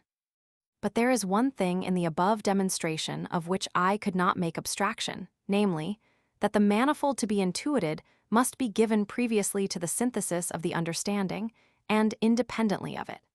How this takes place remains here undetermined. For if I cogitate an understanding which was itself intuitive, as, for example, a divine understanding which should not represent given objects, but by whose representation the objects themselves should be given or produced, the categories would possess no significance in relation to such a faculty of cognition. They are merely rules for an understanding, whose whole power consists in thought, that is, in the act of submitting the synthesis of the manifold which is presented to it in intuition from a very different quarter, to the unity of a perception. A faculty, therefore, which cognizes nothing per se, but only connects and arranges the material of cognition, the intuition, namely, which must be presented to it by means of the object. But to show reasons for this peculiar character of our understandings, that it produces unity of apperception a priori only by means of categories, and a certain kind and number thereof, is as impossible as to explain why we are endowed with precisely so many functions of judgment and no more, or why time and space are the only forms of our intuition. In cognition, its application to objects of experience is the only legitimate use of the category. Section 18. To think an object and to cognize an object are by no means the same thing. In cognition there are two elements. Firstly, the conception whereby an object is cogitated, the category, and secondly, the intuition whereby the object is given. For supposing that to the conception a corresponding intuition could not be given, it would still be a thought as regards its form, but without any object, and no cognition of anything would be possible by means of it, inasmuch as, so far as I knew, there existed and could exist nothing to which my thought could be applied. Now all intuition possible to us is sensuous. Consequently, our thought of an object by means of a pure conception of the understanding can become cognition for us only in so far as this conception is applied to objects of the senses. Sensuous intuition is either pure intuition, space and time, or empirical intuition, of that which is immediately represented in space and time by means of sensation as real. Through the determination of pure intuition, we obtain a priori cognitions of objects, as in mathematics, but only as regards their form as phenomena.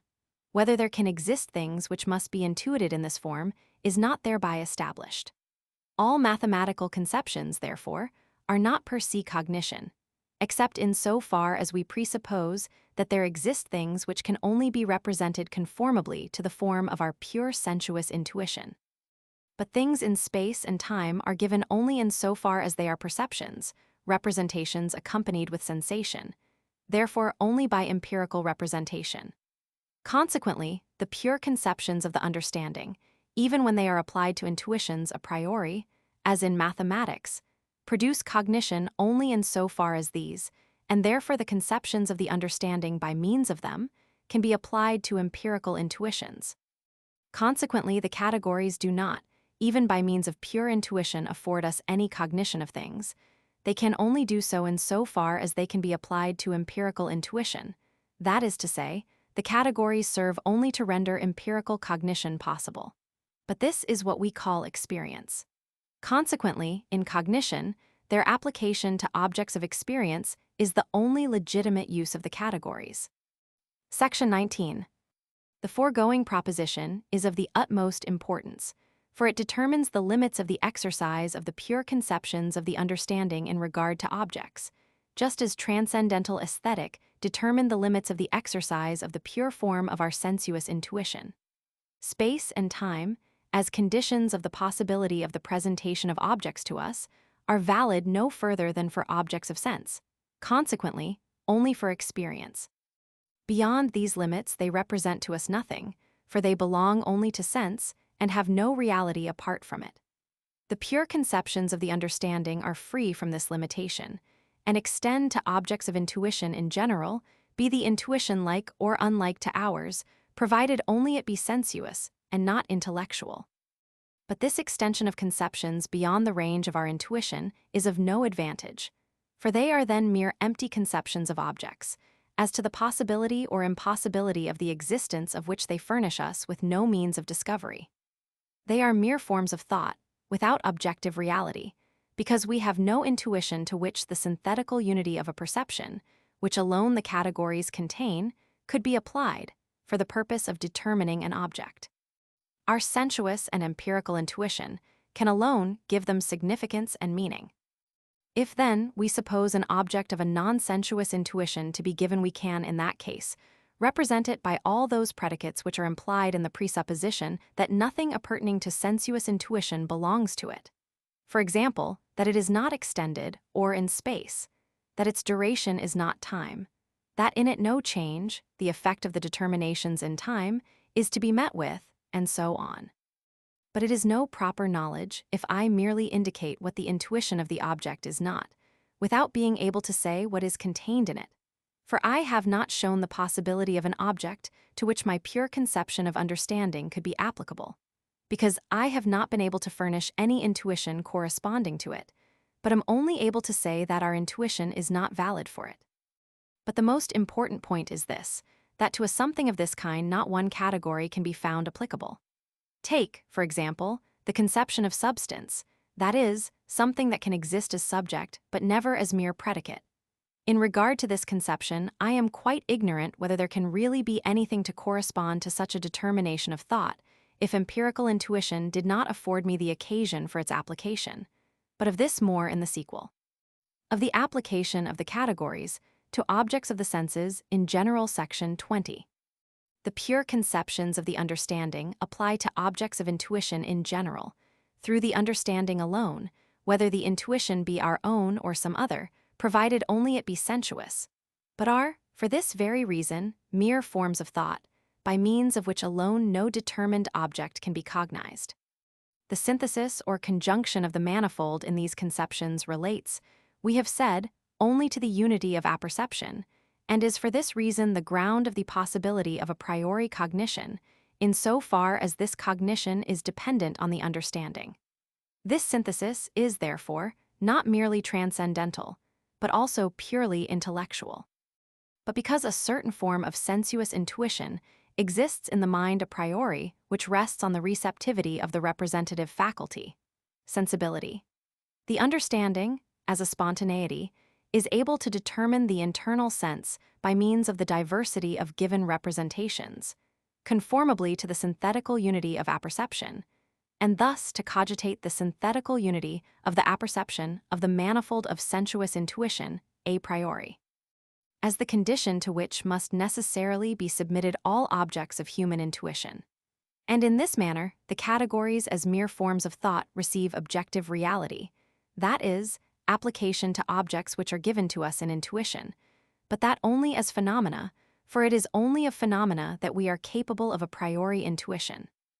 This synthesis of the manifold of sensuous intuition, which is possible and necessary a priori, may be called figurative synthesis speciosa, in contradistinction to that which is cogitated in the mere category in regard to the manifold of an intuition in general, and is called connection or conjunction of the understanding synthesis intellectualis. Both are transcendental, not merely because they themselves precede a priori all experience, but also because they form the basis for the possibility of other cognition a priori. But the figurative synthesis, when it has relation only to the originally synthetical unity of apperception, that is, to the transcendental unity cogitated in the categories, must, to be distinguished from the purely intellectual conjunction, be entitled the transcendental synthesis of imagination. Imagination is the faculty of representing an object even without its presence in intuition. Now, as all our intuition is sensuous, imagination, by reason of the subjective condition under which alone it can give a corresponding intuition to the conceptions of the understanding, belongs to sensibility.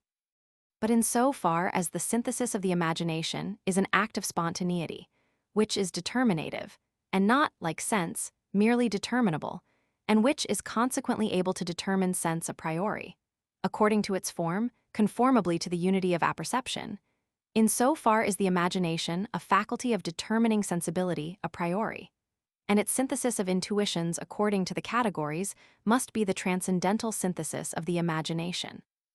It is an operation of the understanding on sensibility, and the first application of the understanding to objects of possible intuition, and at the same time the basis for the exercise of the other functions of that faculty. As figurative, it is distinguished from the merely intellectual synthesis, which is produced by the understanding alone, without the aid of imagination. Now, in so far as imagination is spontaneity, I sometimes call it also the productive imagination, and distinguish it from the reproductive, the synthesis of which is subject entirely to empirical laws, those of association, namely, and which, therefore, contributes nothing to the explanation of the possibility of a priori cognition, and for this reason belongs not to transcendental philosophy, but to psychology. We have now arrived at the proper place for explaining the paradox which must have struck everyone in our exposition of the internal sense, section 6, namely, how this sense represents us to our own consciousness, only as we appear to ourselves, not as we are in ourselves, because, to wit, we intuit ourselves only as we are inwardly affected. Now this appears to be contradictory, inasmuch as we thus stand in a passive relation to ourselves, and therefore in the systems of psychology, the internal sense is commonly held to be one with the faculty of apperception, while we, on the contrary, carefully distinguish them. That which determines the internal sense is the understanding, and its original power of conjoining the manifold of intuition, that is, of bringing this under an apperception, upon which rests the possibility of the understanding itself. Now, as the human understanding is not in itself a faculty of intuition, and is unable to exercise such a power, in order to conjoin, as it were, the manifold of its own intuition, the synthesis of understanding is, considered per se, nothing but the unity of action, of which, as such, it is self-conscious, even apart from sensibility, by which, moreover, it is able to determine our internal sense in respect of the manifold, which may be presented to it according to the form of sensuous intuition. Thus, under the name of a transcendental synthesis of imagination, the understanding exercises an activity upon the passive subject, whose faculty it is, and so we are right in saying that the internal sense is affected thereby. A perception and its synthetical unity are by no means one and the same with the internal sense. The former, as the source of all our synthetical conjunction, applies, under the name of the categories, to the manifold of intuition in general, prior to all sensuous intuition of objects.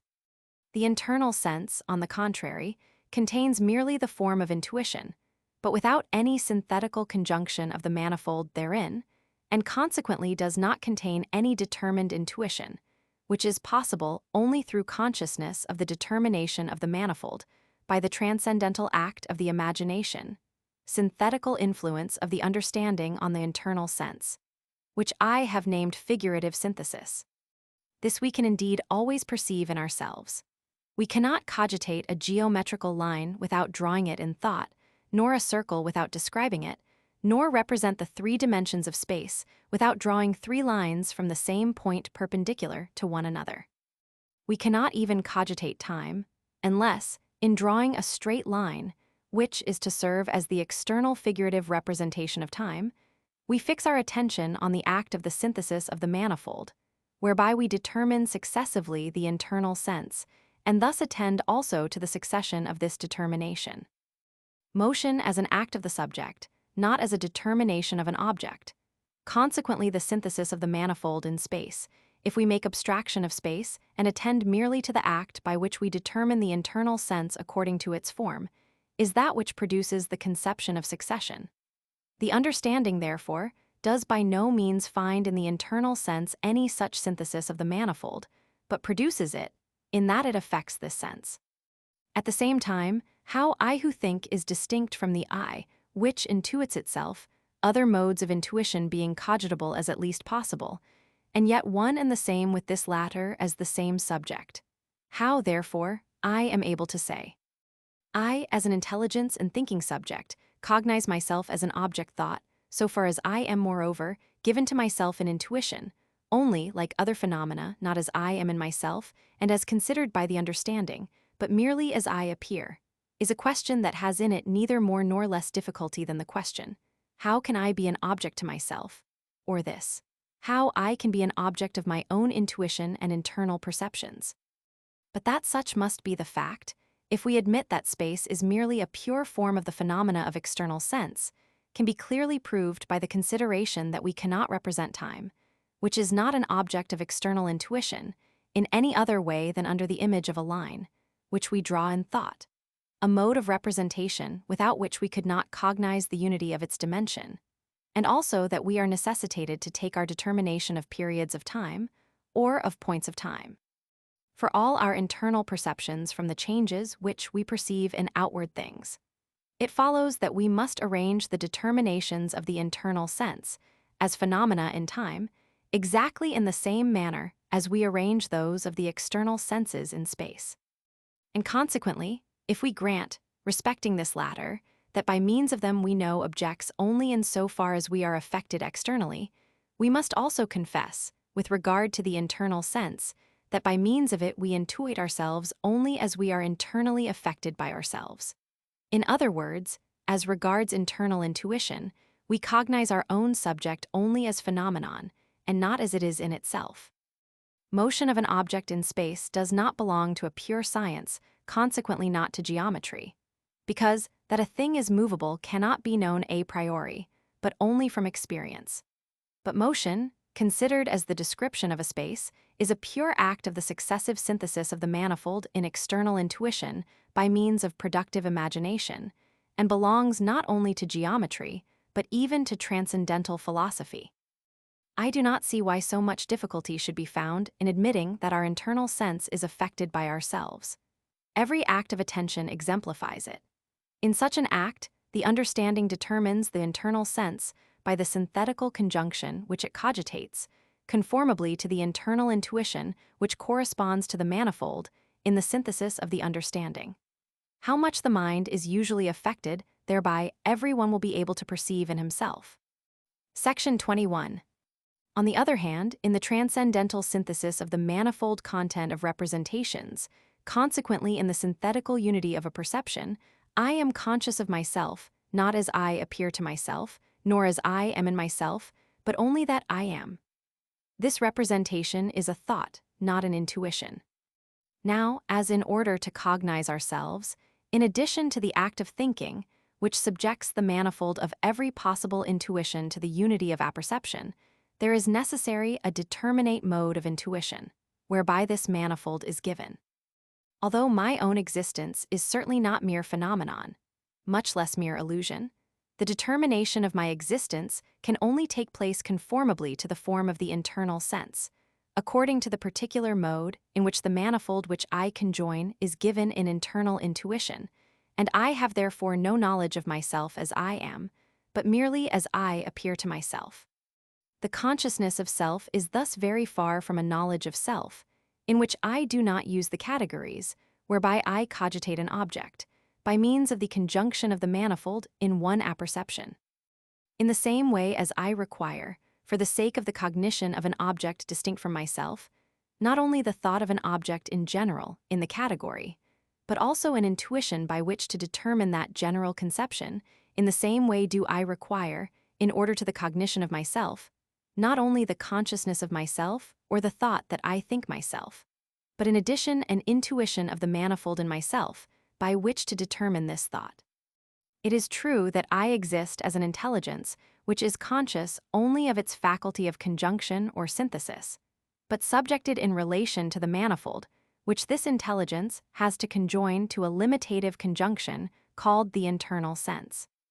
My intelligence, that is, I can render that conjunction or synthesis perceptible only according to the relations of time, which are quite beyond the proper sphere of the conceptions of the understanding and consequently cognize itself in respect to an intuition, which cannot possibly be intellectual, nor given by the understanding, only as it appears to itself, and not as it would cognize itself if its intuition were intellectual. The I think expresses the act of determining my own existence. My existence is thus already given by the act of consciousness, but the mode in which I must determine my existence, that is, the mode in which I must place the manifold belonging to my existence, is not thereby given. For this purpose intuition of self is required, and this intuition possesses a form given a priori, namely, time, which is sensuous, and belongs to our receptivity of the determinable. Now, as I do not possess another intuition of self which gives the determining in me, of the spontaneity of which I am conscious, prior to the act of determination, in the same manner as time gives the determinable, it is clear that I am unable to determine my own existence as that of a spontaneous being, but I am only able to represent to myself the spontaneity of my thought, that is, of my determination, and my existence remains ever determinable in a purely sensuous manner. That is to say, like the existence of a phenomenon, but it is because of this spontaneity that I call myself an intelligence. Transcendental deduction of the universally possible employment, in experience of the pure conceptions of the understanding section, 22. In the metaphysical deduction, the a priori origin of categories was proved by their complete accordance with the general logical of thought. In the transcendental deduction was exhibited the possibility of the categories as a priori cognitions of objects of an intuition in general, section 16 and 17. At present, we are about to explain the possibility of cognizing, a priori by means of the categories, all objects which can possibly be presented to our senses, not indeed according to the form of their intuition, but according to the laws of their conjunction or synthesis, and thus, as it were, of prescribing laws to nature and even of rendering nature possible. For if the categories were inadequate to this task, it would not be evident to us why everything that is presented to our senses must be subject to those laws which have an a priori origin in the understanding itself. I premise that by the term synthesis of apprehension, I understand the combination of the manifold in an empirical intuition, whereby perception, that is, empirical consciousness of the intuition, as phenomenon, is possible. We have a priori forms of the external and internal sensuous intuition in the representations of space and time, and to these must the synthesis of apprehension of the manifold in a phenomenon be always conformable, because the synthesis itself can only take place according to these forms. But space and time are not merely forms of sensuous intuition, but intuitions themselves, which contain a manifold, and therefore contain a priori the determination of the unity of this manifold. See the transcendent Æsthetic. Therefore is unity of the synthesis of the manifold without or within us, consequently also a conjunction to which all that is to be represented as determined in space or time must correspond, given a priori along with, not in these intuitions, as the condition of the synthesis of all apprehension of them. But this synthetical unity can be no other than that of the conjunction of the manifold of a given intuition in general, in a primitive act of consciousness, according to the categories, but applied to our sensuous intuition. Consequently, all synthesis, whereby alone is even perception possible, is subject to the categories. And as experience is cognition by means of conjoined perceptions, the categories are conditions of the possibility of experience and are therefore valid a priori for all objects of experience. Space represented as an object, as geometry really requires it to be, contains more than the mere form of the intuition, namely, a combination of the manifold given according to the form of sensibility into a representation that can be intuited, so that the form of the intuition gives us merely the manifold, but the formal intuition gives unity of representation. In the Æsthetic, I regarded this unity as belonging entirely to sensibility, for the purpose of indicating that it antecedes all conceptions, although it presupposes a synthesis which does not belong to sense, through which alone, however, all our conceptions of space and time are possible. For as by means of this unity alone, the understanding determining the sensibility, space, and time are given as intuitions, it follows that the unity of this intuition a priori belongs to space and time, and not to the conception of the understanding, section 20. When then, for example, I make the empirical intuition of a house, by apprehension of the manifold contained therein into a perception, the necessary unity of space and of my external sensuous intuition lies at the foundation of this act, and I, as it were, draw the form of the house conformably to this synthetical unity of the manifold in space. But this very synthetical unity remains, even when I abstract the form of space, and has its seat in the understanding, and is in fact the category of the synthesis of the homogeneous in an intuition. That is to say, the category of quantity, to which the aforesaid synthesis of apprehension, that is, the perception, must be completely conformable. In this manner it is proved that the synthesis of apprehension, which is empirical, must necessarily be conformable to the synthesis of apperception, which is intellectual, and contained a priori in the category. It is one and the same spontaneity which at one time, under the name of imagination, at another under that of understanding, produces conjunction in the manifold of intuition. To take another example, when I perceive the freezing of water, I apprehend two states, fluidity and solidity, which, as such, stand toward each other mutually in a relation of time. But in the time, which I place as an internal intuition, at the foundation of this phenomenon, I represent to myself synthetical unity of the manifold, without which the aforesaid relation could not be given in an intuition as determined, in regard to the succession of time. Now this synthetical unity, as the priori condition under which I conjoin the manifold of an intuition, is, if I make abstraction of the permanent form of my internal intuition, that is to say, of time, the category of cause, by means of which, when applied to my sensibility, I determine everything that occurs according to relations of time.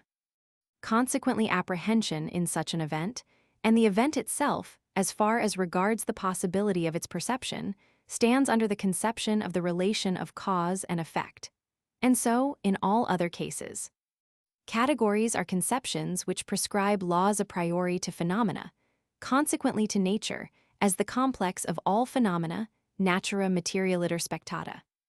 And now the question arises, inasmuch as these categories are not derived from nature and do not regulate themselves according to her as their model, for in that case they would be empirical, how it is conceivable that nature must regulate herself according to them, in other words, how the categories can determine a priori the synthesis of the manifold of nature, and yet not derive their origin from her. The following is the solution of this enigma. It is not in the least more difficult to conceive how the laws of the phenomena of nature must harmonize with the understanding and with its a priori form, that is, its faculty of conjoining the manifold, than it is to understand how the phenomena themselves must correspond with the a priori form of our sensuous intuition. For laws do not exist in the phenomena any more than the phenomena exist as things in themselves. Laws do not exist except by relation to the subject in which the phenomena inhere, in so far as it possesses understanding, just as phenomena have no existence except by relation to the same existing subject in so far as it has senses. To things as things in themselves, conformability to law must necessarily belong independently of an understanding to cognize them. But phenomena are only representations of things which are utterly unknown in respect to what they are in themselves. But as mere representations, they stand under no law of conjunction except that which the conjoining faculty prescribes. Now that which conjoins the manifold of sensuous intuition is imagination, a mental act to which understanding contributes unity of intellectual synthesis, and sensibility, manifoldness of apprehension. Now, as all possible perception depends on the synthesis of apprehension, and this empirical synthesis itself on the transcendental, consequently on the categories, it is evident that all possible perceptions, and therefore everything that can attain to empirical consciousness, that is, all phenomena of nature, must, as regards their conjunction, be subject to the categories. And nature, considered merely as nature in general, is dependent on them, as the original ground of her necessary conformability to law as natura formaliter spectata. But the pure faculty of the understanding of prescribing laws a priori to phenomena by means of mere categories is not competent to announce other or more laws than those on which a nature in general, as a conformability to law of phenomena of space and time, depends. Particular laws, inasmuch as they concern empirically determined phenomena, cannot be entirely deduced from pure laws, although they all stand under them. Experience must be superadded in order to know these particular laws, but in regard to experience in general, and everything that can be cognized as an object thereof, these a priori laws are our only rule and guide. Result of this deduction of the conceptions of the understanding section, 23. We cannot think any object except by means of the categories. We cannot cognize any thought except by means of intuitions corresponding to these conceptions. Now all our intuitions are sensuous, and our cognition, in so far as the object of it is given, is empirical. But empirical cognition is experience. Consequently, no a priori cognition is possible for us, except of objects of possible experience. Lest my readers should stumble at this assertion, and the conclusions that may be too rashly drawn from it, I must remind them that the categories in the act of thought are by no means limited by the conditions of our sensuous intuition, but have an unbounded sphere of action. It is only the cognition of the object of thought, the determining of the object, which requires intuition. In the absence of intuition, our thought of an object may still have true and useful consequences in regard to the exercise of reason by the subject. But as this exercise of reason is not always directed on the determination of the object, in other words, on cognition thereof, but also on the determination of the subject and its volition, I do not intend to treat of it in this place. But this cognition, which is limited to objects of experience, is not for that reason derived entirely from experience, but, and this is asserted of the pure intuitions and the pure conceptions of the understanding, there are, unquestionably, elements of cognition which exist in the mind a priori. Now there are only two ways in which a necessary harmony of experience with the conceptions of its objects can be cogitated. Either experience makes these conceptions possible, or the conceptions make experience possible. The former of these statements will not hold good with respect to the categories, nor in regard to pure sensuous intuition, for they are a priori conceptions and therefore independent of experience. The assertion of an empirical origin would attribute to them a sort of generatio equivoca. Consequently, nothing remains but to adopt the second alternative, which presents us with a system, as it were, of the epigenesis of pure reason, namely, that on the part of the understanding the categories do contain the grounds of the possibility of all experience. But with respect to the questions how they make experience possible, and what are the principles of the possibility thereof with which they present us in their application to phenomena, the following section on the transcendental exercise of the faculty of judgment will inform the reader. It is quite possible that someone may propose a species of preformation system of pure reason, a middle way between the two, to wit, that the categories are neither innate and first a priori principles of cognition, nor derived from experience, but are merely subjective aptitudes for thought implanted in us contemporaneously with our existence, which were so ordered and disposed by our Creator, that their exercise perfectly harmonizes with the laws of nature which regulate experience. Now, not to mention that with such an hypothesis it is impossible to say at what point we must stop in the employment of predetermined aptitudes. The fact that the categories would in this case entirely lose that character of necessity which is essentially involved in the very conception of them is a conclusive objection to it. The conception of cause, for example, which expresses the necessity of an effect under a presupposed condition, would be false if it rested only upon such an arbitrary subjective necessity of uniting certain empirical representations according to such a rule of relation. I could not then say, the effect is connected with its cause and the object, that is, necessarily, but only, I am so constituted that I can think this representation as so connected, and not otherwise. Now this is just what the skeptic wants. For in this case, all our knowledge, depending on the supposed objective validity of our judgment, is nothing but mere illusion, nor would there be wanting people who would deny any such subjective necessity in respect to themselves, though they must feel it. At all events, we could not dispute with anyone on that which merely depends on the manner in which his subject is organized. Short view of the above deduction. The foregoing deduction is an exposition of the pure conceptions of the understanding, and with them of all theoretical a priori cognition, as principles of the possibility of experience, but of experience as the determination of all phenomena in space and time in general. Of experience, finally, from the principle of the original synthetical unity of apperception, as the form of the understanding in relation to time and space as original forms of sensibility.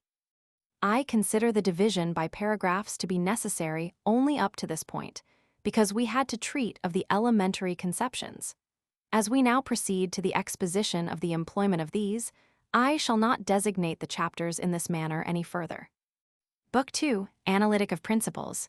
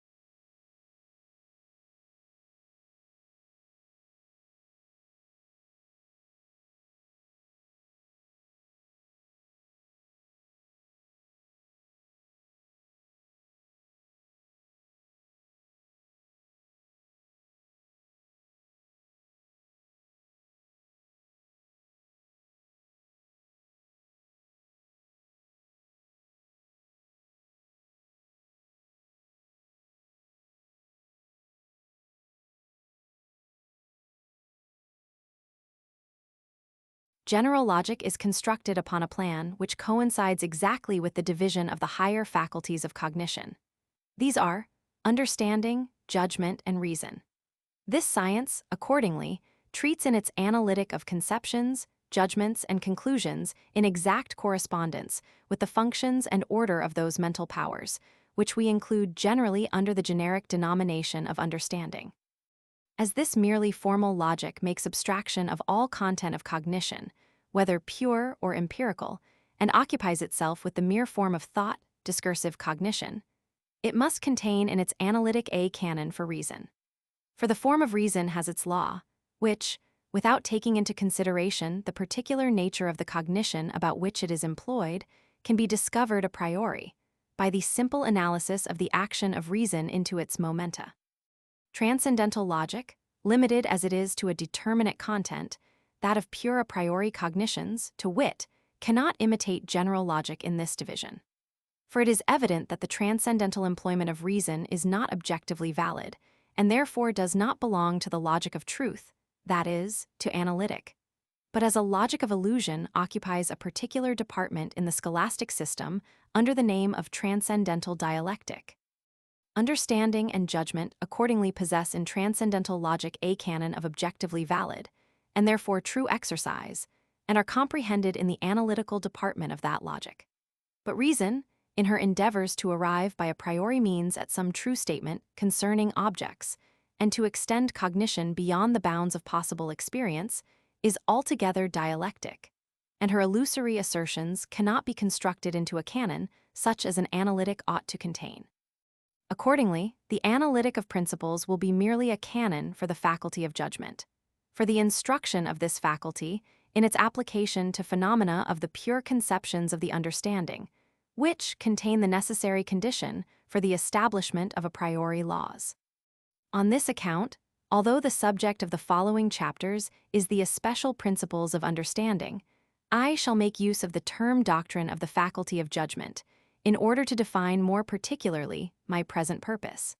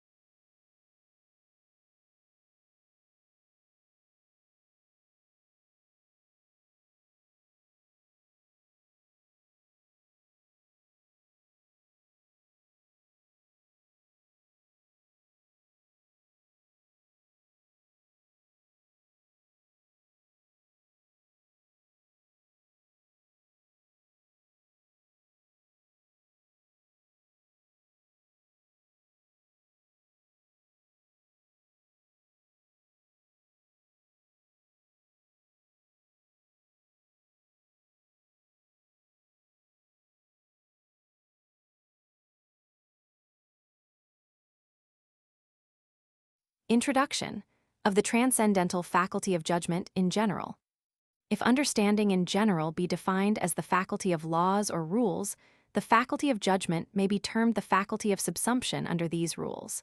That is, of distinguishing whether this or that does or does not stand under a given rule, casus data legis.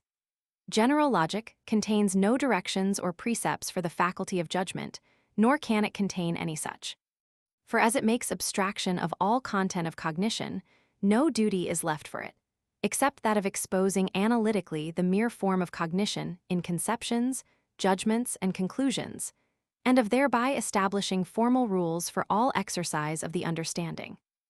Now, if this logic wished to give some general direction how we should subsume under these rules, that is, how we should distinguish whether this or that did or did not stand under them, this again could not be done otherwise than by means of a rule.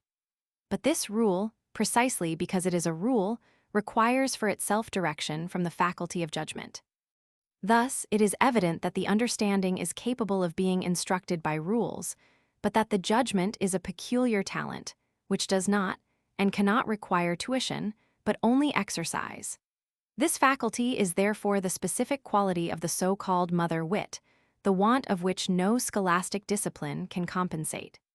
For although education may furnish, and, as it were, engraft upon a limited understanding rules borrowed from other minds, yet the power of employing these rules correctly must belong to the pupil himself, and no rule which we can prescribe to him with this purpose is, in the absence or deficiency of this gift of nature, secure from misuse.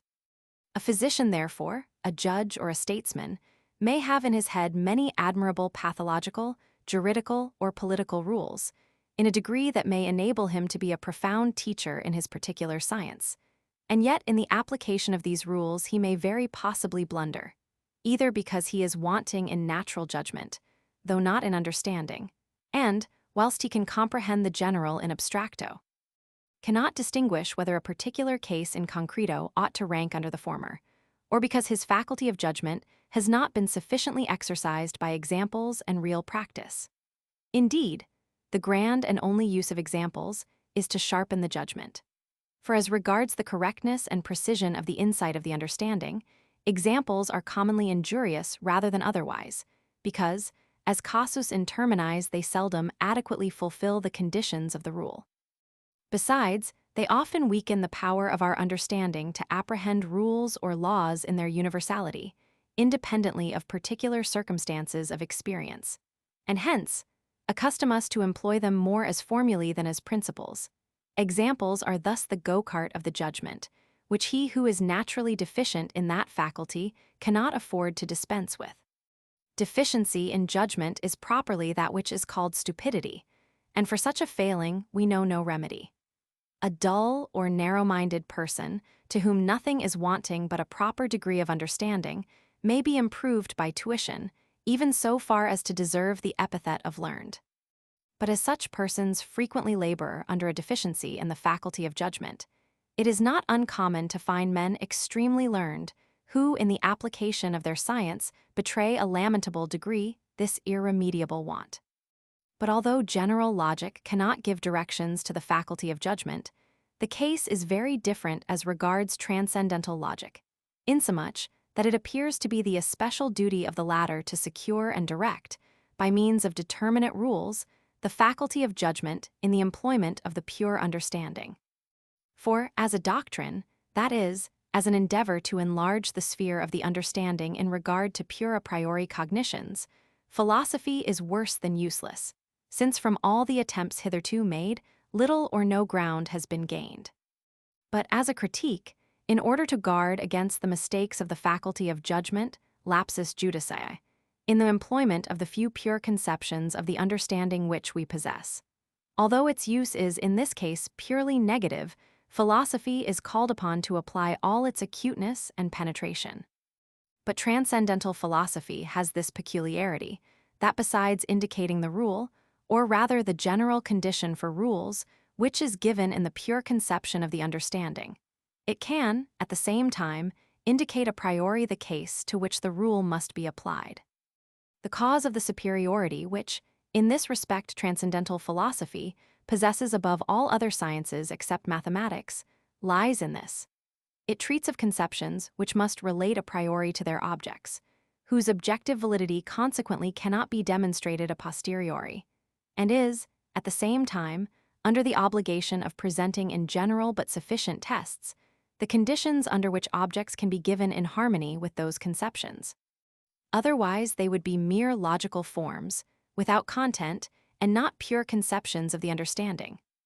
Our transcendental doctrine of the faculty of judgment will contain 2 chapters. The first will treat of the sensuous condition under which alone pure conceptions of the understanding can be employed, that is, of the schematism of the pure understanding. The second will treat of those synthetical judgments which are derived a priori from pure conceptions of the understanding under those conditions, and which lie a priori at the foundation of all other cognitions. That is to say, it will treat of the principles of the pure understanding.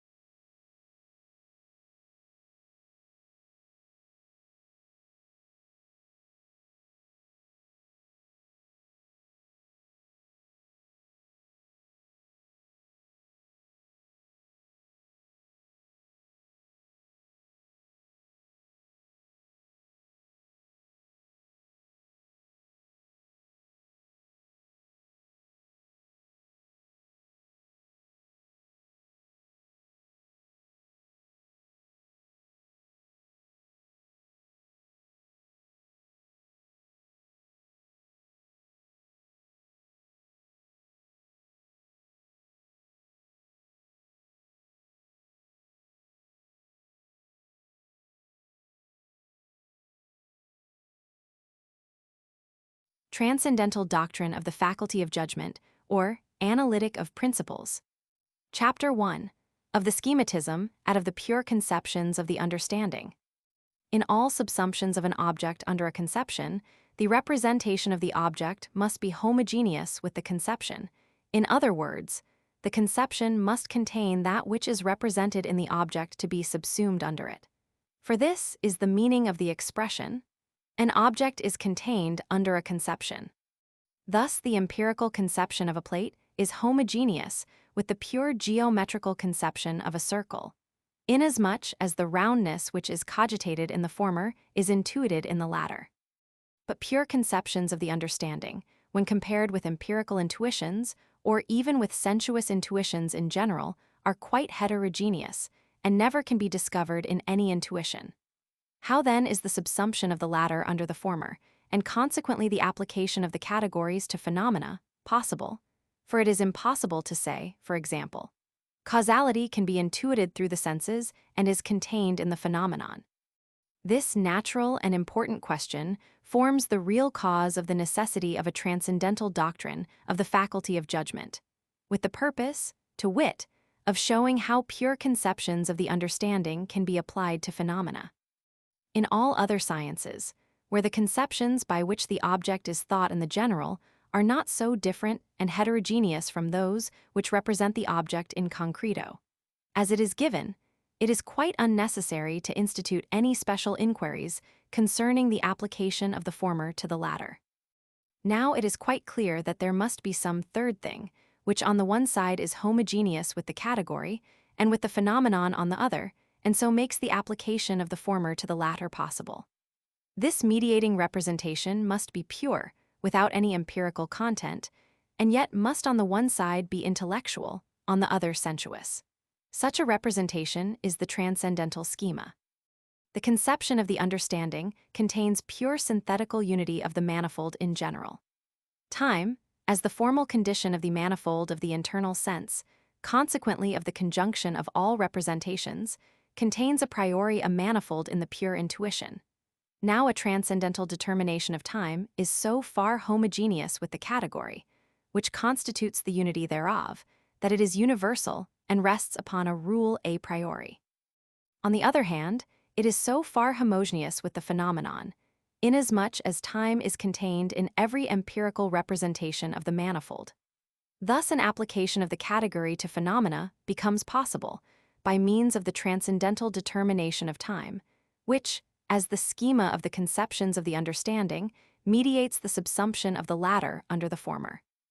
After what has been proved in our deduction of the categories, no one, it is to be hoped, can hesitate as to the proper decision of the question, whether the employment of these pure conceptions of the understanding ought to be merely empirical or also transcendental.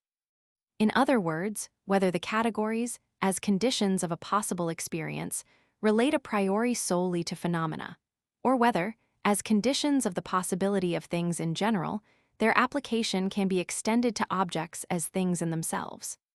For we have there seen that conceptions are quite impossible, and utterly without signification, unless either to them, or at least to the elements of which they consist, an object be given, and that, consequently, they cannot possibly apply to objects as things in themselves without regard to the question whether and how these may be given to us. And, further, that the only manner in which objects can be given to us is by means of the modification of our sensibility. And, finally, that pure a priori conceptions, in addition to the function of the understanding and the category, must contain a priori formal conditions of sensibility, of the internal sense, namely, which again contain the general condition under which alone the category can be applied to any object. This formal and pure condition of sensibility, to which the conception of the understanding is restricted in its employment, we shall name the schema of the conception of the understanding, and the procedure of the understanding with these schemata we shall call the schematism of the pure understanding. The schema is in itself always a mere product of the imagination, but as the synthesis of imagination has for its aim no single intuition, but merely unity in the determination of sensibility, the schema is clearly distinguishable from the image. Thus, if I place 5 points one after another, This is an image of the number 5. On the other hand, if I only think a number in general, which may be either 5 or 100, this thought is rather the representation of a method of representing in an image a sum, e.g., 1,000 in conformity with a conception, than the image itself, an image which I should find some little difficulty in reviewing and comparing with the conception. Now this representation of a general procedure of the imagination to present its image to a conception, I call the schema of this conception. In truth, it is not images of objects, but schemata, which lie at the foundation of our pure sensuous conceptions. No image could ever be adequate to our conception of a triangle in general.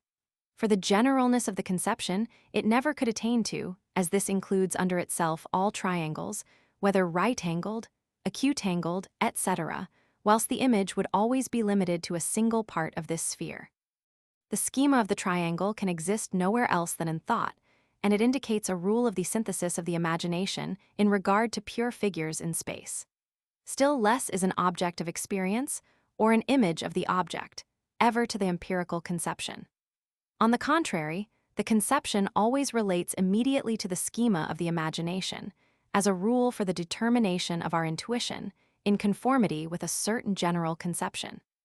The conception of a dog indicates a rule, according to which my imagination can delineate the figure of a four-footed animal in general, without being limited to any particular individual form which experience presents to me, or indeed to any possible image that I can represent to myself in concreto.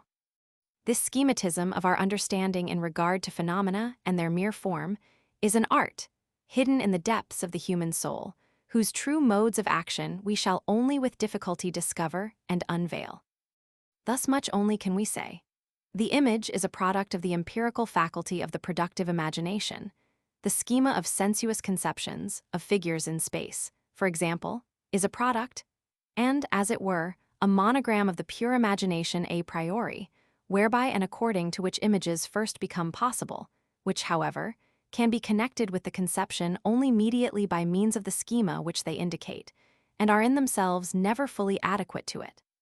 On the other hand, the schema of a pure conception of the understanding is something that cannot be reduced into any image.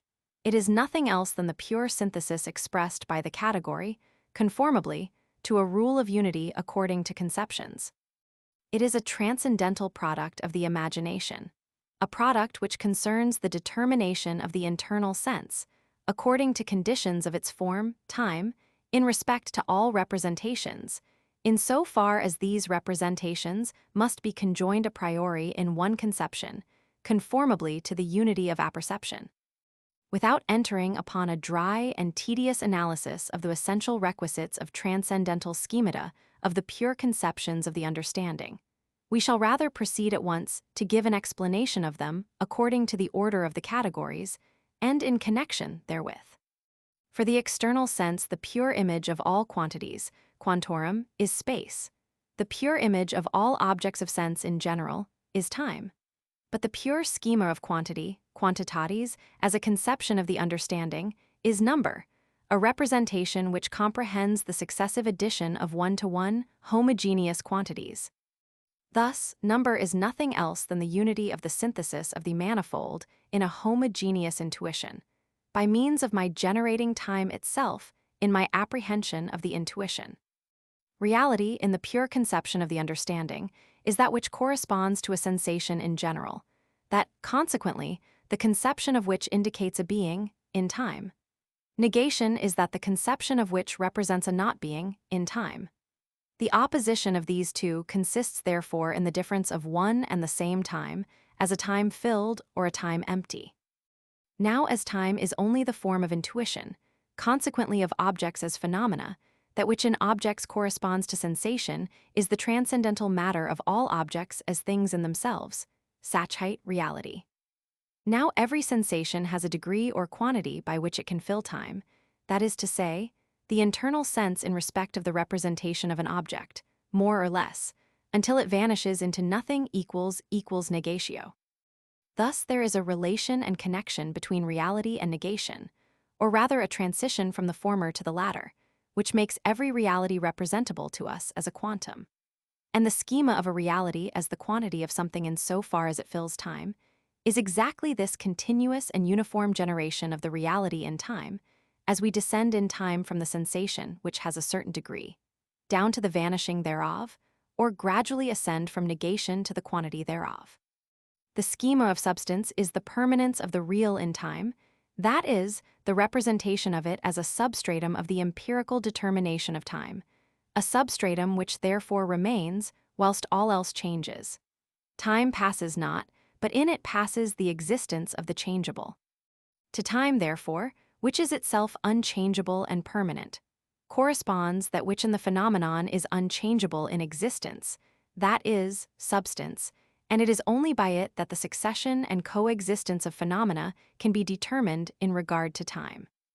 The schema of cause and of the causality of a thing is the real which, when posited, is always followed by something else.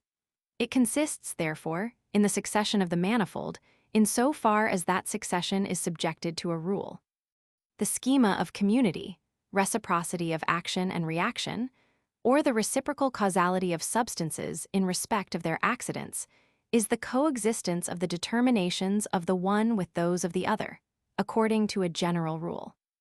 The schema of possibility is the accordance of the synthesis of different representations with the conditions of time in general.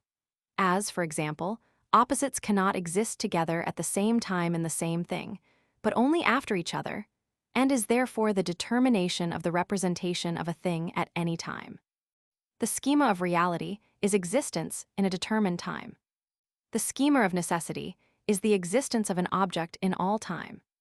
It is clear from all this that the schema of the category of quantity contains and represents the generation, synthesis, of time itself in the successive apprehension of an object. The schema of quality, the synthesis of sensation with the representation of time, or the filling up of time. The schema of relation, the relation of perceptions to each other in all time, that is, according to a rule of the determination of time.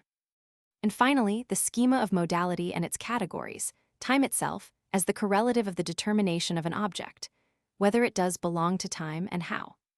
The schemata, therefore, are nothing but a priori determinations of time according to rules, and these, in regard to all possible objects, following the arrangement of the categories, relate to the series in time, the content in time, the order in time, and finally to the complex or totality in time. Hence, it is apparent that the schematism of the understanding, by means of the transcendental synthesis of the imagination, amounts to nothing else than the unity of the manifold of intuition in the internal sense, and thus indirectly to the unity of apperception, as a function corresponding to the internal sense, a receptivity. Thus, the schemata of the pure conceptions of the understanding are the true and only conditions whereby our understanding receives an application to objects, and consequently significance. Finally, therefore, the categories are only capable of empirical use, inasmuch as they serve merely to subject phenomena to the universal rules of synthesis, by means of an a priori necessary unity, on account of the necessary union of all consciousness in one original apperception, and so to render them susceptible of a complete connection in one experience. But within this whole of possible experience lie all our cognitions, and in the universal relation to this experience consists transcendental truth, which antecedes all empirical truth and renders the latter possible. It is, however, evident at first sight that although the schemata of sensibility are the sole agents in realizing the categories, they do nevertheless also restrict them, that is, they limit the categories by conditions which lie beyond the sphere of understanding, namely, insensibility. Hence the schema is properly only the phenomenon or the sensuous conception of an object in harmony with the category. Numerus est quantitas phenomenon, sensatio realitas phenomenon, constans et perdurable rerum substantia phenomenon, eternitas necessitas phenomena, etc. Now, if we remove a restrictive condition, we thereby amplify, it appears, the formerly limited conception. In this way, the categories in their pure signification, free from all conditions of sensibility, ought to be valid of things as they are, and not, as the schemata represent them, merely as they appear. and consequently the categories must have a significance far more extended and wholly independent of all schemata. In truth, there does always remain to the pure conceptions of the understanding, after abstracting every sensuous condition, a value and significance, which is, however, merely logical. But in this case, no object is given them, and therefore they have no meaning sufficient to afford us a conception of an object. The notion of substance, for example, if we leave out the sensuous determination of permanence, would mean nothing more than a something which can be cogitated as subject, without the possibility of becoming a predicate to anything else. Of this representation I can make nothing, inasmuch as it does not indicate to me what determinations the thing possesses which must thus be valid as premier subject. Consequently, the categories, without schemata, are merely functions of the understanding for the production of conceptions, but do not represent any object. This significance they derive from sensibility, which at the same time realizes the understanding and restricts it.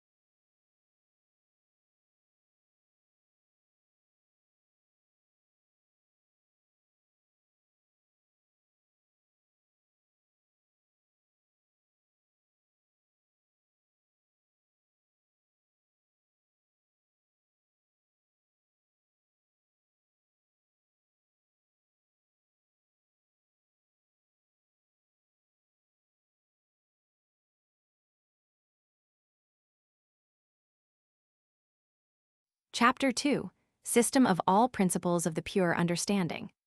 In the foregoing chapter, we have merely considered the general conditions under which alone the transcendental faculty of judgment is justified in using the pure conceptions of the understanding for synthetical judgments.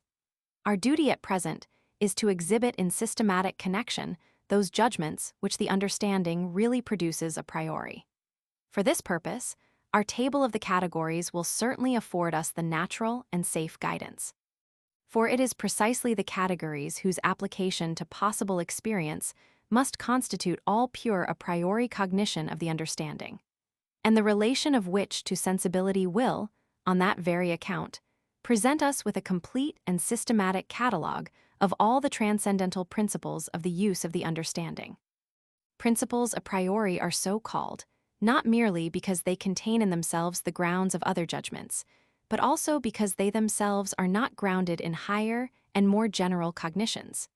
This peculiarity, however, does not raise them altogether above the need of a proof. For although there could be found no higher cognition, and therefore no objective proof, and although such a principle rather serves as the foundation for all cognition of the object, this by no means hinders us from drawing a proof from the subjective sources of the possibility of the cognition of an object. Such a proof is necessary, moreover, because without it the principle might be liable to the imputation of being a mere gratuitous assertion. In the second place, we shall limit our investigations to those principles which relate to the categories. For as to the principles of transcendental aesthetic, according to which space and time are the conditions of the possibility of things as phenomena, as also the restriction of these principles, namely, that they cannot be applied to objects as things in themselves. These, of course, do not fall within the scope of our present inquiry.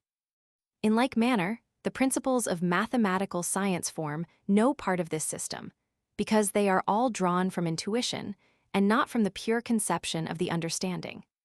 The possibility of these principles, however, will necessarily be considered here, inasmuch as they are synthetical judgments a priori, not indeed for the purpose of proving their accuracy and apodictic certainty, which is unnecessary, but merely to render conceivable and deduce the possibility of such evident a priori cognitions. But we shall have also to speak of the principle of analytical judgments, in opposition to synthetical judgments, which is the proper subject of our inquiries, because this very opposition will free the theory of the latter from all ambiguity and place it clearly before our eyes in its true nature. System of the principles of the pure understanding.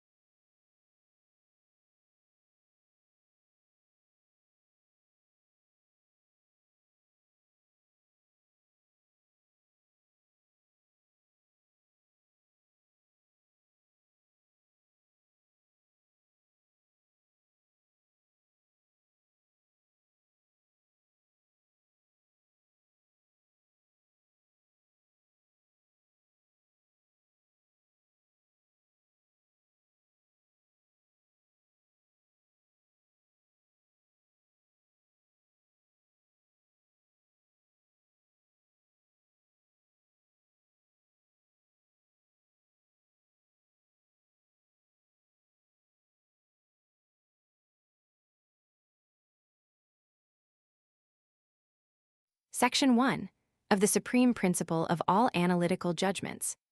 Whatever may be the content of our cognition, and in whatever manner our cognition may be related to its object, the universal, although only negative conditions of all our judgments is that they do not contradict themselves.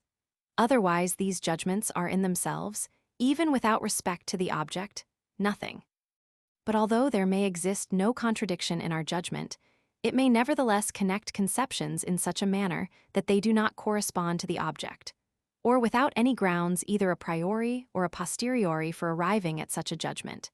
And thus, without being self-contradictory, a judgment may nevertheless be either false or groundless. Now, the proposition, "No subject can have a predicate that contradicts it," is called the principle of contradiction, and is a universal but purely negative criterion of all truth. But it belongs to logic alone, because it is valid of cognitions, merely as cognitions and without respect to their content, and declares that the contradiction entirely nullifies them. We can also, however, make a positive use of this principle, that is, not merely to banish falsehood and error, in so far as it rests upon contradiction, but also for the cognition of truth. For if the judgment is analytical, be it affirmative or negative, its truth must always be recognizable by means of the principle of contradiction. For the contrary of that which lies and is cogitated as conception in the cognition of the object will be always properly negatived, but the conception itself must always be affirmed of the object, inasmuch as the contrary thereof would be in contradiction to the object. We must therefore hold the principle of contradiction to be the universal and fully sufficient principle of all analytical cognition. But as a sufficient criterion of truth, it has no further utility or authority. For the fact that no cognition can be at variance with this principle without nullifying itself constitutes this principle the sine qua non, but not the determining ground of the truth of our cognition. As our business at present is properly with the synthetical part of our knowledge only, we shall always be on our guard not to transgress this inviolable principle, but at the same time not to expect from it any direct assistance in the establishment of the truth of any synthetical proposition. There exists, however, a formula of this celebrated principle, a principle merely formal and entirely without content, which contains a synthesis that has been inadvertently and quite unnecessarily mixed up with it. It is this: it is impossible for a thing to be and not to be at the same time. Not to mention the superfluousness of the addition of the word impossible to indicate the apodictic certainty, which ought to be self-evident from the proposition itself, the proposition is affected by the condition of time, and as it were says, "A thing equals A, which is something equals B, cannot at the same time be non-B, but both, B as well as non-B, may quite well exist in succession. For example, a man who is young cannot at the same time be old, but the same man can very well be at one time young, and at another not young, that is, old.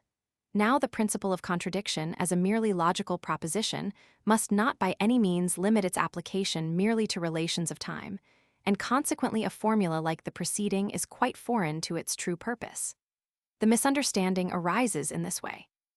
We first of all separate a predicate of a thing from the conception of the thing, and afterwards connect with this predicate its opposite, and hence do not establish any contradiction with the subject, but only with its predicate, which has been conjoined with the subject synthetically. A contradiction, moreover, which obtains only when the first and second predicate are affirmed in the same time. If I say, a man who is ignorant is not learned, the condition at the same time must be added, for he who is at one time ignorant may at another be learned. But if I say, no ignorant man is a learned man, the proposition is analytical, because the characteristic ignorance is now a constituent part of the conception of the subject.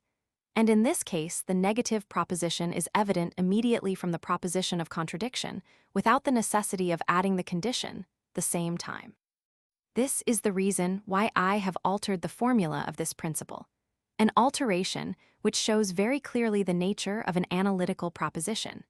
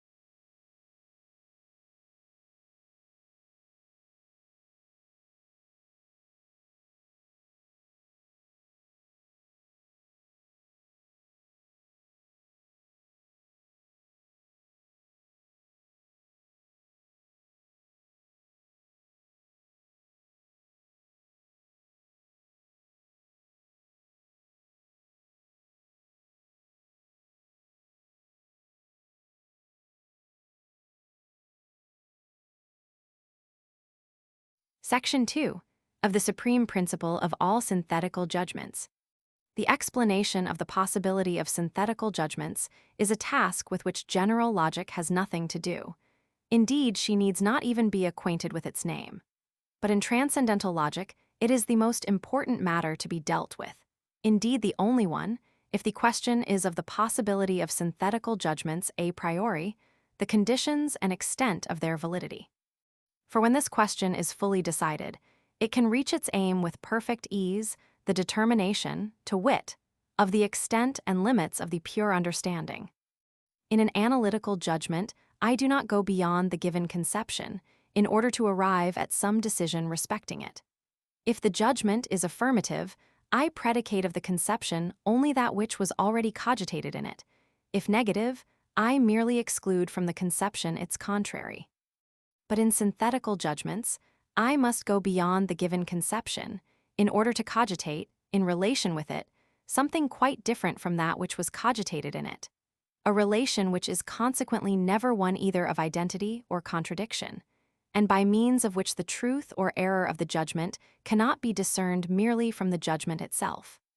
Granted, then, that we must go out beyond a given conception in order to compare it synthetically with another, a third thing is necessary, in which alone the synthesis of two conceptions can originate. Now, what is this tertium quid that is to be the medium of all synthetical judgments? It is only a complex in which all our representations are contained, the internal sense to wit, and its form a priori, time. The synthesis of our representations rests upon the imagination, their synthetical unity, which is requisite to a judgment, upon the unity of apperception. In this, therefore, is to be sought the possibility of synthetical judgments, and as all three contain the sources of a priori representations, the possibility of pure synthetical judgments also. Nay, they are necessary upon these grounds, if we are to possess a knowledge of objects, which rests solely upon the synthesis of representations. If a cognition is to have objective reality, that is, to relate to an object, and possess sense and meaning in respect to it, it is necessary that the object be given in some way or another. Without this, our conceptions are empty, and we may indeed have thought by means of them, but by such thinking we have not, in fact, cognized anything, we have merely played with representation. To give an object, if this expression be understood in the sense of to present the object, not mediately but immediately in intuition, means nothing else than to apply the representation of it to experience, be that experience real or only possible.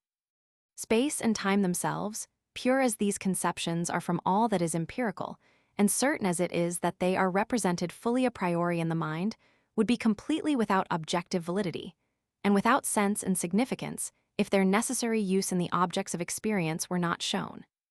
Nay, the representation of them is a mere schema that always relates to the reproductive imagination, which calls up the objects of experience without which they have no meaning. And so it is with all conceptions without distinction.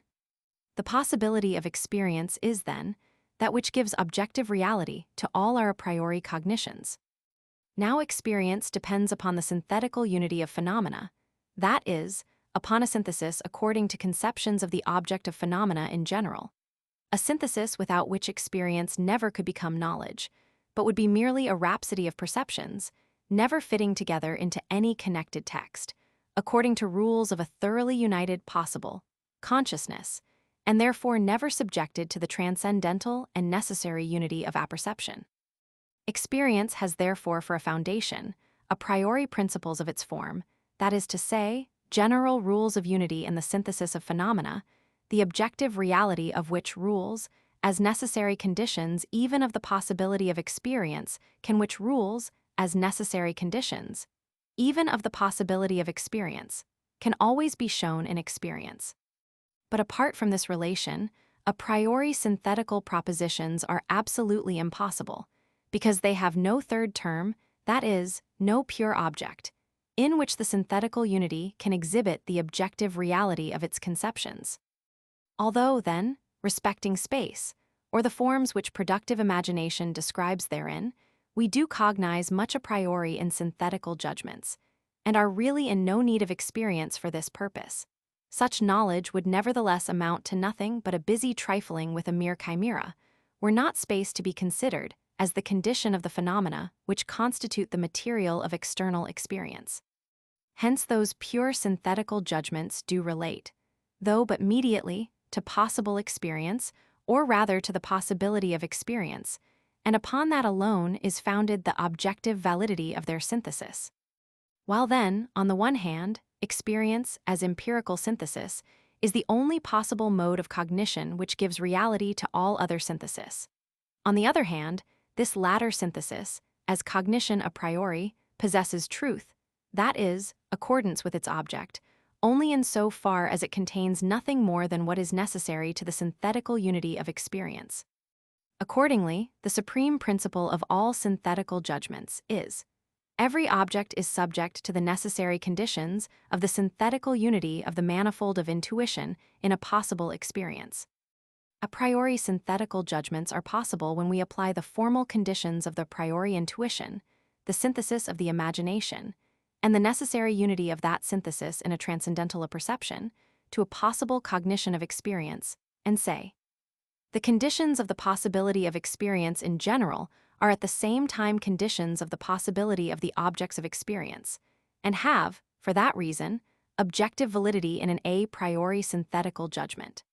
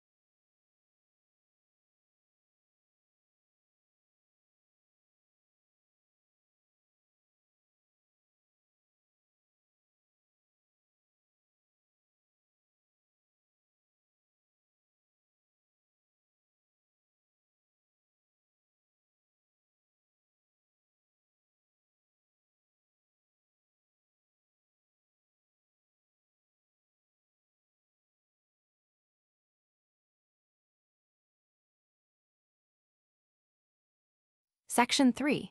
Systematic representation of all synthetical principles of the pure understanding. That principles exist at all is to be ascribed solely to the pure understanding, which is not only the faculty of rules in regard to that which happens, but is even the source of principles according to which everything that can be presented to us as an object is necessarily subject to rules, because without such rules we never could attain to cognition of an object. Even the laws of nature, if they are contemplated as principles of the empirical use of the understanding, possess also a characteristic of necessity, and we may therefore at least expect them to be determined upon grounds which are valid a priori and antecedent to all experience. But all laws of nature, without distinction, are subject to higher principles of the understanding, inasmuch as the former are merely applications of the latter to particular cases of experience. These higher principles alone therefore give the conception which contains the necessary condition and, as it were, the exponent of a rule.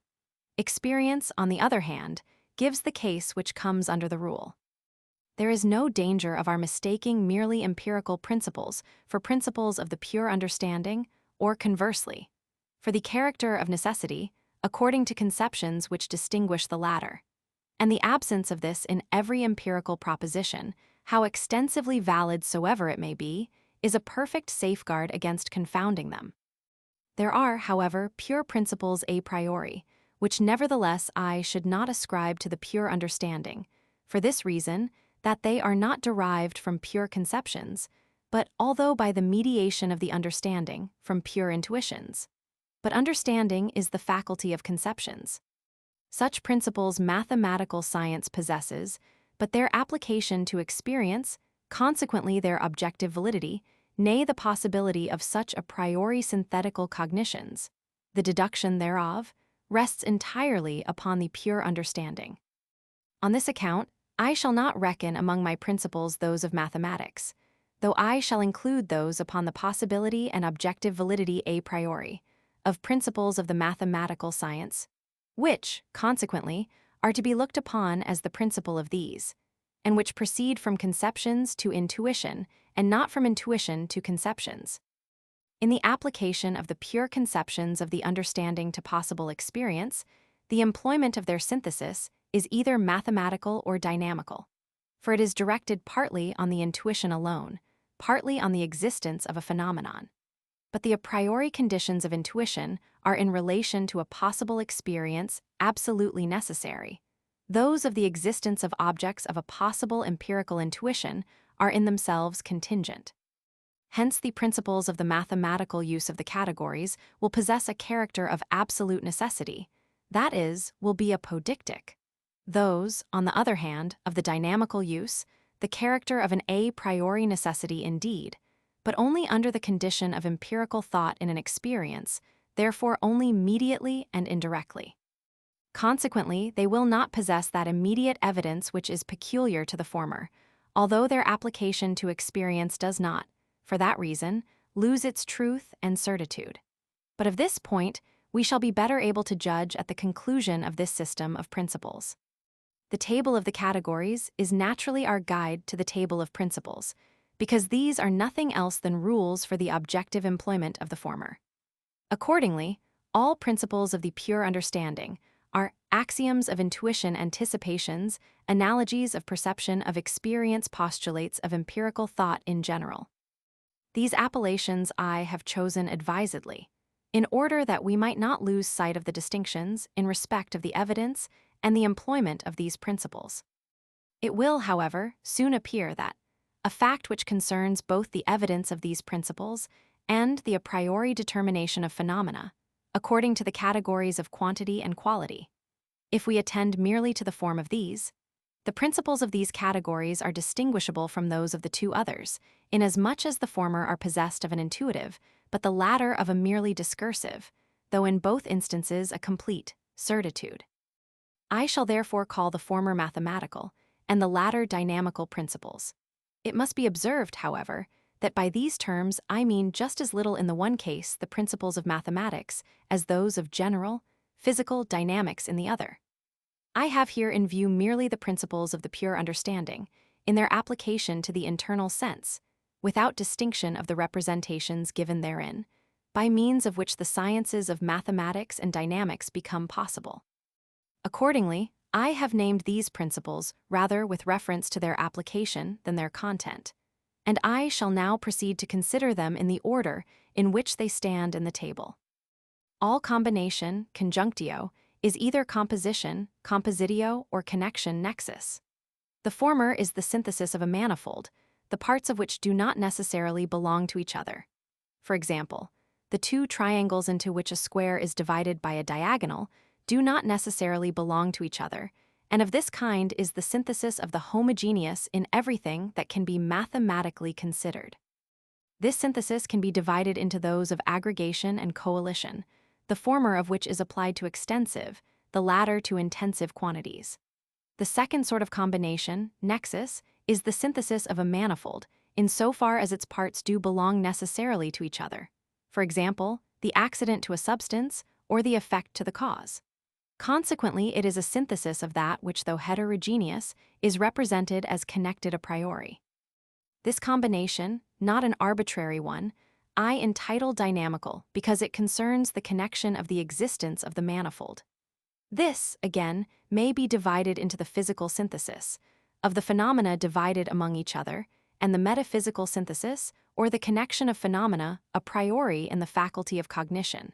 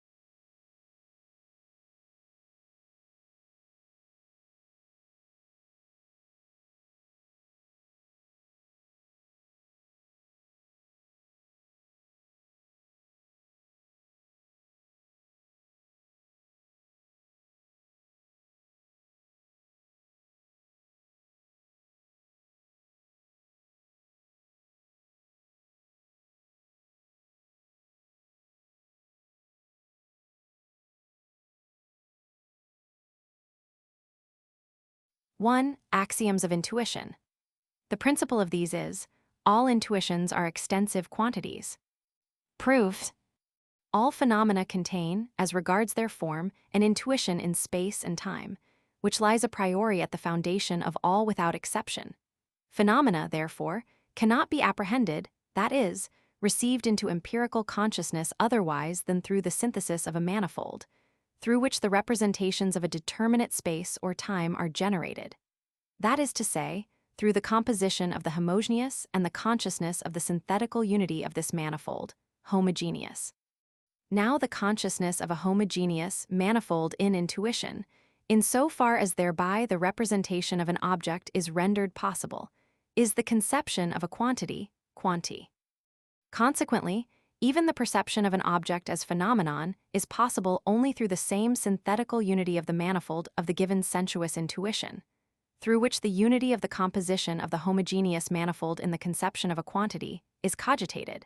That is to say, all phenomena are quantities, and extensive quantities, because as intuitions in space or time, they must be represented by means of the same synthesis through which space and time themselves are determined. An extensive quantity I call that wherein the representation of the parts renders possible, and therefore necessarily antecedes, the representation of the whole. I cannot represent to myself any line, however small, without drawing it in thought, that is, without generating from a point all its parts one after another, and in this way alone producing this intuition.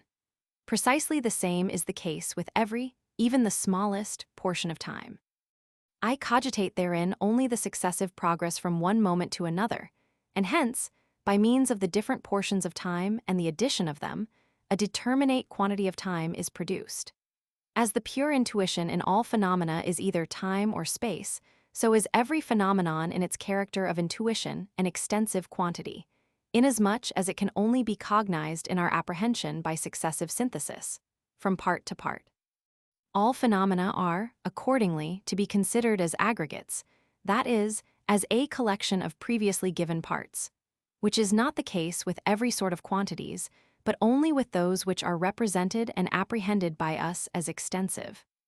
On this successive synthesis of the productive imagination in the generation of figures is founded the mathematics of extension, or geometry, with its axioms, which express the conditions of sensuous intuition a priori, under which alone the schema of a pure conception of external intuition can exist.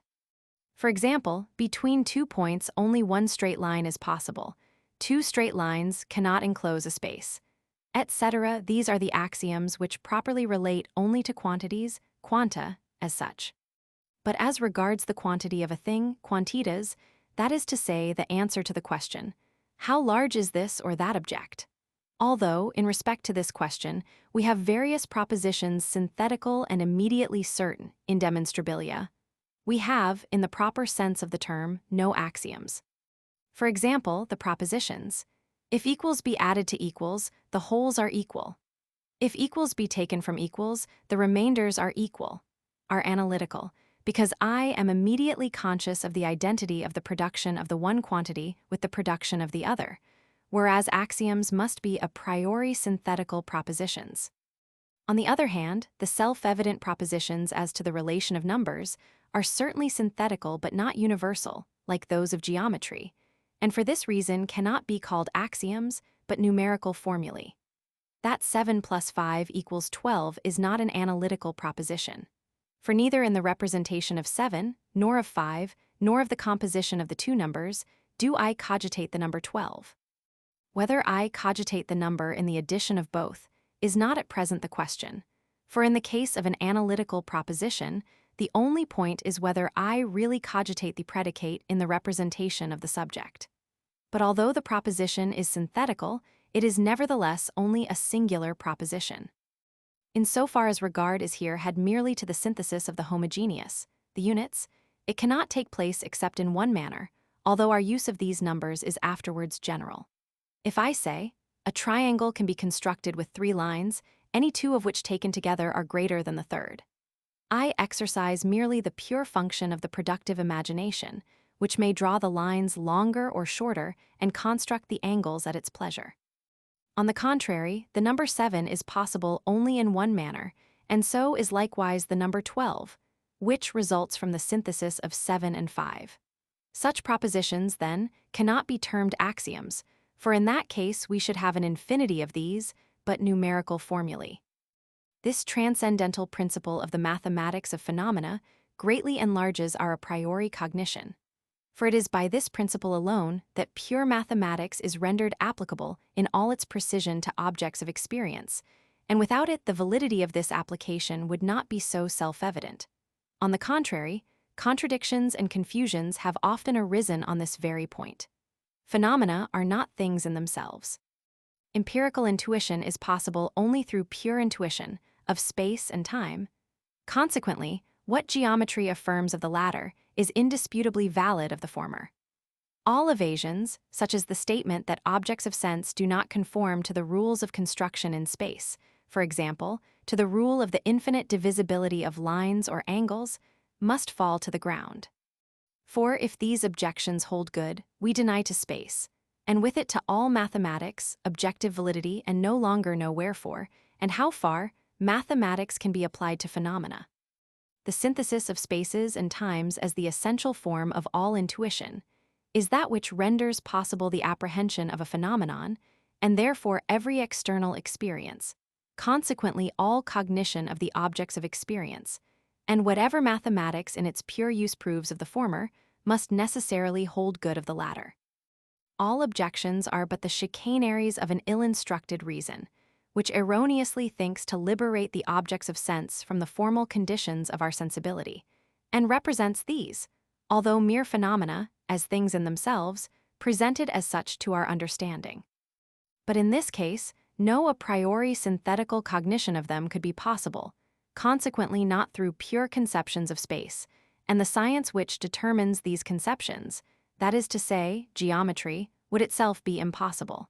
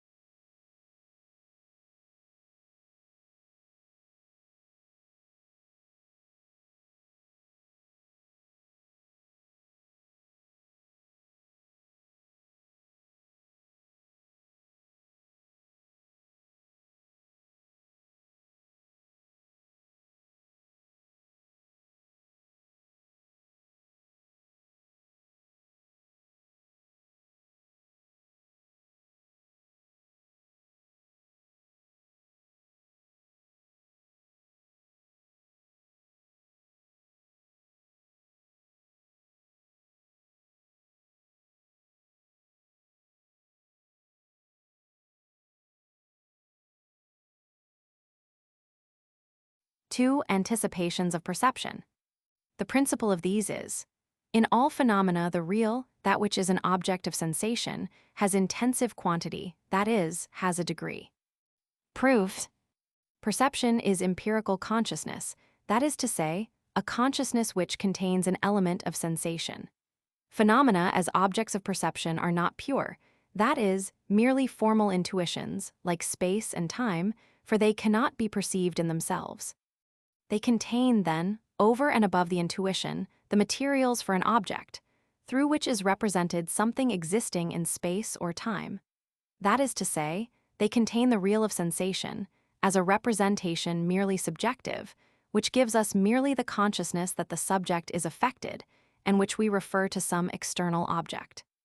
Now, a gradual transition from empirical consciousness to pure consciousness is possible, inasmuch as the real in this consciousness entirely vanishes, and there remains a merely formal consciousness, a priori, of the manifold in time and space.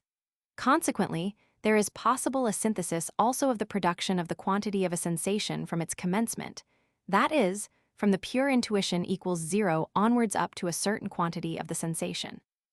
Now, as sensation in itself is not an objective representation, and in it is to be found neither the intuition of space nor of time, it cannot possess any extensive quantity, and yet there does belong to it a quantity, and that by means of its apprehension, in which empirical consciousness can within a certain time rise from nothing equals 0 up to its given amount, consequently an intensive quantity.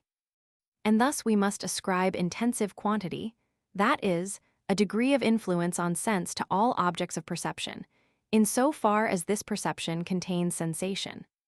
They can be perceived only as phenomena, and some part of them must always belong to the non-ego, whereas pure intuitions are entirely the products of the mind itself, and as such are cognized in themselves. Tr. All cognition, by means of which I am enabled to cognize and determine a priori what belongs to empirical cognition, may be called an anticipation. And without doubt, this is the sense in which Epicurus employed his expression pyrolepsis. But as there is in phenomena something which is never cognized a priori, which on this account constitutes the proper difference between pure and empirical cognition, that is to say, sensation, as the matter of perception, it follows that sensation is just that element in cognition which cannot be at all anticipated. On the other hand, we might very well term the pure determinations in space and time, as well in regard to figure as to quantity, anticipations of phenomena, because they represent a priori that which may always be given a posteriori in experience. But suppose that in every sensation, as sensation in general, without any particular sensation being thought of, there existed something which could be cognized a priori, this would deserve to be called anticipation in a special sense, special, because it may seem surprising to forestall experience, in that which concerns the matter of experience and which we can only derive from itself. Yet such really is the case here. Apprehension, by means of sensation alone, fills only one moment. That is, if I do not take into consideration a succession of many sensations. As that in the phenomenon, the apprehension of which is not a successive synthesis advancing from parts to an entire representation, sensation has therefore no extensive quantity. The want of sensation in a moment of time would represent it as empty, consequently equals zero. That which in the empirical intuition corresponds to sensation is reality, realitas phenomenon. That which corresponds to the absence of it, negation equals zero. Now every sensation is capable of a diminution, so that it can decrease and thus gradually disappear. Therefore, between reality in a phenomenon and negation, there exists a continuous concatenation of many possible intermediate sensations, the difference of which from each other is always smaller than that between the given sensation and zero, or complete negation. That is to say, the real in a phenomenon has always a quantity, which however is not discoverable in apprehension, inasmuch as apprehension take place by means of mere sensation in one instant, and not by the successive synthesis of many sensations, and therefore does not progress from parts to the whole. Consequently, it has a quantity, but not an extensive quantity. Apprehension is the Kantian word for perception, in the largest sense in which we employ that term. It is the genus which includes under I, as species, perception proper and sensation proper, tr. Now that quantity which is apprehended only as unity, and in which plurality can be represented only by approximation to negation equals zero, I term intensive quantity. Consequently, reality in a phenomenon has intensive quantity, that is, a degree.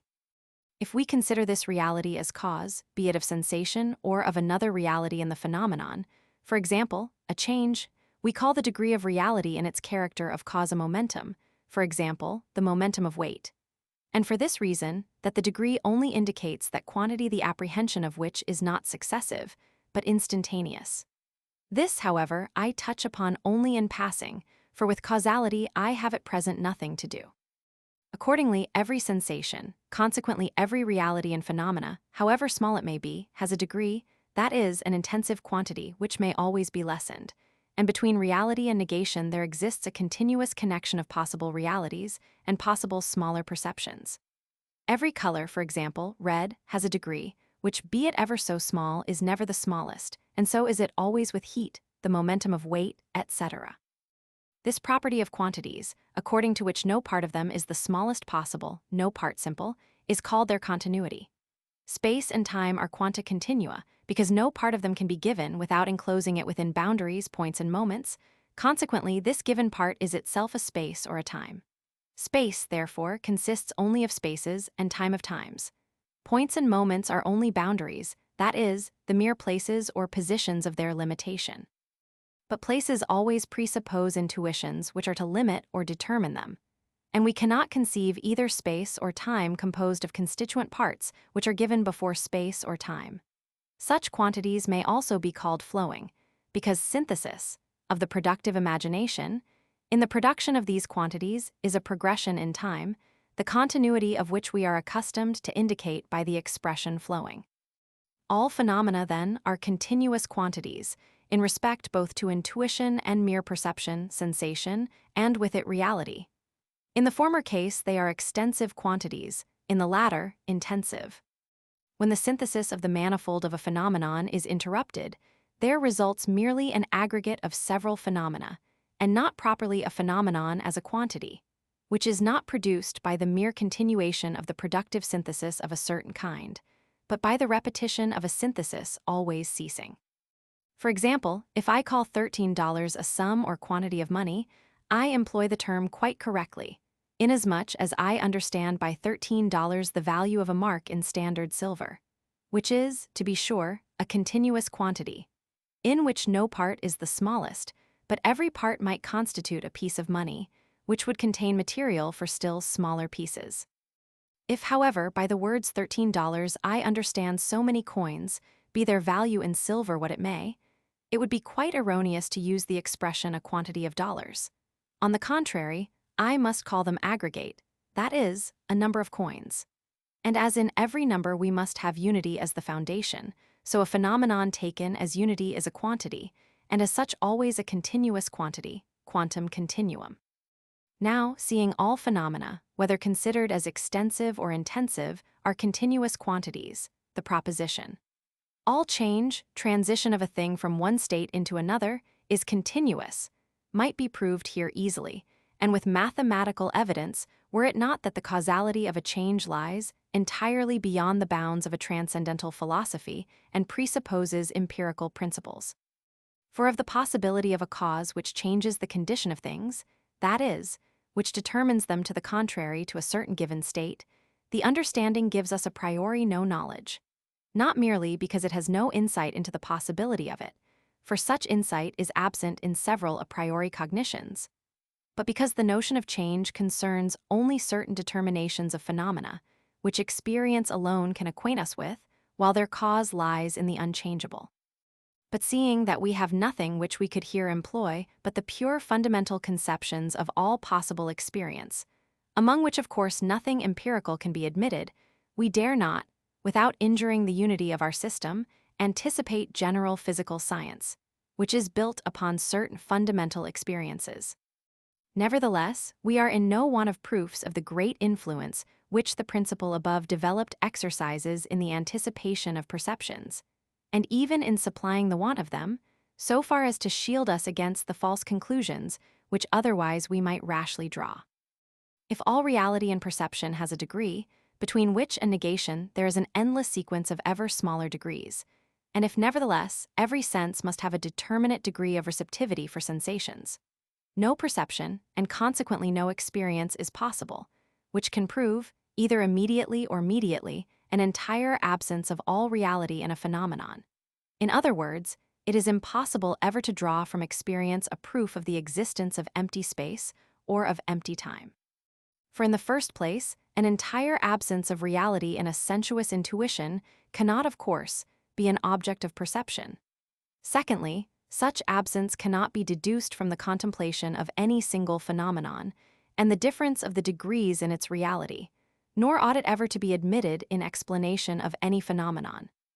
For if even the complete intuition of a determinate space or time is thoroughly real, that is, if no part thereof is empty, yet because every reality has its degree, which, with the extensive quantity of the phenomenon unchanged, can diminish through endless gradations down to nothing, the void, there must be infinitely graduated degrees, with which space or time is filled, and the intensive quantity in different phenomena may be smaller or greater. Although the extensive quantity of the intuition remains equal and unaltered. We shall give an example of this. Almost all natural philosophers, remarking a great difference in the quantity of the matter of different kinds in bodies with the same volume, partly on account of the momentum of gravity or weight, partly on account of the momentum of resistance to other bodies in motion, conclude unanimously that this volume, extensive quantity of the phenomenon, must be void in all bodies, although in different proportion. But who would suspect that these for the most part mathematical and mechanical inquirers into nature should ground this conclusion solely on a metaphysical hypothesis, a sort of hypothesis which they profess to disparage and avoid? Yet this they do, in assuming that the real in space, I must not here call it impenetrability or weight, because these are empirical conceptions, is always identical, and can only be distinguished according to its extensive quantity, that is, multiplicity. Now to this presupposition, for which they can have no ground in experience, and which consequently is merely metaphysical, I oppose a transcendental demonstration, which it is true will not explain the difference in the filling up of spaces, but which nevertheless completely does away with the supposed necessity of the above-mentioned presupposition that we cannot explain the said difference otherwise than by the hypothesis of empty spaces. This demonstration, moreover, has the merit of setting the understanding at liberty to conceive this distinction in a different manner, if the explanation of the fact requires any such hypothesis. For we perceive that although two equal spaces may be completely filled by matters altogether different, so that in neither of them is there left a single point wherein matter is not present, nevertheless, every reality has its degree of resistance or of weight, which, without diminution of the extensive quantity, can become less and less ad infinitum before it passes into nothingness and disappears. Thus, an expansion which fills a space, for example, caloric, or any other reality in the phenomenal world, can decrease in its degrees to infinity, yet without leaving the smallest part of the space empty. On the contrary, filling it with those lesser degrees as completely as another phenomenon could with greater. My intention here is by no means to maintain that this is really the case with the difference of matters, in regard to their specific gravity. I wish only to prove, from a principle of the pure understanding, that the nature of our perceptions makes such a mode of explanation possible, and that it is erroneous to regard the real in a phenomenon as equal its degree, and different only its aggregation and extensive quantity, and this, too, on the pretended authority of an a priori principle of the understanding. Nevertheless, this principle of the anticipation of perception must somewhat startle an inquirer whom initiation into transcendental philosophy has rendered cautious. We must naturally entertain some doubt whether or not the understanding can announce any such synthetical proposition as that respecting the degree of all reality in phenomena, and consequently the possibility of the internal difference of sensation itself, abstraction being made of its empirical quality. Thus it is a question not unworthy of solution. How the understanding can pronounce synthetically and a priori respecting phenomena, and thus anticipate these, even in that which is peculiarly and merely empirical, that, namely, which concerns sensation itself. The quality of sensation is in all cases merely empirical, and cannot be represented a priori, for example, colors, taste, etc. But the real, that which corresponds to sensation, in opposition to negation equals zero, only represents something the conception of which in itself contains a being insane, and signifies nothing but the synthesis in an empirical consciousness. That is to say, the empirical consciousness in the internal sense can be raised from zero to every higher degree, so that the very same extensive quantity of intuition, an illuminated surface, for example, excites as great a sensation as an aggregate of many other surfaces less illuminated. We can therefore make complete abstraction of the extensive quantity of a phenomenon and represent to ourselves in the mere sensation in a certain momentum, a synthesis of homogeneous ascension from zero up to the given empirical consciousness. All sensations, therefore, as such, are given only a posteriori. But this property thereof, namely, that they have a degree, can be known a priori. It is worthy of remark that in respect to quantities in general, we can cognize a priori only a single quality, namely, continuity. But in respect to all quality, the real in phenomena, we cannot cognize a priori anything more than the intensive quantity thereof, namely, that they have a degree. All else is left to experience.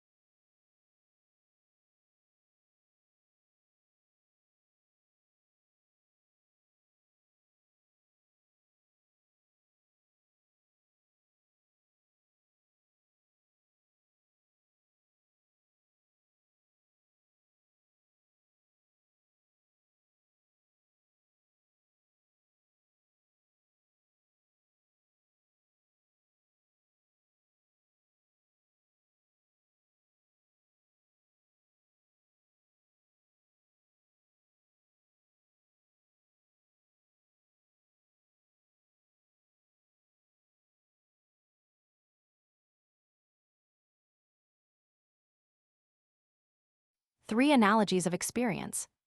The principle of these is, experience is possible only through the representation of a necessary connection of perceptions. Proof: experience is an empirical cognition, that is to say, a cognition which determines an object by means of perceptions. It is therefore a synthesis of perceptions, a synthesis which is not itself contained in perception, but which contains the synthetical unity of the manifold of perception in a consciousness. And this unity constitutes the essential of our cognition of objects of the senses, that is, of experience, not merely of intuition or sensation. Now in experience, our perceptions come together contingently, so that no character of necessity in their connection appears or can appear from the perceptions themselves, because apprehension is only a placing together of the manifold of empirical intuition, and no representation of a necessity in the connected existence of the phenomena which apprehension brings together is to be discovered therein. But as experience is a cognition of objects by means of perceptions, it follows that the relation of the existence of the manifold must be represented in experience not as it is put together in time, but as it is objectively in time. And as time itself cannot be perceived, the determination of the existence of objects in time can only take place by means of their connection in time in general, consequently only by means of a priori connecting conceptions. Now, as these conceptions always possess the character of necessity, experience is possible only by means of a representation of the necessary connection of perception. The three modi of time are permanence, succession, and coexistence.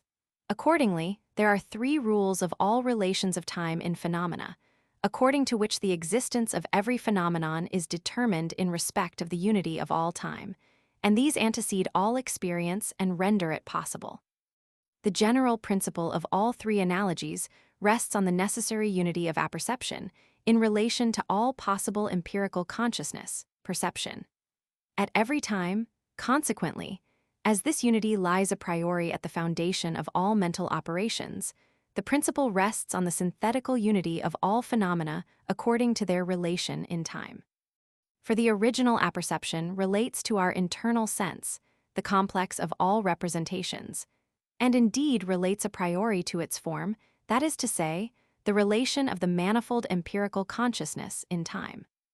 Now this manifold must be combined in original apperception according to relations of time, a necessity imposed by the a priori transcendental unity of apperception, to which is subjected all that can belong to my, i.e., my own, cognition, and therefore all that can become an object for me.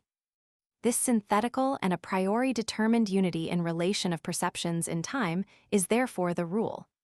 All empirical determinations of time must be subject to rules of the general determination of time, and the analogies of experience, of which we are now about to treat, must be rules of this nature. These principles have this peculiarity, that they do not concern phenomena and the synthesis of the empirical intuition thereof, but merely the existence of phenomena and their relation to each other in regard to this existence. Now the mode in which we apprehend a thing in a phenomenon can be determined a priori in such a manner that the rule of its synthesis can give, that is to say, can produce this a priori intuition in every empirical example. But the existence of phenomena cannot be known a priori, and although we could arrive by this path at a conclusion of the fact of some existence, we could not cognize that existence determinately, that is to say, we should be incapable of anticipating in what respect the empirical intuition of it would be distinguishable from that of others. The two principles above mentioned, which I called mathematical, in consideration of the fact of their authorizing the application of mathematic phenomena, relate to these phenomena only in regard to their possibility, and instruct us how phenomena, as far as regards their intuition or the real in their perception, can be generated according to the rules of a mathematical synthesis. Consequently, numerical quantities, and with them the determination of a phenomenon as a quantity, can be employed in the one case as well as in the other. Thus, for example, out of 200,000 illuminations by the moon, I might compose and give a priori, that is construct, the degree of our sensations of the sunlight. We may therefore entitle these two principles constitutive. Kant's meaning is, the two principles enunciated under the heads of Axioms of Intuition and Anticipations of Perception authorize the application to phenomena of determinations of size and number, that is of mathematic. For example, I may compute the light of the sun and say that its quantity is a certain number of times greater than that of the moon. In the same way, heat is measured by the comparison of its different effects on water and sea, and on mercury in a thermometer, TR. The case is very different with those principles whose province it is to subject the existence of phenomena to rules a priori. For as existence does not admit of being constructed, it is clear that they must only concern the relations of existence and be merely regulative principles. In this case, therefore, neither axioms nor anticipations are to be thought of. Thus, if a perception is given us in a certain relation of time to other, although undetermined perceptions, we cannot then say a priori what and how great in quantity the other perception necessarily connected with the former is, but only how it is connected, quote its existence, in this given modus of time. Analogies in philosophy mean something very different from that which they represent in mathematics. In the latter, they are formulae, which announce the equality of two relations of quantity and are always constitutive, so that if two terms of the proportion are given, the third is also given, that is, can be constructed by the aid of these formulae. But in philosophy, analogy is not the equality of two quantitative, but of two qualitative relations. In this case, from three given terms, I can give a priori and cognize the relation to a fourth member, but not this fourth term itself, although I certainly possess a rule to guide me in the search for this fourth term in experience, and a mark to assist me in discovering it. An analogy of experience is therefore only a rule according to which unity of experience must arise out of perceptions in respect to objects, phenomena, not as a constitutive, but merely as a regulative principle. The same holds good also of the postulates of empirical thought in general, which relate to the synthesis of mere intuition, which concerns the form of phenomena, the synthesis of perception, which concerns the matter of phenomena, and the synthesis of experience, which concerns the relation of these perceptions. For they are only regulative principles, and clearly distinguishable from the mathematical, which are constitutive, not indeed in regard to the certainty which both possess a priori, but in the mode of evidence thereof, consequently also in the manner of demonstration.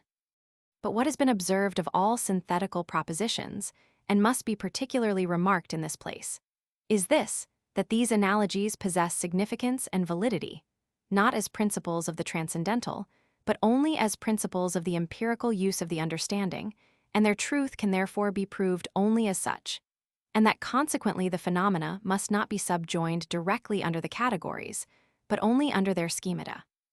For if the objects to which those principles must be applied were things in themselves, it would be quite impossible to cognize aught concerning them synthetically a priori. But they are nothing but phenomena, a complete knowledge of which, a knowledge to which all principles a priori must at last relate, is the only possible experience. It follows that these principles can have nothing else for their aim than the conditions of the empirical cognition in the unity of synthesis of phenomena. But this synthesis is cogitated only in the schema of the pure conception of the understanding, of whose unity, as that of a synthesis in general, the category contains the function unrestricted by any sensuous condition. These principles will therefore authorize us to connect phenomena according to an analogy, with the logical and universal unity of conceptions, and consequently to employ the categories in the principles themselves. But in the application of them to experience, we shall use only their schemata, as the key to their proper application, instead of the categories, or rather the latter as restricting conditions, under the title of formulae of the former.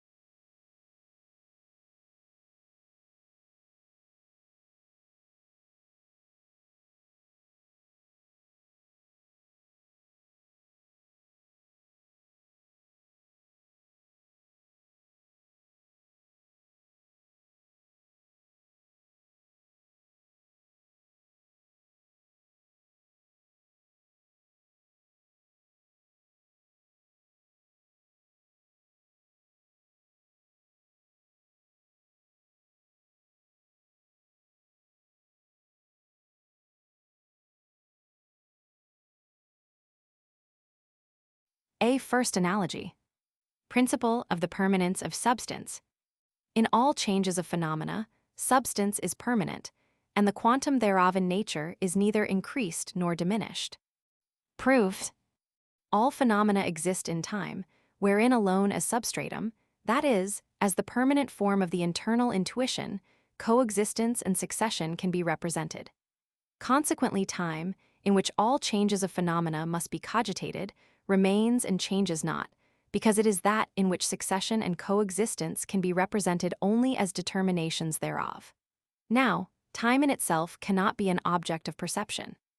It follows that in objects of perception, that is, in phenomena, there must be found a substratum which represents time in general, and in which all change or coexistence can be perceived by means of the relation of phenomena to it. But the substratum of all reality, that is, of all that pertains to the existence of things, is substance. All that pertains to existence can be cogitated only as a determination of substance.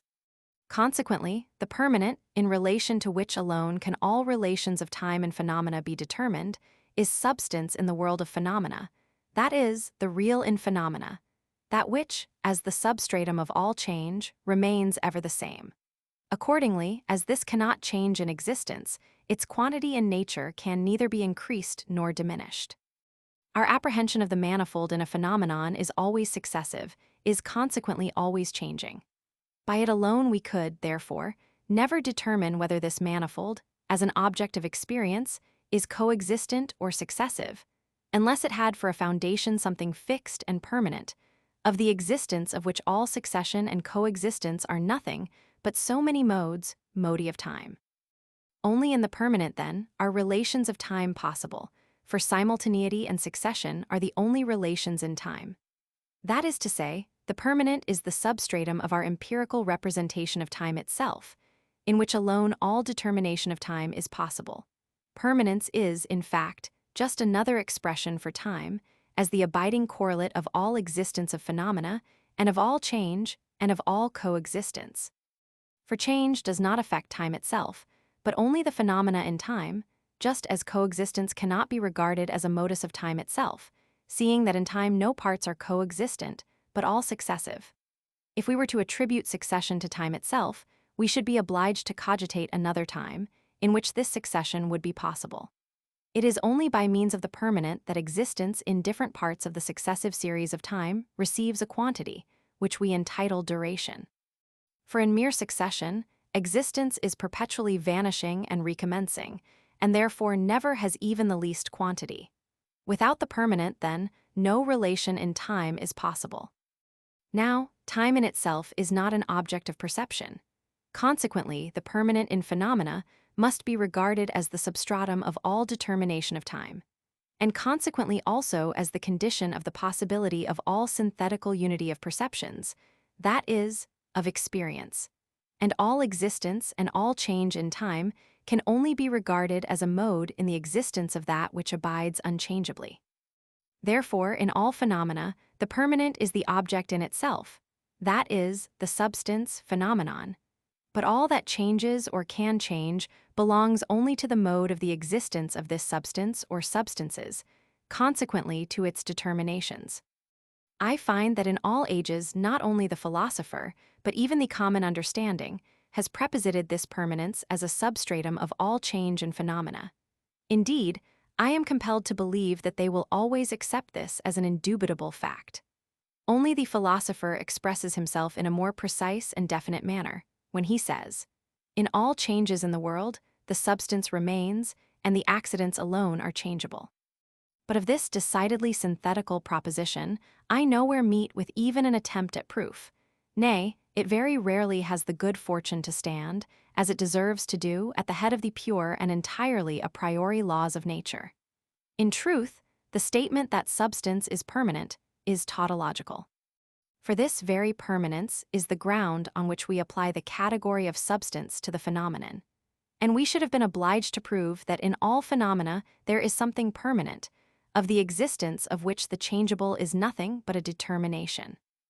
But because a proof of this nature cannot be dogmatical, that is, cannot be drawn from conceptions, inasmuch as it concerns a synthetical proposition a priori, and as philosophers never reflected that such propositions are valid only in relation to possible experience, and therefore cannot be proved except by means of a deduction of the possibility of experience, it is no wonder that while it has served as the foundation of all experience, for we feel the need of it in empirical cognition, it has never been supported by proof.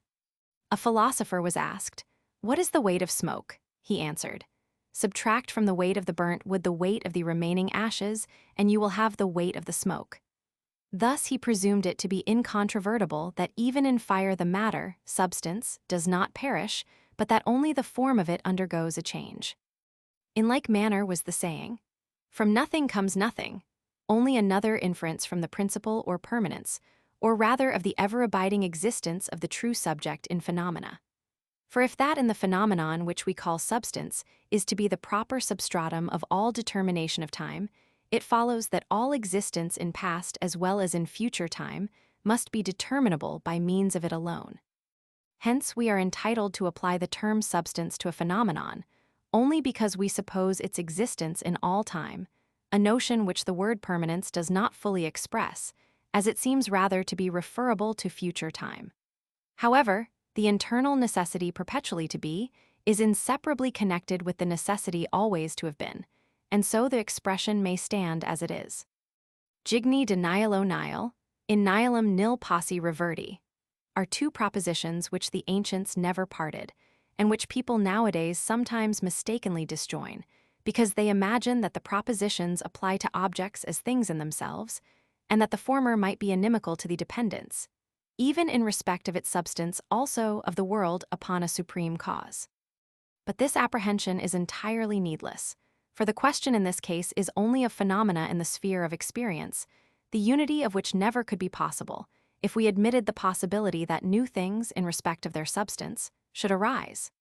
For in that case, we should lose altogether that which alone can represent the unity of time, to wit, the identity of the substratum, as that through which alone all change possesses complete and thorough unity. This permanence is, however, nothing but the manner in which we represent to ourselves the existence of things in the phenomenal world. Persius, Satiri, Roman 3, 83-84. The determinations of a substance, which are only particular modes of its existence, are called accidents. They are always real, because they concern the existence of substance. Negations are only determinations, which express the non-existence of something in the substance. Now, if to this real in the substance we ascribe a particular existence, for example, to motion as an accident of matter, this existence is called inherence, in contradistinction to the existence of substance, which we call subsistence. But hence arise many misconceptions, and it would be a more accurate and just mode of expression to designate the accident only as the mode in which the existence of a substance is positively determined. Meanwhile, by reason of the conditions of the logical exercise of our understanding, it is impossible to avoid separating, as it were, that which in the existence of a substance is subject to change, whilst the substance remains, and regarding it in relation to that which is properly permanent and radical. On this account, this category of substance stands under the title of relation, rather because it is the condition thereof than because it contains in itself any relation. Now, upon this notion of permanence rests the proper notion of the conception change. Origin and extinction are not changes of that which originates or becomes extinct. Change is but a mode of existence, which follows on another mode of existence of the same object. Hence all that changes is permanent, and only the condition thereof changes. Now, since this mutation affects only determinations, which can have a beginning or an end, we may say, employing an expression which seems somewhat paradoxical, only the permanent substance is subject to change. The mutable suffers no change, but rather alternation, that is, when certain determinations cease, others begin. Change, when, cannot be perceived by us except in substances, and origin or extinction in an absolute sense, that does not concern merely a determination of the permanent, cannot be a possible perception. For it is this very notion of the permanent which renders possible the representation of a transition from one state into another, and from non-being to being, which, consequently, can be empirically cognized only as alternating determinations of that which is permanent. Grant that a thing absolutely begins to be, we must then have a point of time in which it was not. But how and by what can we fix and determine this point of time, unless by that which already exists? For a void time, preceding, is not an object of perception. But if we connect this beginning with objects which existed previously, and which continue to exist till the object in question begins to be, then the latter can only be a determination of the former as the permanent. The same holds good of the notion of extinction, for this presupposes the empirical representation of a time in which a phenomenon no longer exists. Substances in the world of phenomena are the substratum of all determinations of time. The beginning of some and the ceasing to be of other substances would utterly do away with the only condition of the empirical unity of time, and in that case phenomena would relate to two different times in which, side by side, existence would pass, which is absurd. For there is only one time in which all different times must be placed, not as coexistent, but as successive. Accordingly, permanence is a necessary condition under which alone phenomena, as things or objects, are determinable in a possible experience. But as regards the empirical criterion of this necessary permanence, and with it of the substantiality of phenomena, we shall find sufficient opportunity to speak in the sequel.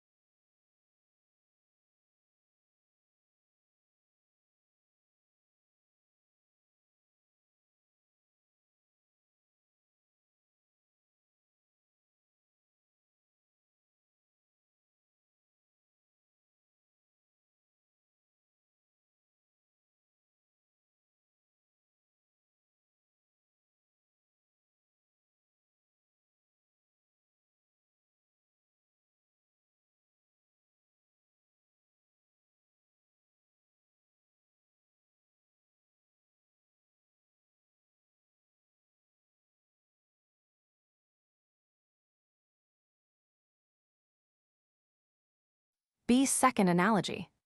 Principle of the succession of time according to the law of causality.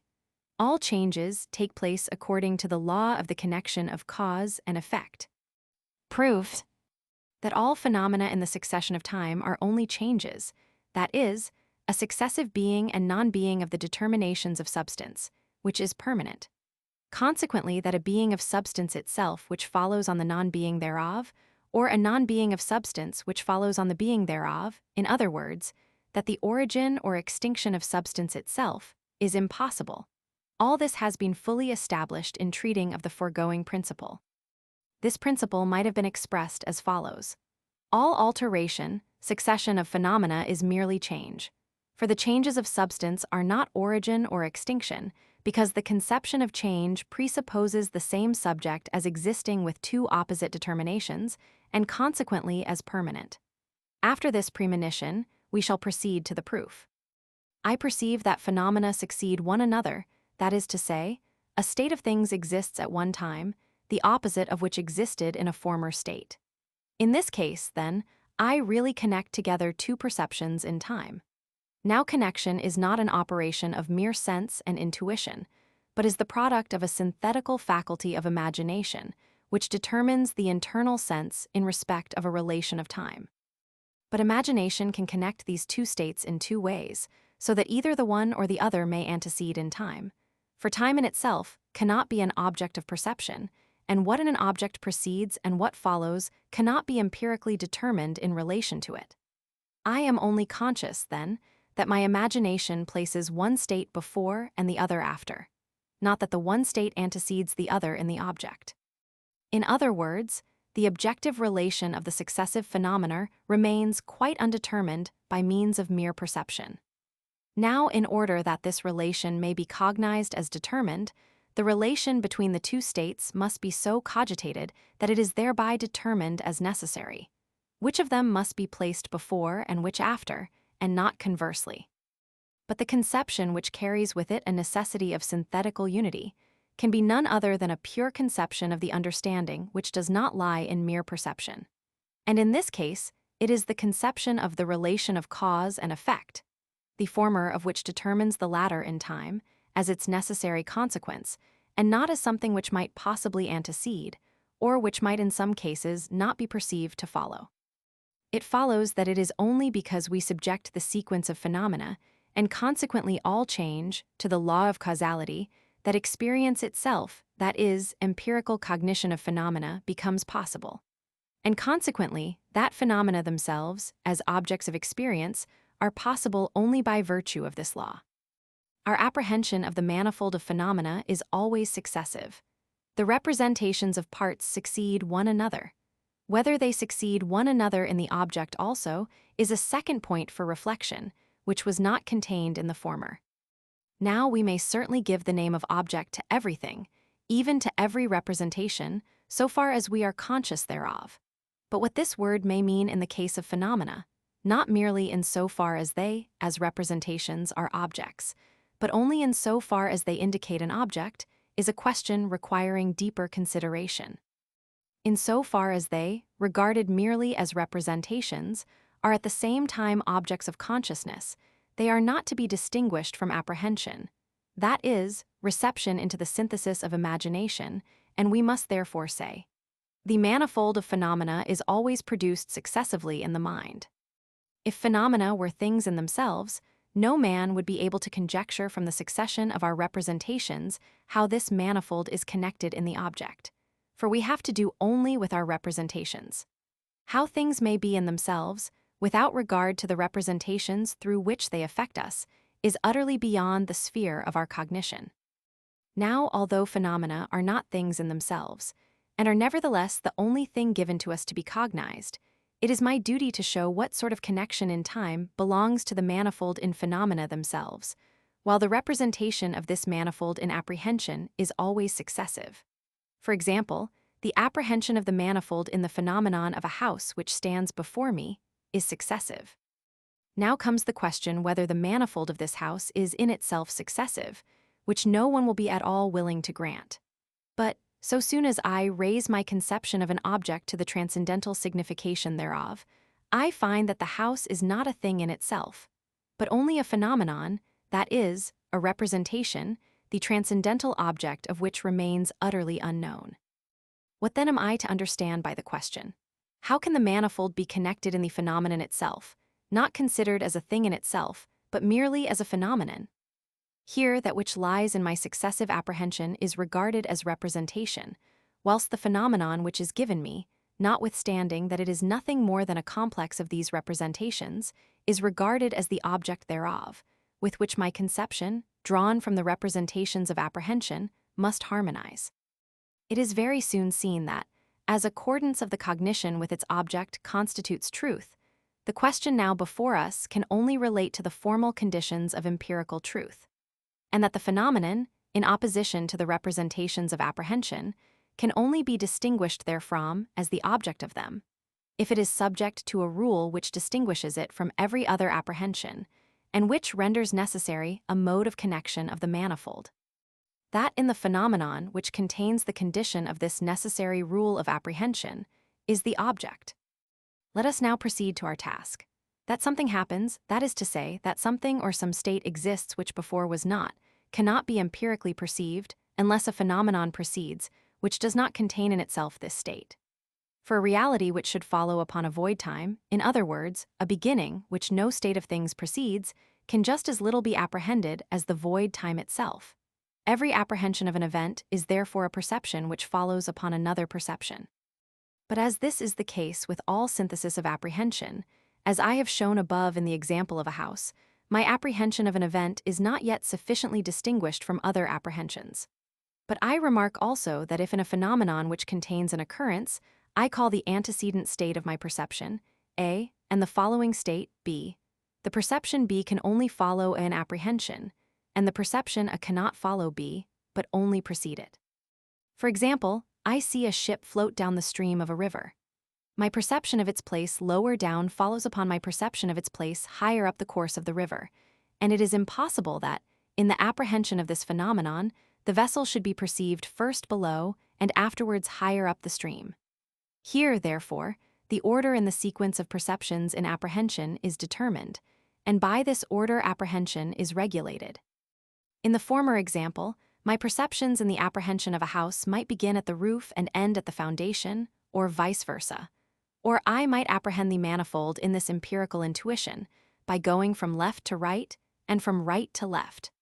Accordingly, in the series of these perceptions, there was no determined order, which necessitated my beginning at a certain point in order empirically to connect the manifold. But this rule is always to be met with in the perception of that which happens, and it makes the order of the successive perceptions in the apprehension of such a phenomenon necessary. I must, therefore, in the present case, deduce the subjective sequence of apprehension from the objective sequence of phenomena, for otherwise the former is quite undetermined, and one phenomenon is not distinguishable from another. The former alone proves nothing as to the connection of the manifold in an object, for it is quite arbitrary. The latter must consist in the order of the manifold in a phenomenon, according to which order the apprehension of one thing, that which happens, follows that of another thing which precedes, in conformity with a rule. In this way alone can I be authorized to say of the phenomenon itself, and not merely of my own apprehension, that a certain order or sequence is to be found therein. That is, in other words, I cannot arrange my apprehension otherwise than in this order. In conformity with this rule, then, it is necessary that in that which antecedes an event there be found the condition of a rule, according to which in this event follows always and necessarily. But I cannot reverse this and go back from the event, and determine, by apprehension, that which antecedes it. For no phenomenon goes back from the succeeding point of time to the preceding point, although it does certainly relate to a preceding point of time. From a given time, on the other hand, there is always a necessary progression to the determined succeeding time. Therefore, because there certainly is something that follows, I must of necessity connect it with something else, which antecedes, and upon which it follows in conformity with a rule that is necessarily, so that the event, as conditioned, affords certain indication of a condition, and this condition determines the event. Let us suppose that nothing precedes an event, upon which this event must follow in conformity with a rule. All sequence of perception would then exist only in apprehension, that is to say, would be merely subjective, and it could not thereby be objectively determined what thing ought to precede and what ought to follow in perception. In such a case, we should have nothing but a play of representations, which would possess no application to any object. That is to say, it would not be possible through perception to distinguish one phenomenon from another, as regards relations of time, because the succession in the act of apprehension would always be of the same sort, and therefore there would be nothing in the phenomenon to determine the succession, and to render a certain sequence objectively necessary. And, in this case, I cannot say that two states in a phenomenon follow one upon the other, but only that one apprehension follows upon another.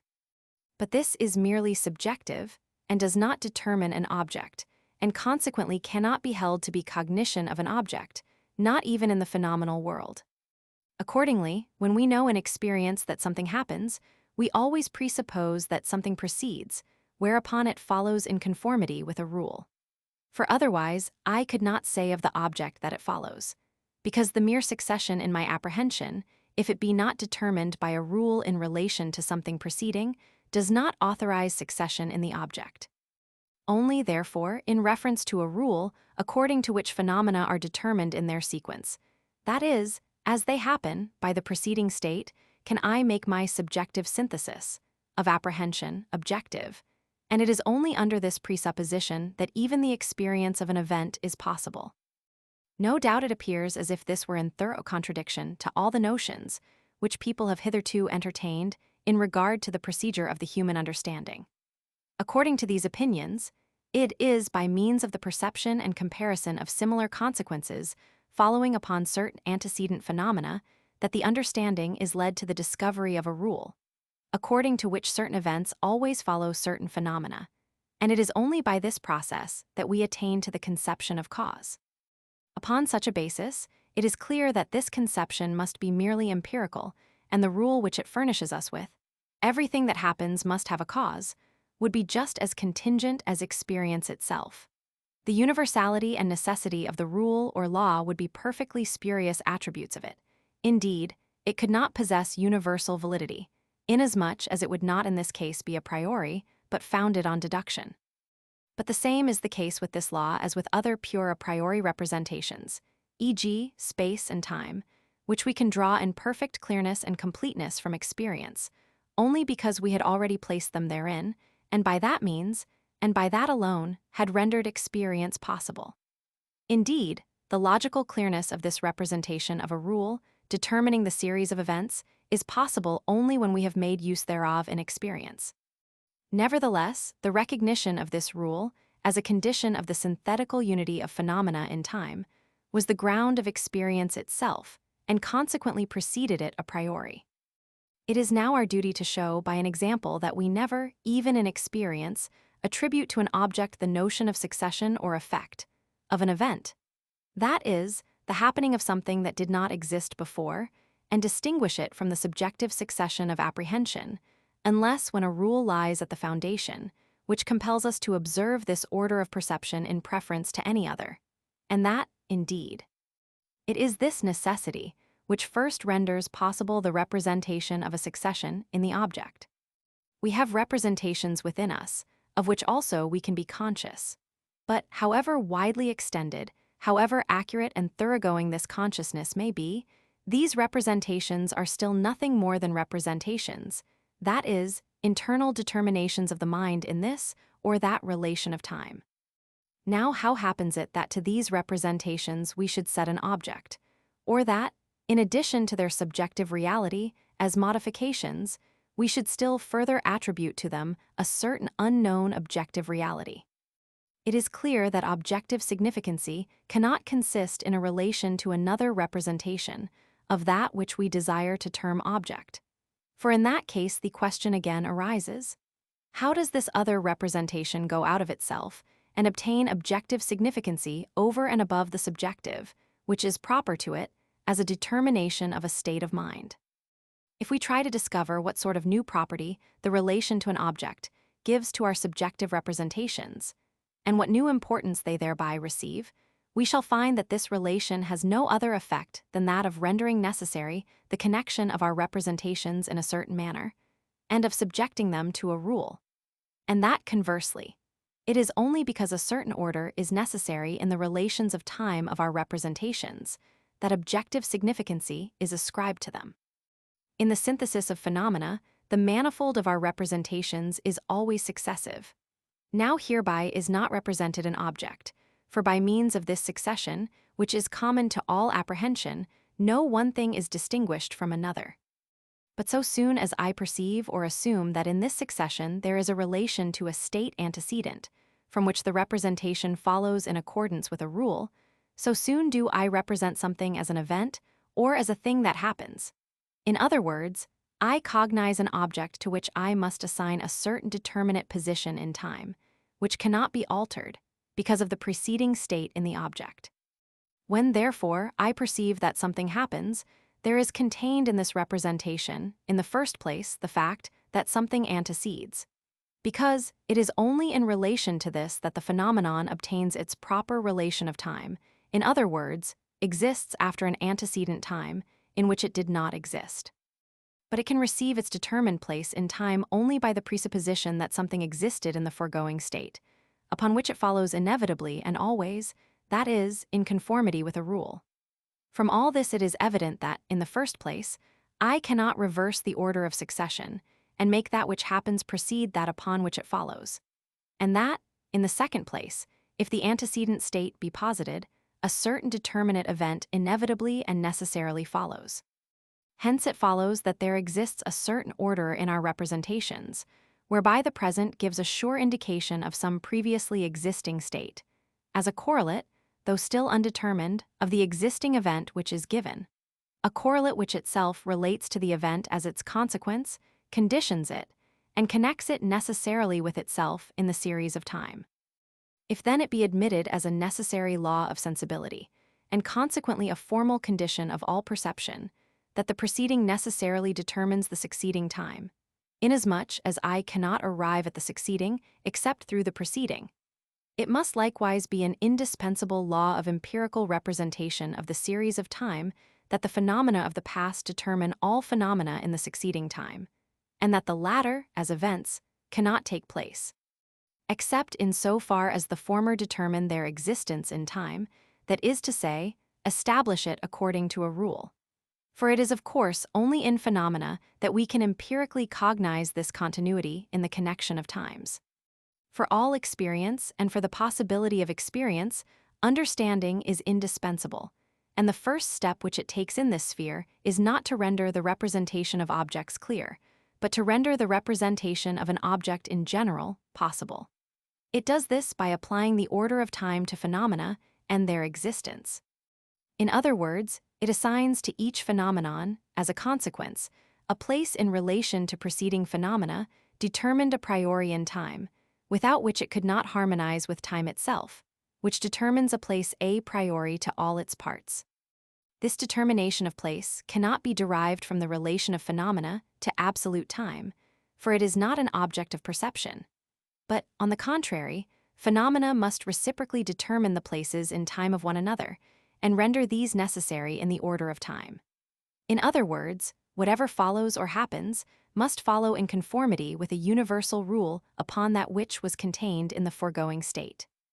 Hence arises a series of phenomena, which, by means of the understanding, produces and renders necessary exactly the same order and continuous connection in the series of our possible perceptions, as is found a priori in the form of internal intuition, time, in which all our perceptions must have place. That something happens, then, is a perception which belongs to a possible experience, which becomes real only because I look upon the phenomenon as determined in regard to its place in time, consequently as an object, which can always be found by means of a rule in the connected series of my perceptions. But this rule of the determination of a thing according to succession in time is as follows.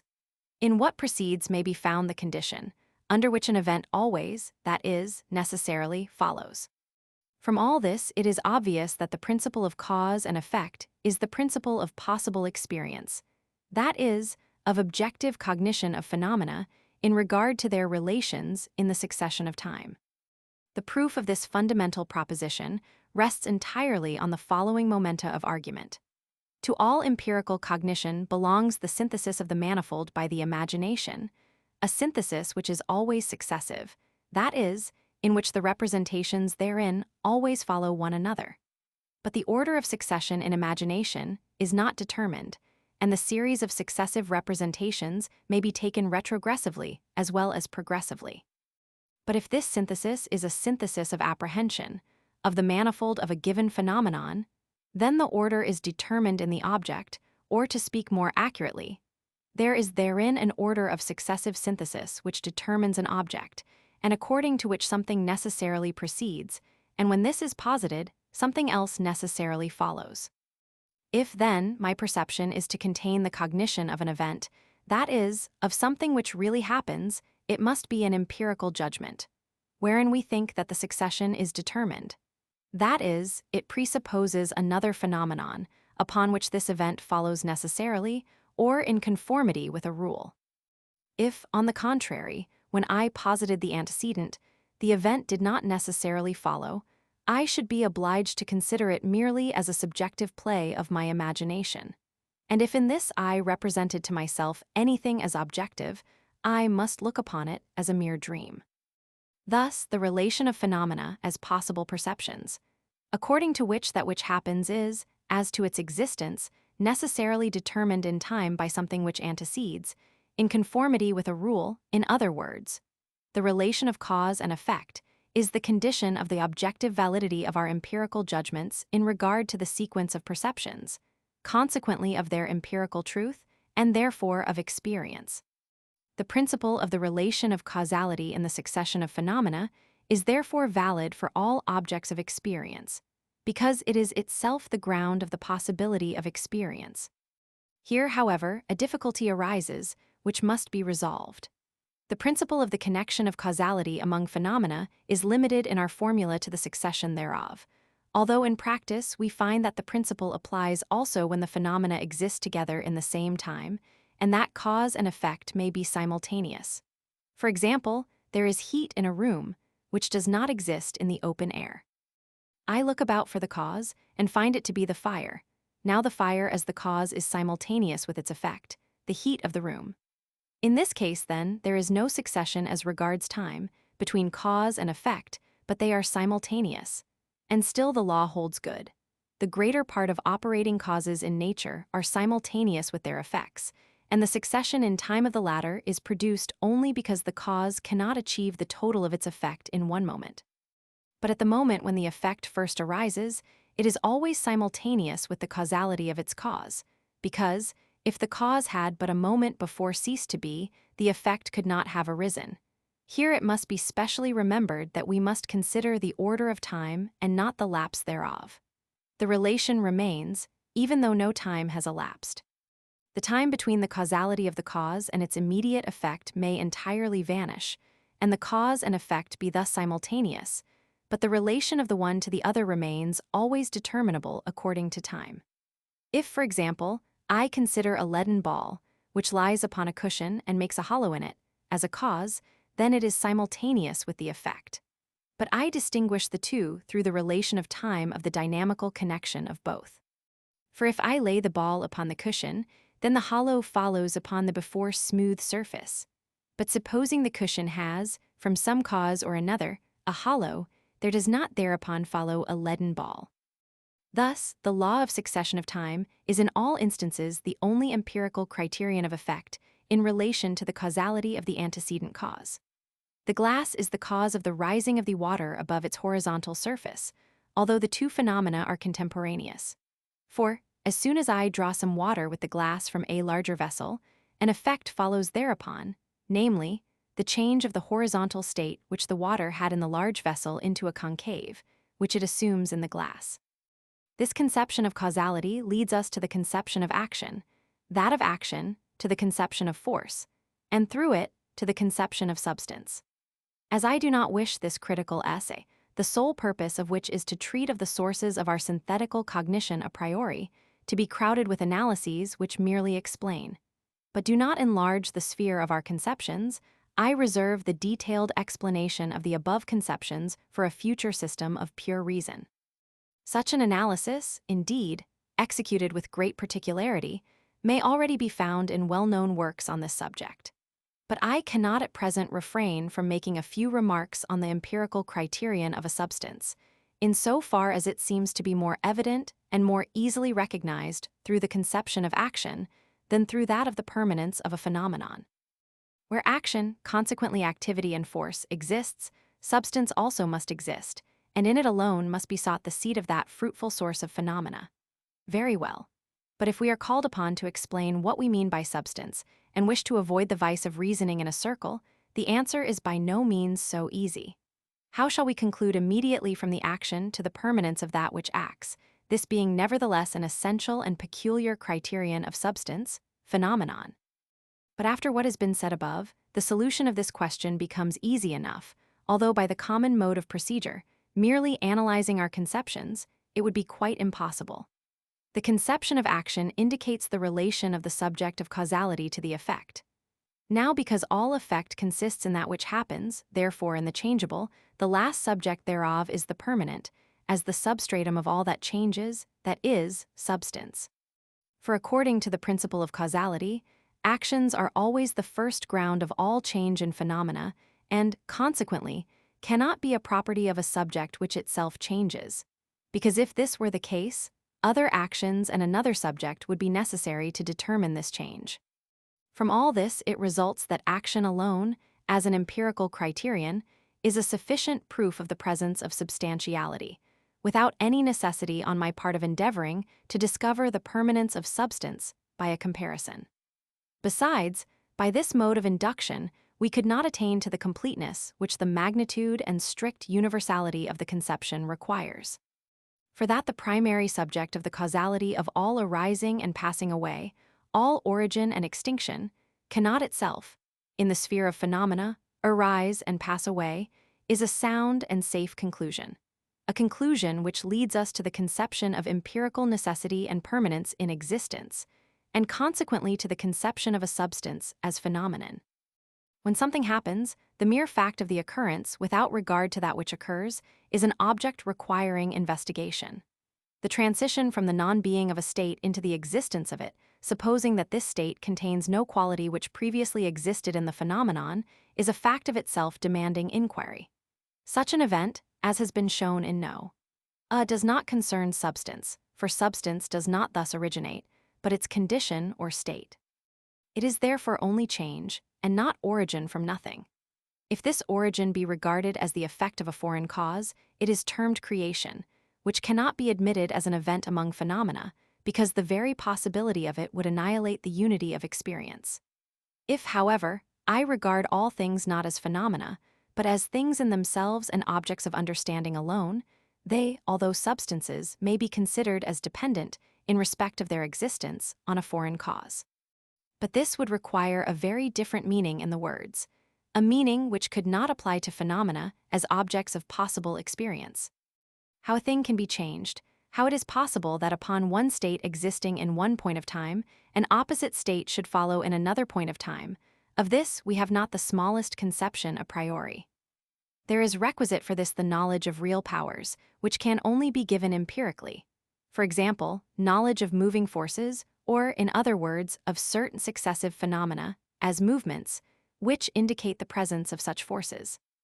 But the form of every change, the condition under which alone it can take place as the coming into existence of another state, be the content of the change, that is, the state which is changed, what it may. And consequently the succession of the states themselves can very well be considered a priori, in relation to the law of causality and the conditions of time. It must be remarked that I do not speak of the change of certain relations, but of the change of the state. Thus, when a body moves in a uniform manner, it does not change its state of motion, but only when all motion increases or decreases. When a substance passes from one state into another state, B, the point of time in which the latter exists is different from, and subsequent to that in which the former existed. In like manner, the second state, as reality in the phenomenon, differs from the first, in which the reality of the second did not exist, as B from zero. That is to say, if the state B differs from the state only in respect to quantity, the change is a coming into existence of BA, which in the former state did not exist, and in relation to which that state is equals O. Now the question arises how a thing passes from one state equals A into another state equals B. Between two moments, there is always a certain time, and between two states existing in these moments, there is always a difference having a certain quantity, for all parts of phenomena are in their turn quantities. Consequently, every transition from one state into another is always effected in a time contained between two moments, of which the first determines the state which the thing leaves, and the second determines the state into which the thing passes. Both moments, then, are limitations of the time of a change, consequently of the intermediate state between both, and as such they belong to the total of the change. Now every change has a cause, which evidences its causality in the whole time during which the charge takes place. The cause, therefore, does not produce the change all at once or in one moment, but in a time, so that, as the time gradually increases from the commencing instant, A, to its completion at B, in like manner also, the quantity of the reality, BA, is generated through the lesser degrees which are contained between the first and last. All change is therefore possible only through a continuous action of the causality, which, in so far as it is uniform, we call a momentum. The change does not consist of these momenta, but is generated or produced by them as their effect. Such is the law of the continuity of all change, the ground of which is that neither time itself nor any phenomenon in time consists of parts which are the smallest possible, but that, notwithstanding, the state of a thing passes in the process of a change through all these parts, as elements, to its second state. There is no smallest degree of reality in a phenomenon, just as there is no smallest degree in the quantity of time. And so the new state of reality grows up out of the former state, through all the infinite degrees thereof, the differences of which one from another, taken all together, are less than the difference between 0 and A. It is not our business to inquire here into the utility of this principle in the investigation of nature. But how such a proposition, which appears so greatly to extend our knowledge of nature, is possible completely a priori, is indeed a question which deserves investigation. Although the first view seems to demonstrate the truth and reality of the principle, and the question, how it is possible, may be considered superfluous. For there are so many groundless pretensions to the enlargement of our knowledge by pure reason that we must take it as a general rule to be mistrustful of all such, and without a thoroughgoing and radical deduction, to believe nothing of the sort even on the clearest dogmatical evidence. Every addition to our empirical knowledge and every advance made in the exercise of our perception is nothing more than an extension of the determination of the internal sense, that is to say, a progression in time, be objects themselves what they may, phenomena, or pure intuitions. This progression in time determines everything and is itself determined by nothing else. That is to say, the parts of the progression exist only in time and by means of the synthesis thereof, and are not given antecedently to it. For this reason, every transition in perception to anything which follows upon another in time is a determination of time by means of the production of this perception.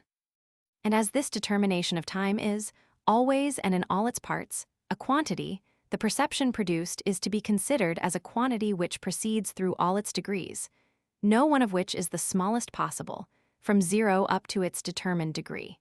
From this, we perceive the possibility of cognizing a priori a law of changes, a law, however, which concerns their form merely. We merely anticipate our own apprehension, the formal condition of which, inasmuch as it is itself to be found in the mind antecedently to all given phenomena, must certainly be capable of being cognized a priori. Thus, as time contains the sensuous condition a priori of the possibility of a continuous progression of that which exists to that which follows it, the understanding, by virtue of the unity of a perception, contains the condition a priori of the possibility of a continuous determination of the position in time of all phenomena, and this by means of the series of causes and effects, the former of which necessitate the sequence of the latter, and thereby render universally, and for all time, and by consequence, objectively, valid the empirical cognition of the relations of time.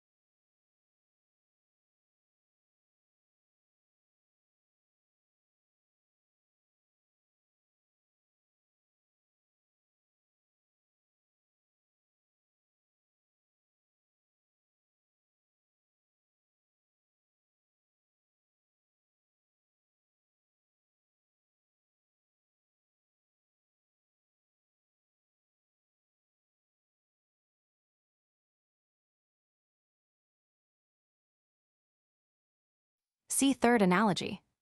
Principle of coexistence, according to the law of reciprocity or community. All substances, in so far as they can be perceived in space at the same time, exist in a state of complete reciprocity of action.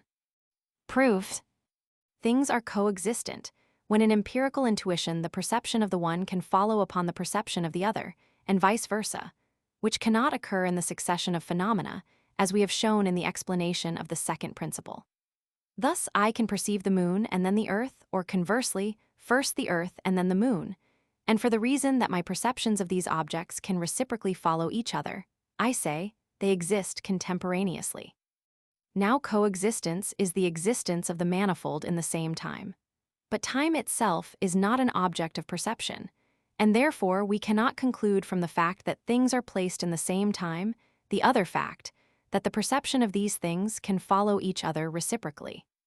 The synthesis of the imagination and apprehension would only present to us each of these perceptions as present in the subject when the other is not present, and contrariwise, but would not show that the objects are coexistent, that is to say, that, if the one exists, the other also exists in the same time, and that this is necessarily so, in order that the perceptions may be capable of following each other reciprocally.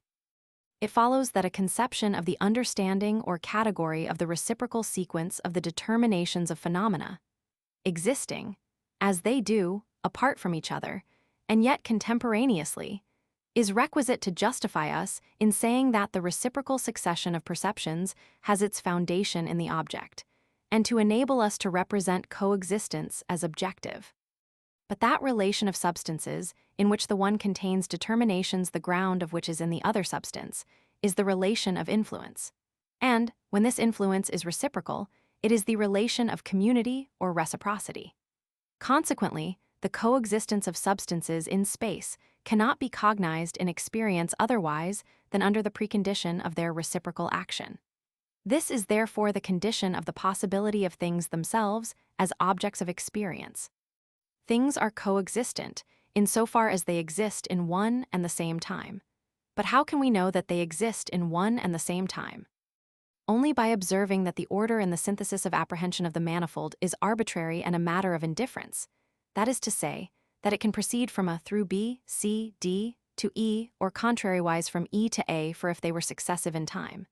And in the order, let us suppose, which begins with A, it is quite impossible for the apprehension in perception to begin with E and go backwards to A, inasmuch as A belongs to past time, and therefore cannot be an object of apprehension. Let us assume that in a number of substances considered as phenomena each is completely isolated, that is, that no one acts upon another. Then I say that the coexistence of these cannot be an object of possible perception, and that the existence of one cannot, by any mode of empirical synthesis, lead us to the existence of another.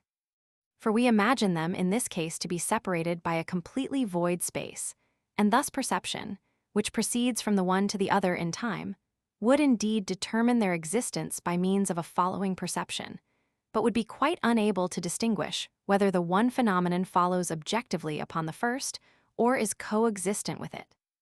Besides the mere fact of existence, then, there must be something by means of which A determines the position of B in time, and, conversely, B the position of A, because only under this condition can substances be empirically represented as existing contemporaneously. Now that alone determines the position of another thing in time, which is the cause of it or of its determinations.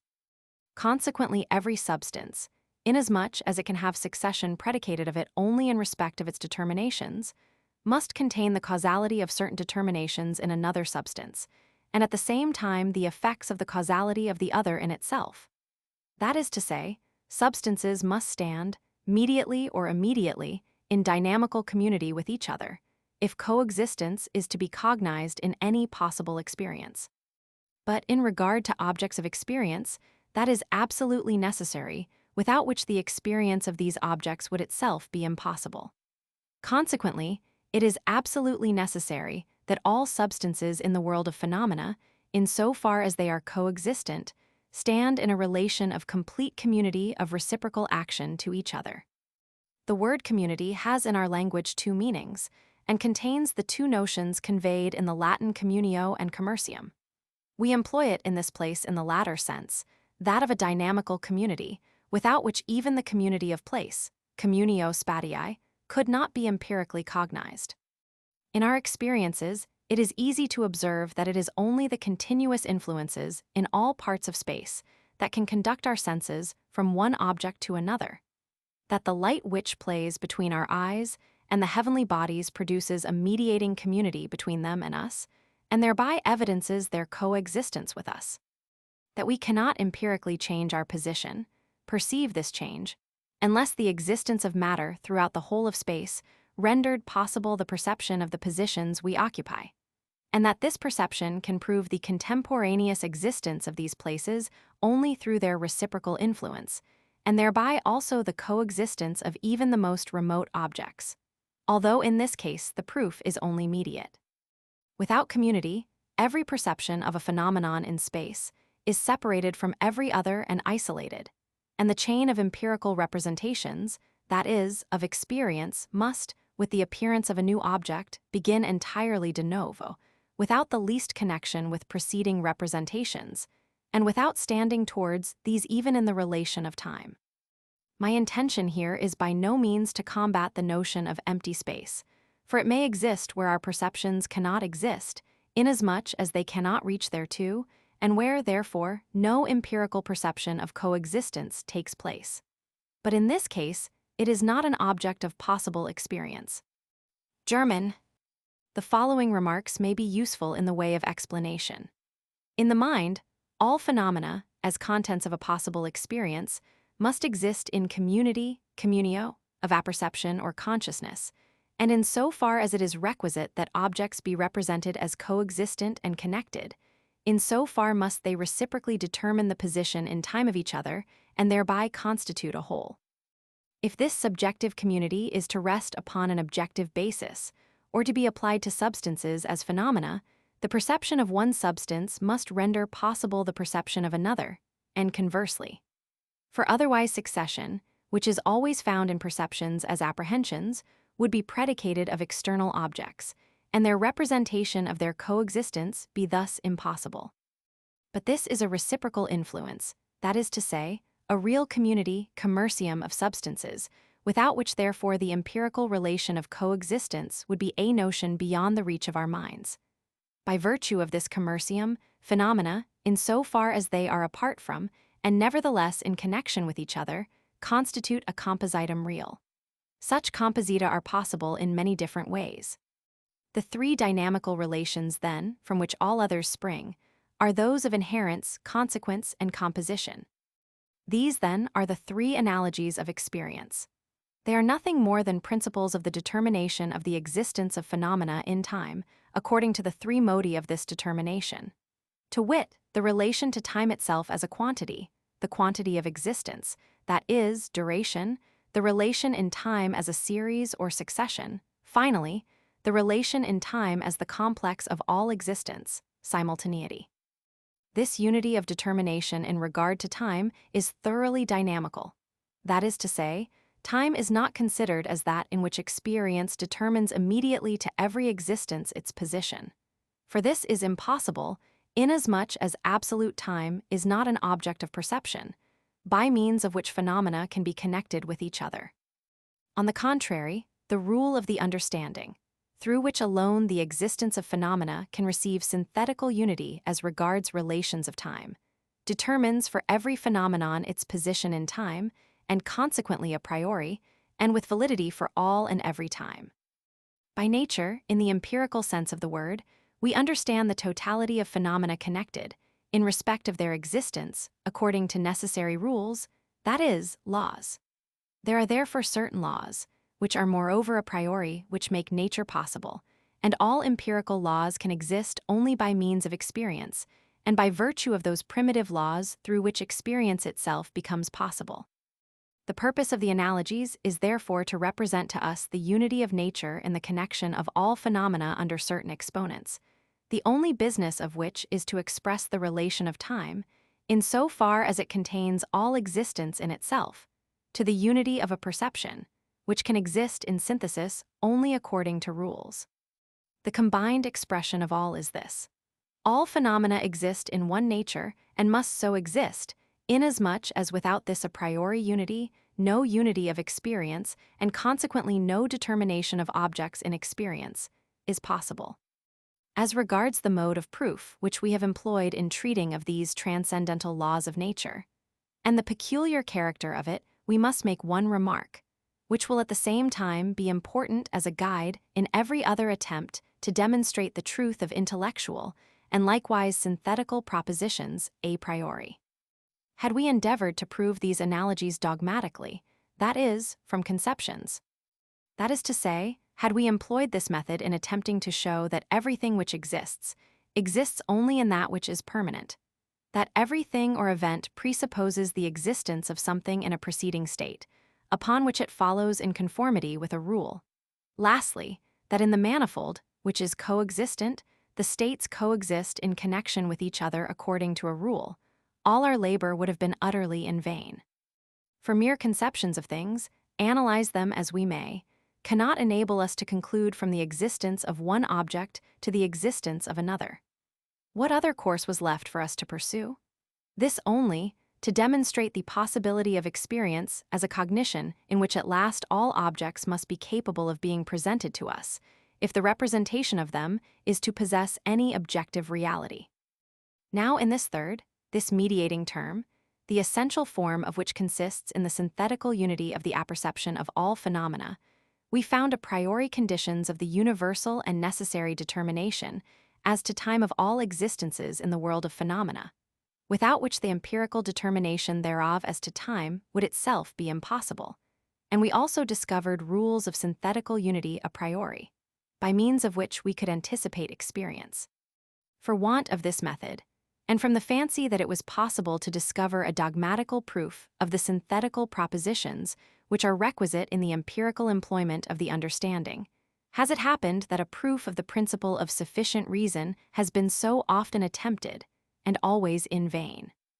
The other two analogies nobody has ever thought of, although they have always been silently employed by the mind, because the guiding thread furnished by the categories was wanting, the guide which alone can enable us to discover every hiatus, both in the system of conceptions and of principles. The unity of the universe, in which all phenomena to be connected, is evidently a mere consequence of the admitted principle of the community of all substances which are coexistent.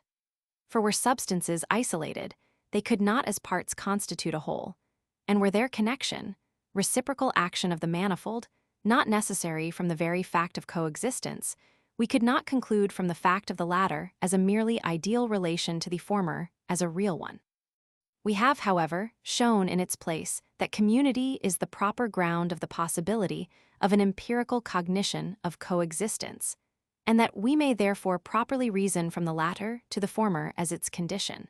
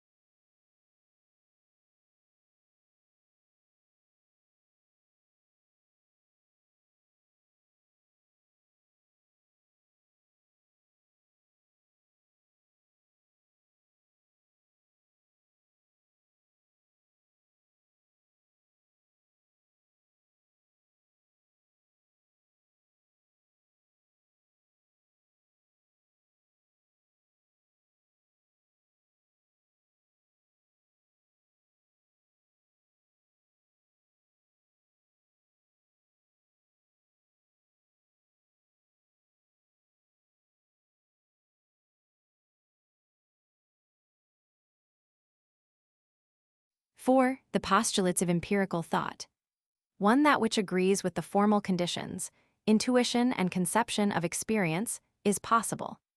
2. That which coheres with the material conditions of experience, sensation, is real. 3. That whose coherence with the real is determined according to universal conditions of experience, exists, necessary. Explanation. The categories of modality possess this peculiarity, that they do not in the least determine the object, or enlarge the conception to which they are annexed as predicates, but only express its relation to the faculty of cognition. Though my conception of a thing is in itself complete, I am still entitled to ask whether the object of it is merely possible, or whether it is also real, or, if the latter, whether it is also necessary. But hereby the object itself is not more definitely determined in thought, but the question is only in what relation it, including all its determinations, stands to the understanding and its employment in experience, to the empirical faculty of judgment, and to the reason of its application to experience. For this very reason, too, the categories of modality are nothing more than explanations of the conceptions of possibility, reality, and necessity, as employed in experience, and at the same time, restrictions of all the categories to empirical use alone, not authorizing the transcendental employment of them. For if they are to have something more than a merely logical significance, and to be something more than a mere analytical expression of the form of thought, and to have a relation to things and their possibility, reality, or necessity, they must concern possible experience and its synthetical unity, in which alone objects of cognition can be given. The postulate of the possibility of things requires also that the conception of the things agree with the formal conditions of our experience in general. But this, that is to say, the objective form of experience, contains all the kinds of synthesis which are requisite for the cognition of objects. A conception which contains a synthesis must be regarded as empty and without reference to an object if its synthesis does not belong to experience, either as borrowed from it, and in this case it is called an empirical conception, or such as is the ground and a priori condition of experience, its form, and in this case it is a pure conception, a conception which nevertheless belongs to experience, inasmuch as its object can be found in this alone. For where shall we find the criterion or character of the possibility of an object, which is cogitated by means of an a priori synthetical conception, if not in the synthesis which constitutes the form of empirical cognition of objects? That in such a conception no contradiction exists is indeed a necessary logical condition, but very far from being sufficient to establish the objective reality of the conception, that is, the possibility of such an object as is thought in the conception. Thus, in the conception of a figure which is contained within two straight lines, there is no contradiction, for the conceptions of two straight lines and of their junction contain no negation of a figure. The impossibility in such a case does not rest upon the conception in itself, but upon the construction of it in space, that is to say, upon the conditions of space and its determinations. But these have themselves objective reality, that is, they apply to possible things, because they contain a priori the form of experience in general. And now we shall proceed to point out the extensive utility and influence of this postulate of possibility. When I represent to myself a thing that is permanent, so that everything in it which changes belongs merely to its state or condition, from such a conception alone, I never can cognize that such a thing is possible. Or, if I represent to myself something which is so constituted that, when it is posited, something else follows always and infallibly, my thought contains no self-contradiction. But whether such a property as causality is to be found in any possible thing, my thought alone affords no means of judging. Finally, I can represent to myself different things, substances, which are so constituted that the state or condition of one causes a change in the state of the other, and reciprocally. But whether such a relation is a property of things cannot be perceived from these conceptions, which contain a merely arbitrary synthesis. Only from the fact, therefore, that these conceptions express a priori the relations of perceptions in every experience, do we know that they possess objective reality, that is, transcendental truth, and that independent of experience, though not independent of all relation to form of an experience in general and its synthetical unity, in which alone objects can be empirically cognized. But when we fashion to ourselves new conceptions of substances, forces, action, and reaction, from the material presented to us by perception, without following the example of experience in their connection, we create mere chimeras, of the possibility of which we cannot discover any criterion, because we have not taken experience for our instructress, though we have borrowed the conceptions from her. Such fictitious conceptions derive their character of possibility, not, like the categories, a priori, as conceptions on which all experience depends, but only, a posteriori, as conceptions given by means of experience itself, and their possibility must either be cognized a posteriori and empirically, or it cannot be cognized at all. A substance which is permanently present in space, yet without filling it, like that tertium quid between matter and the thinking subject, which some have tried to introduce into metaphysics, or a peculiar fundamental power of the mind of intuiting the future by anticipation, instead of merely inferring from past and present events. Or, finally, a power of the mind to place itself in community of thought with other men, however distant they may be. These are conceptions the possibility of which has no ground to rest upon, for they are not based upon experience and its known laws, and, without experience, they are a merely arbitrary conjunction of thoughts, which, though containing no internal contradiction, has no claim to objective reality, neither, consequently, to the possibility of such an object as is thought in these conceptions. As far as concerns reality, it is self-evident that we cannot cogitate such a possibility in concreto without the aid of experience, because reality is concerned only with sensation, as the matter of experience, and not with the form of thought, with which we can no doubt indulge in shaping fancies. But I pass by everything which derives its possibility from reality and experience, and I purpose treating here merely of the possibility of things by means of a priori conceptions. I maintain, then, that the possibility of things is not derived from such conceptions per se, but only when considered as formal and objective conditions of an experience in general. It seems, indeed, as if the possibility of a triangle could be cognized from the conception of it alone, which is certainly independent of experience. For we can certainly give to the conception a corresponding object completely a priori, that is to say, we can construct it. But as a triangle is only the form of an object, it must remain a mere product of the imagination, and the possibility of the existence of an object corresponding to it must remain doubtful, unless we can discover some other ground, unless we know that the figure can be cogitated under the conditions upon which all objects of experience rest.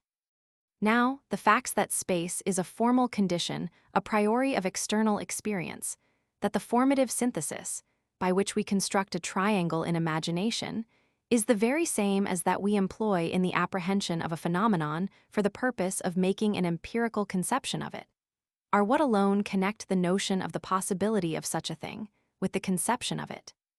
In the same manner, the possibility of continuous quantities, indeed of quantities in general, for the conceptions of them are without exception synthetical, is never evident from the conceptions in themselves, but only when they are considered as the formal conditions of the determination of objects in experience. And where, indeed, should we look for objects to correspond to our conceptions, if not in experience, by which alone objects are presented to us?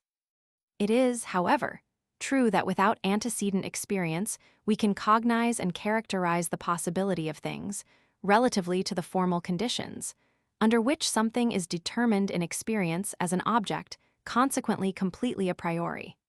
But still this is possible only in relation to experience and within its limits.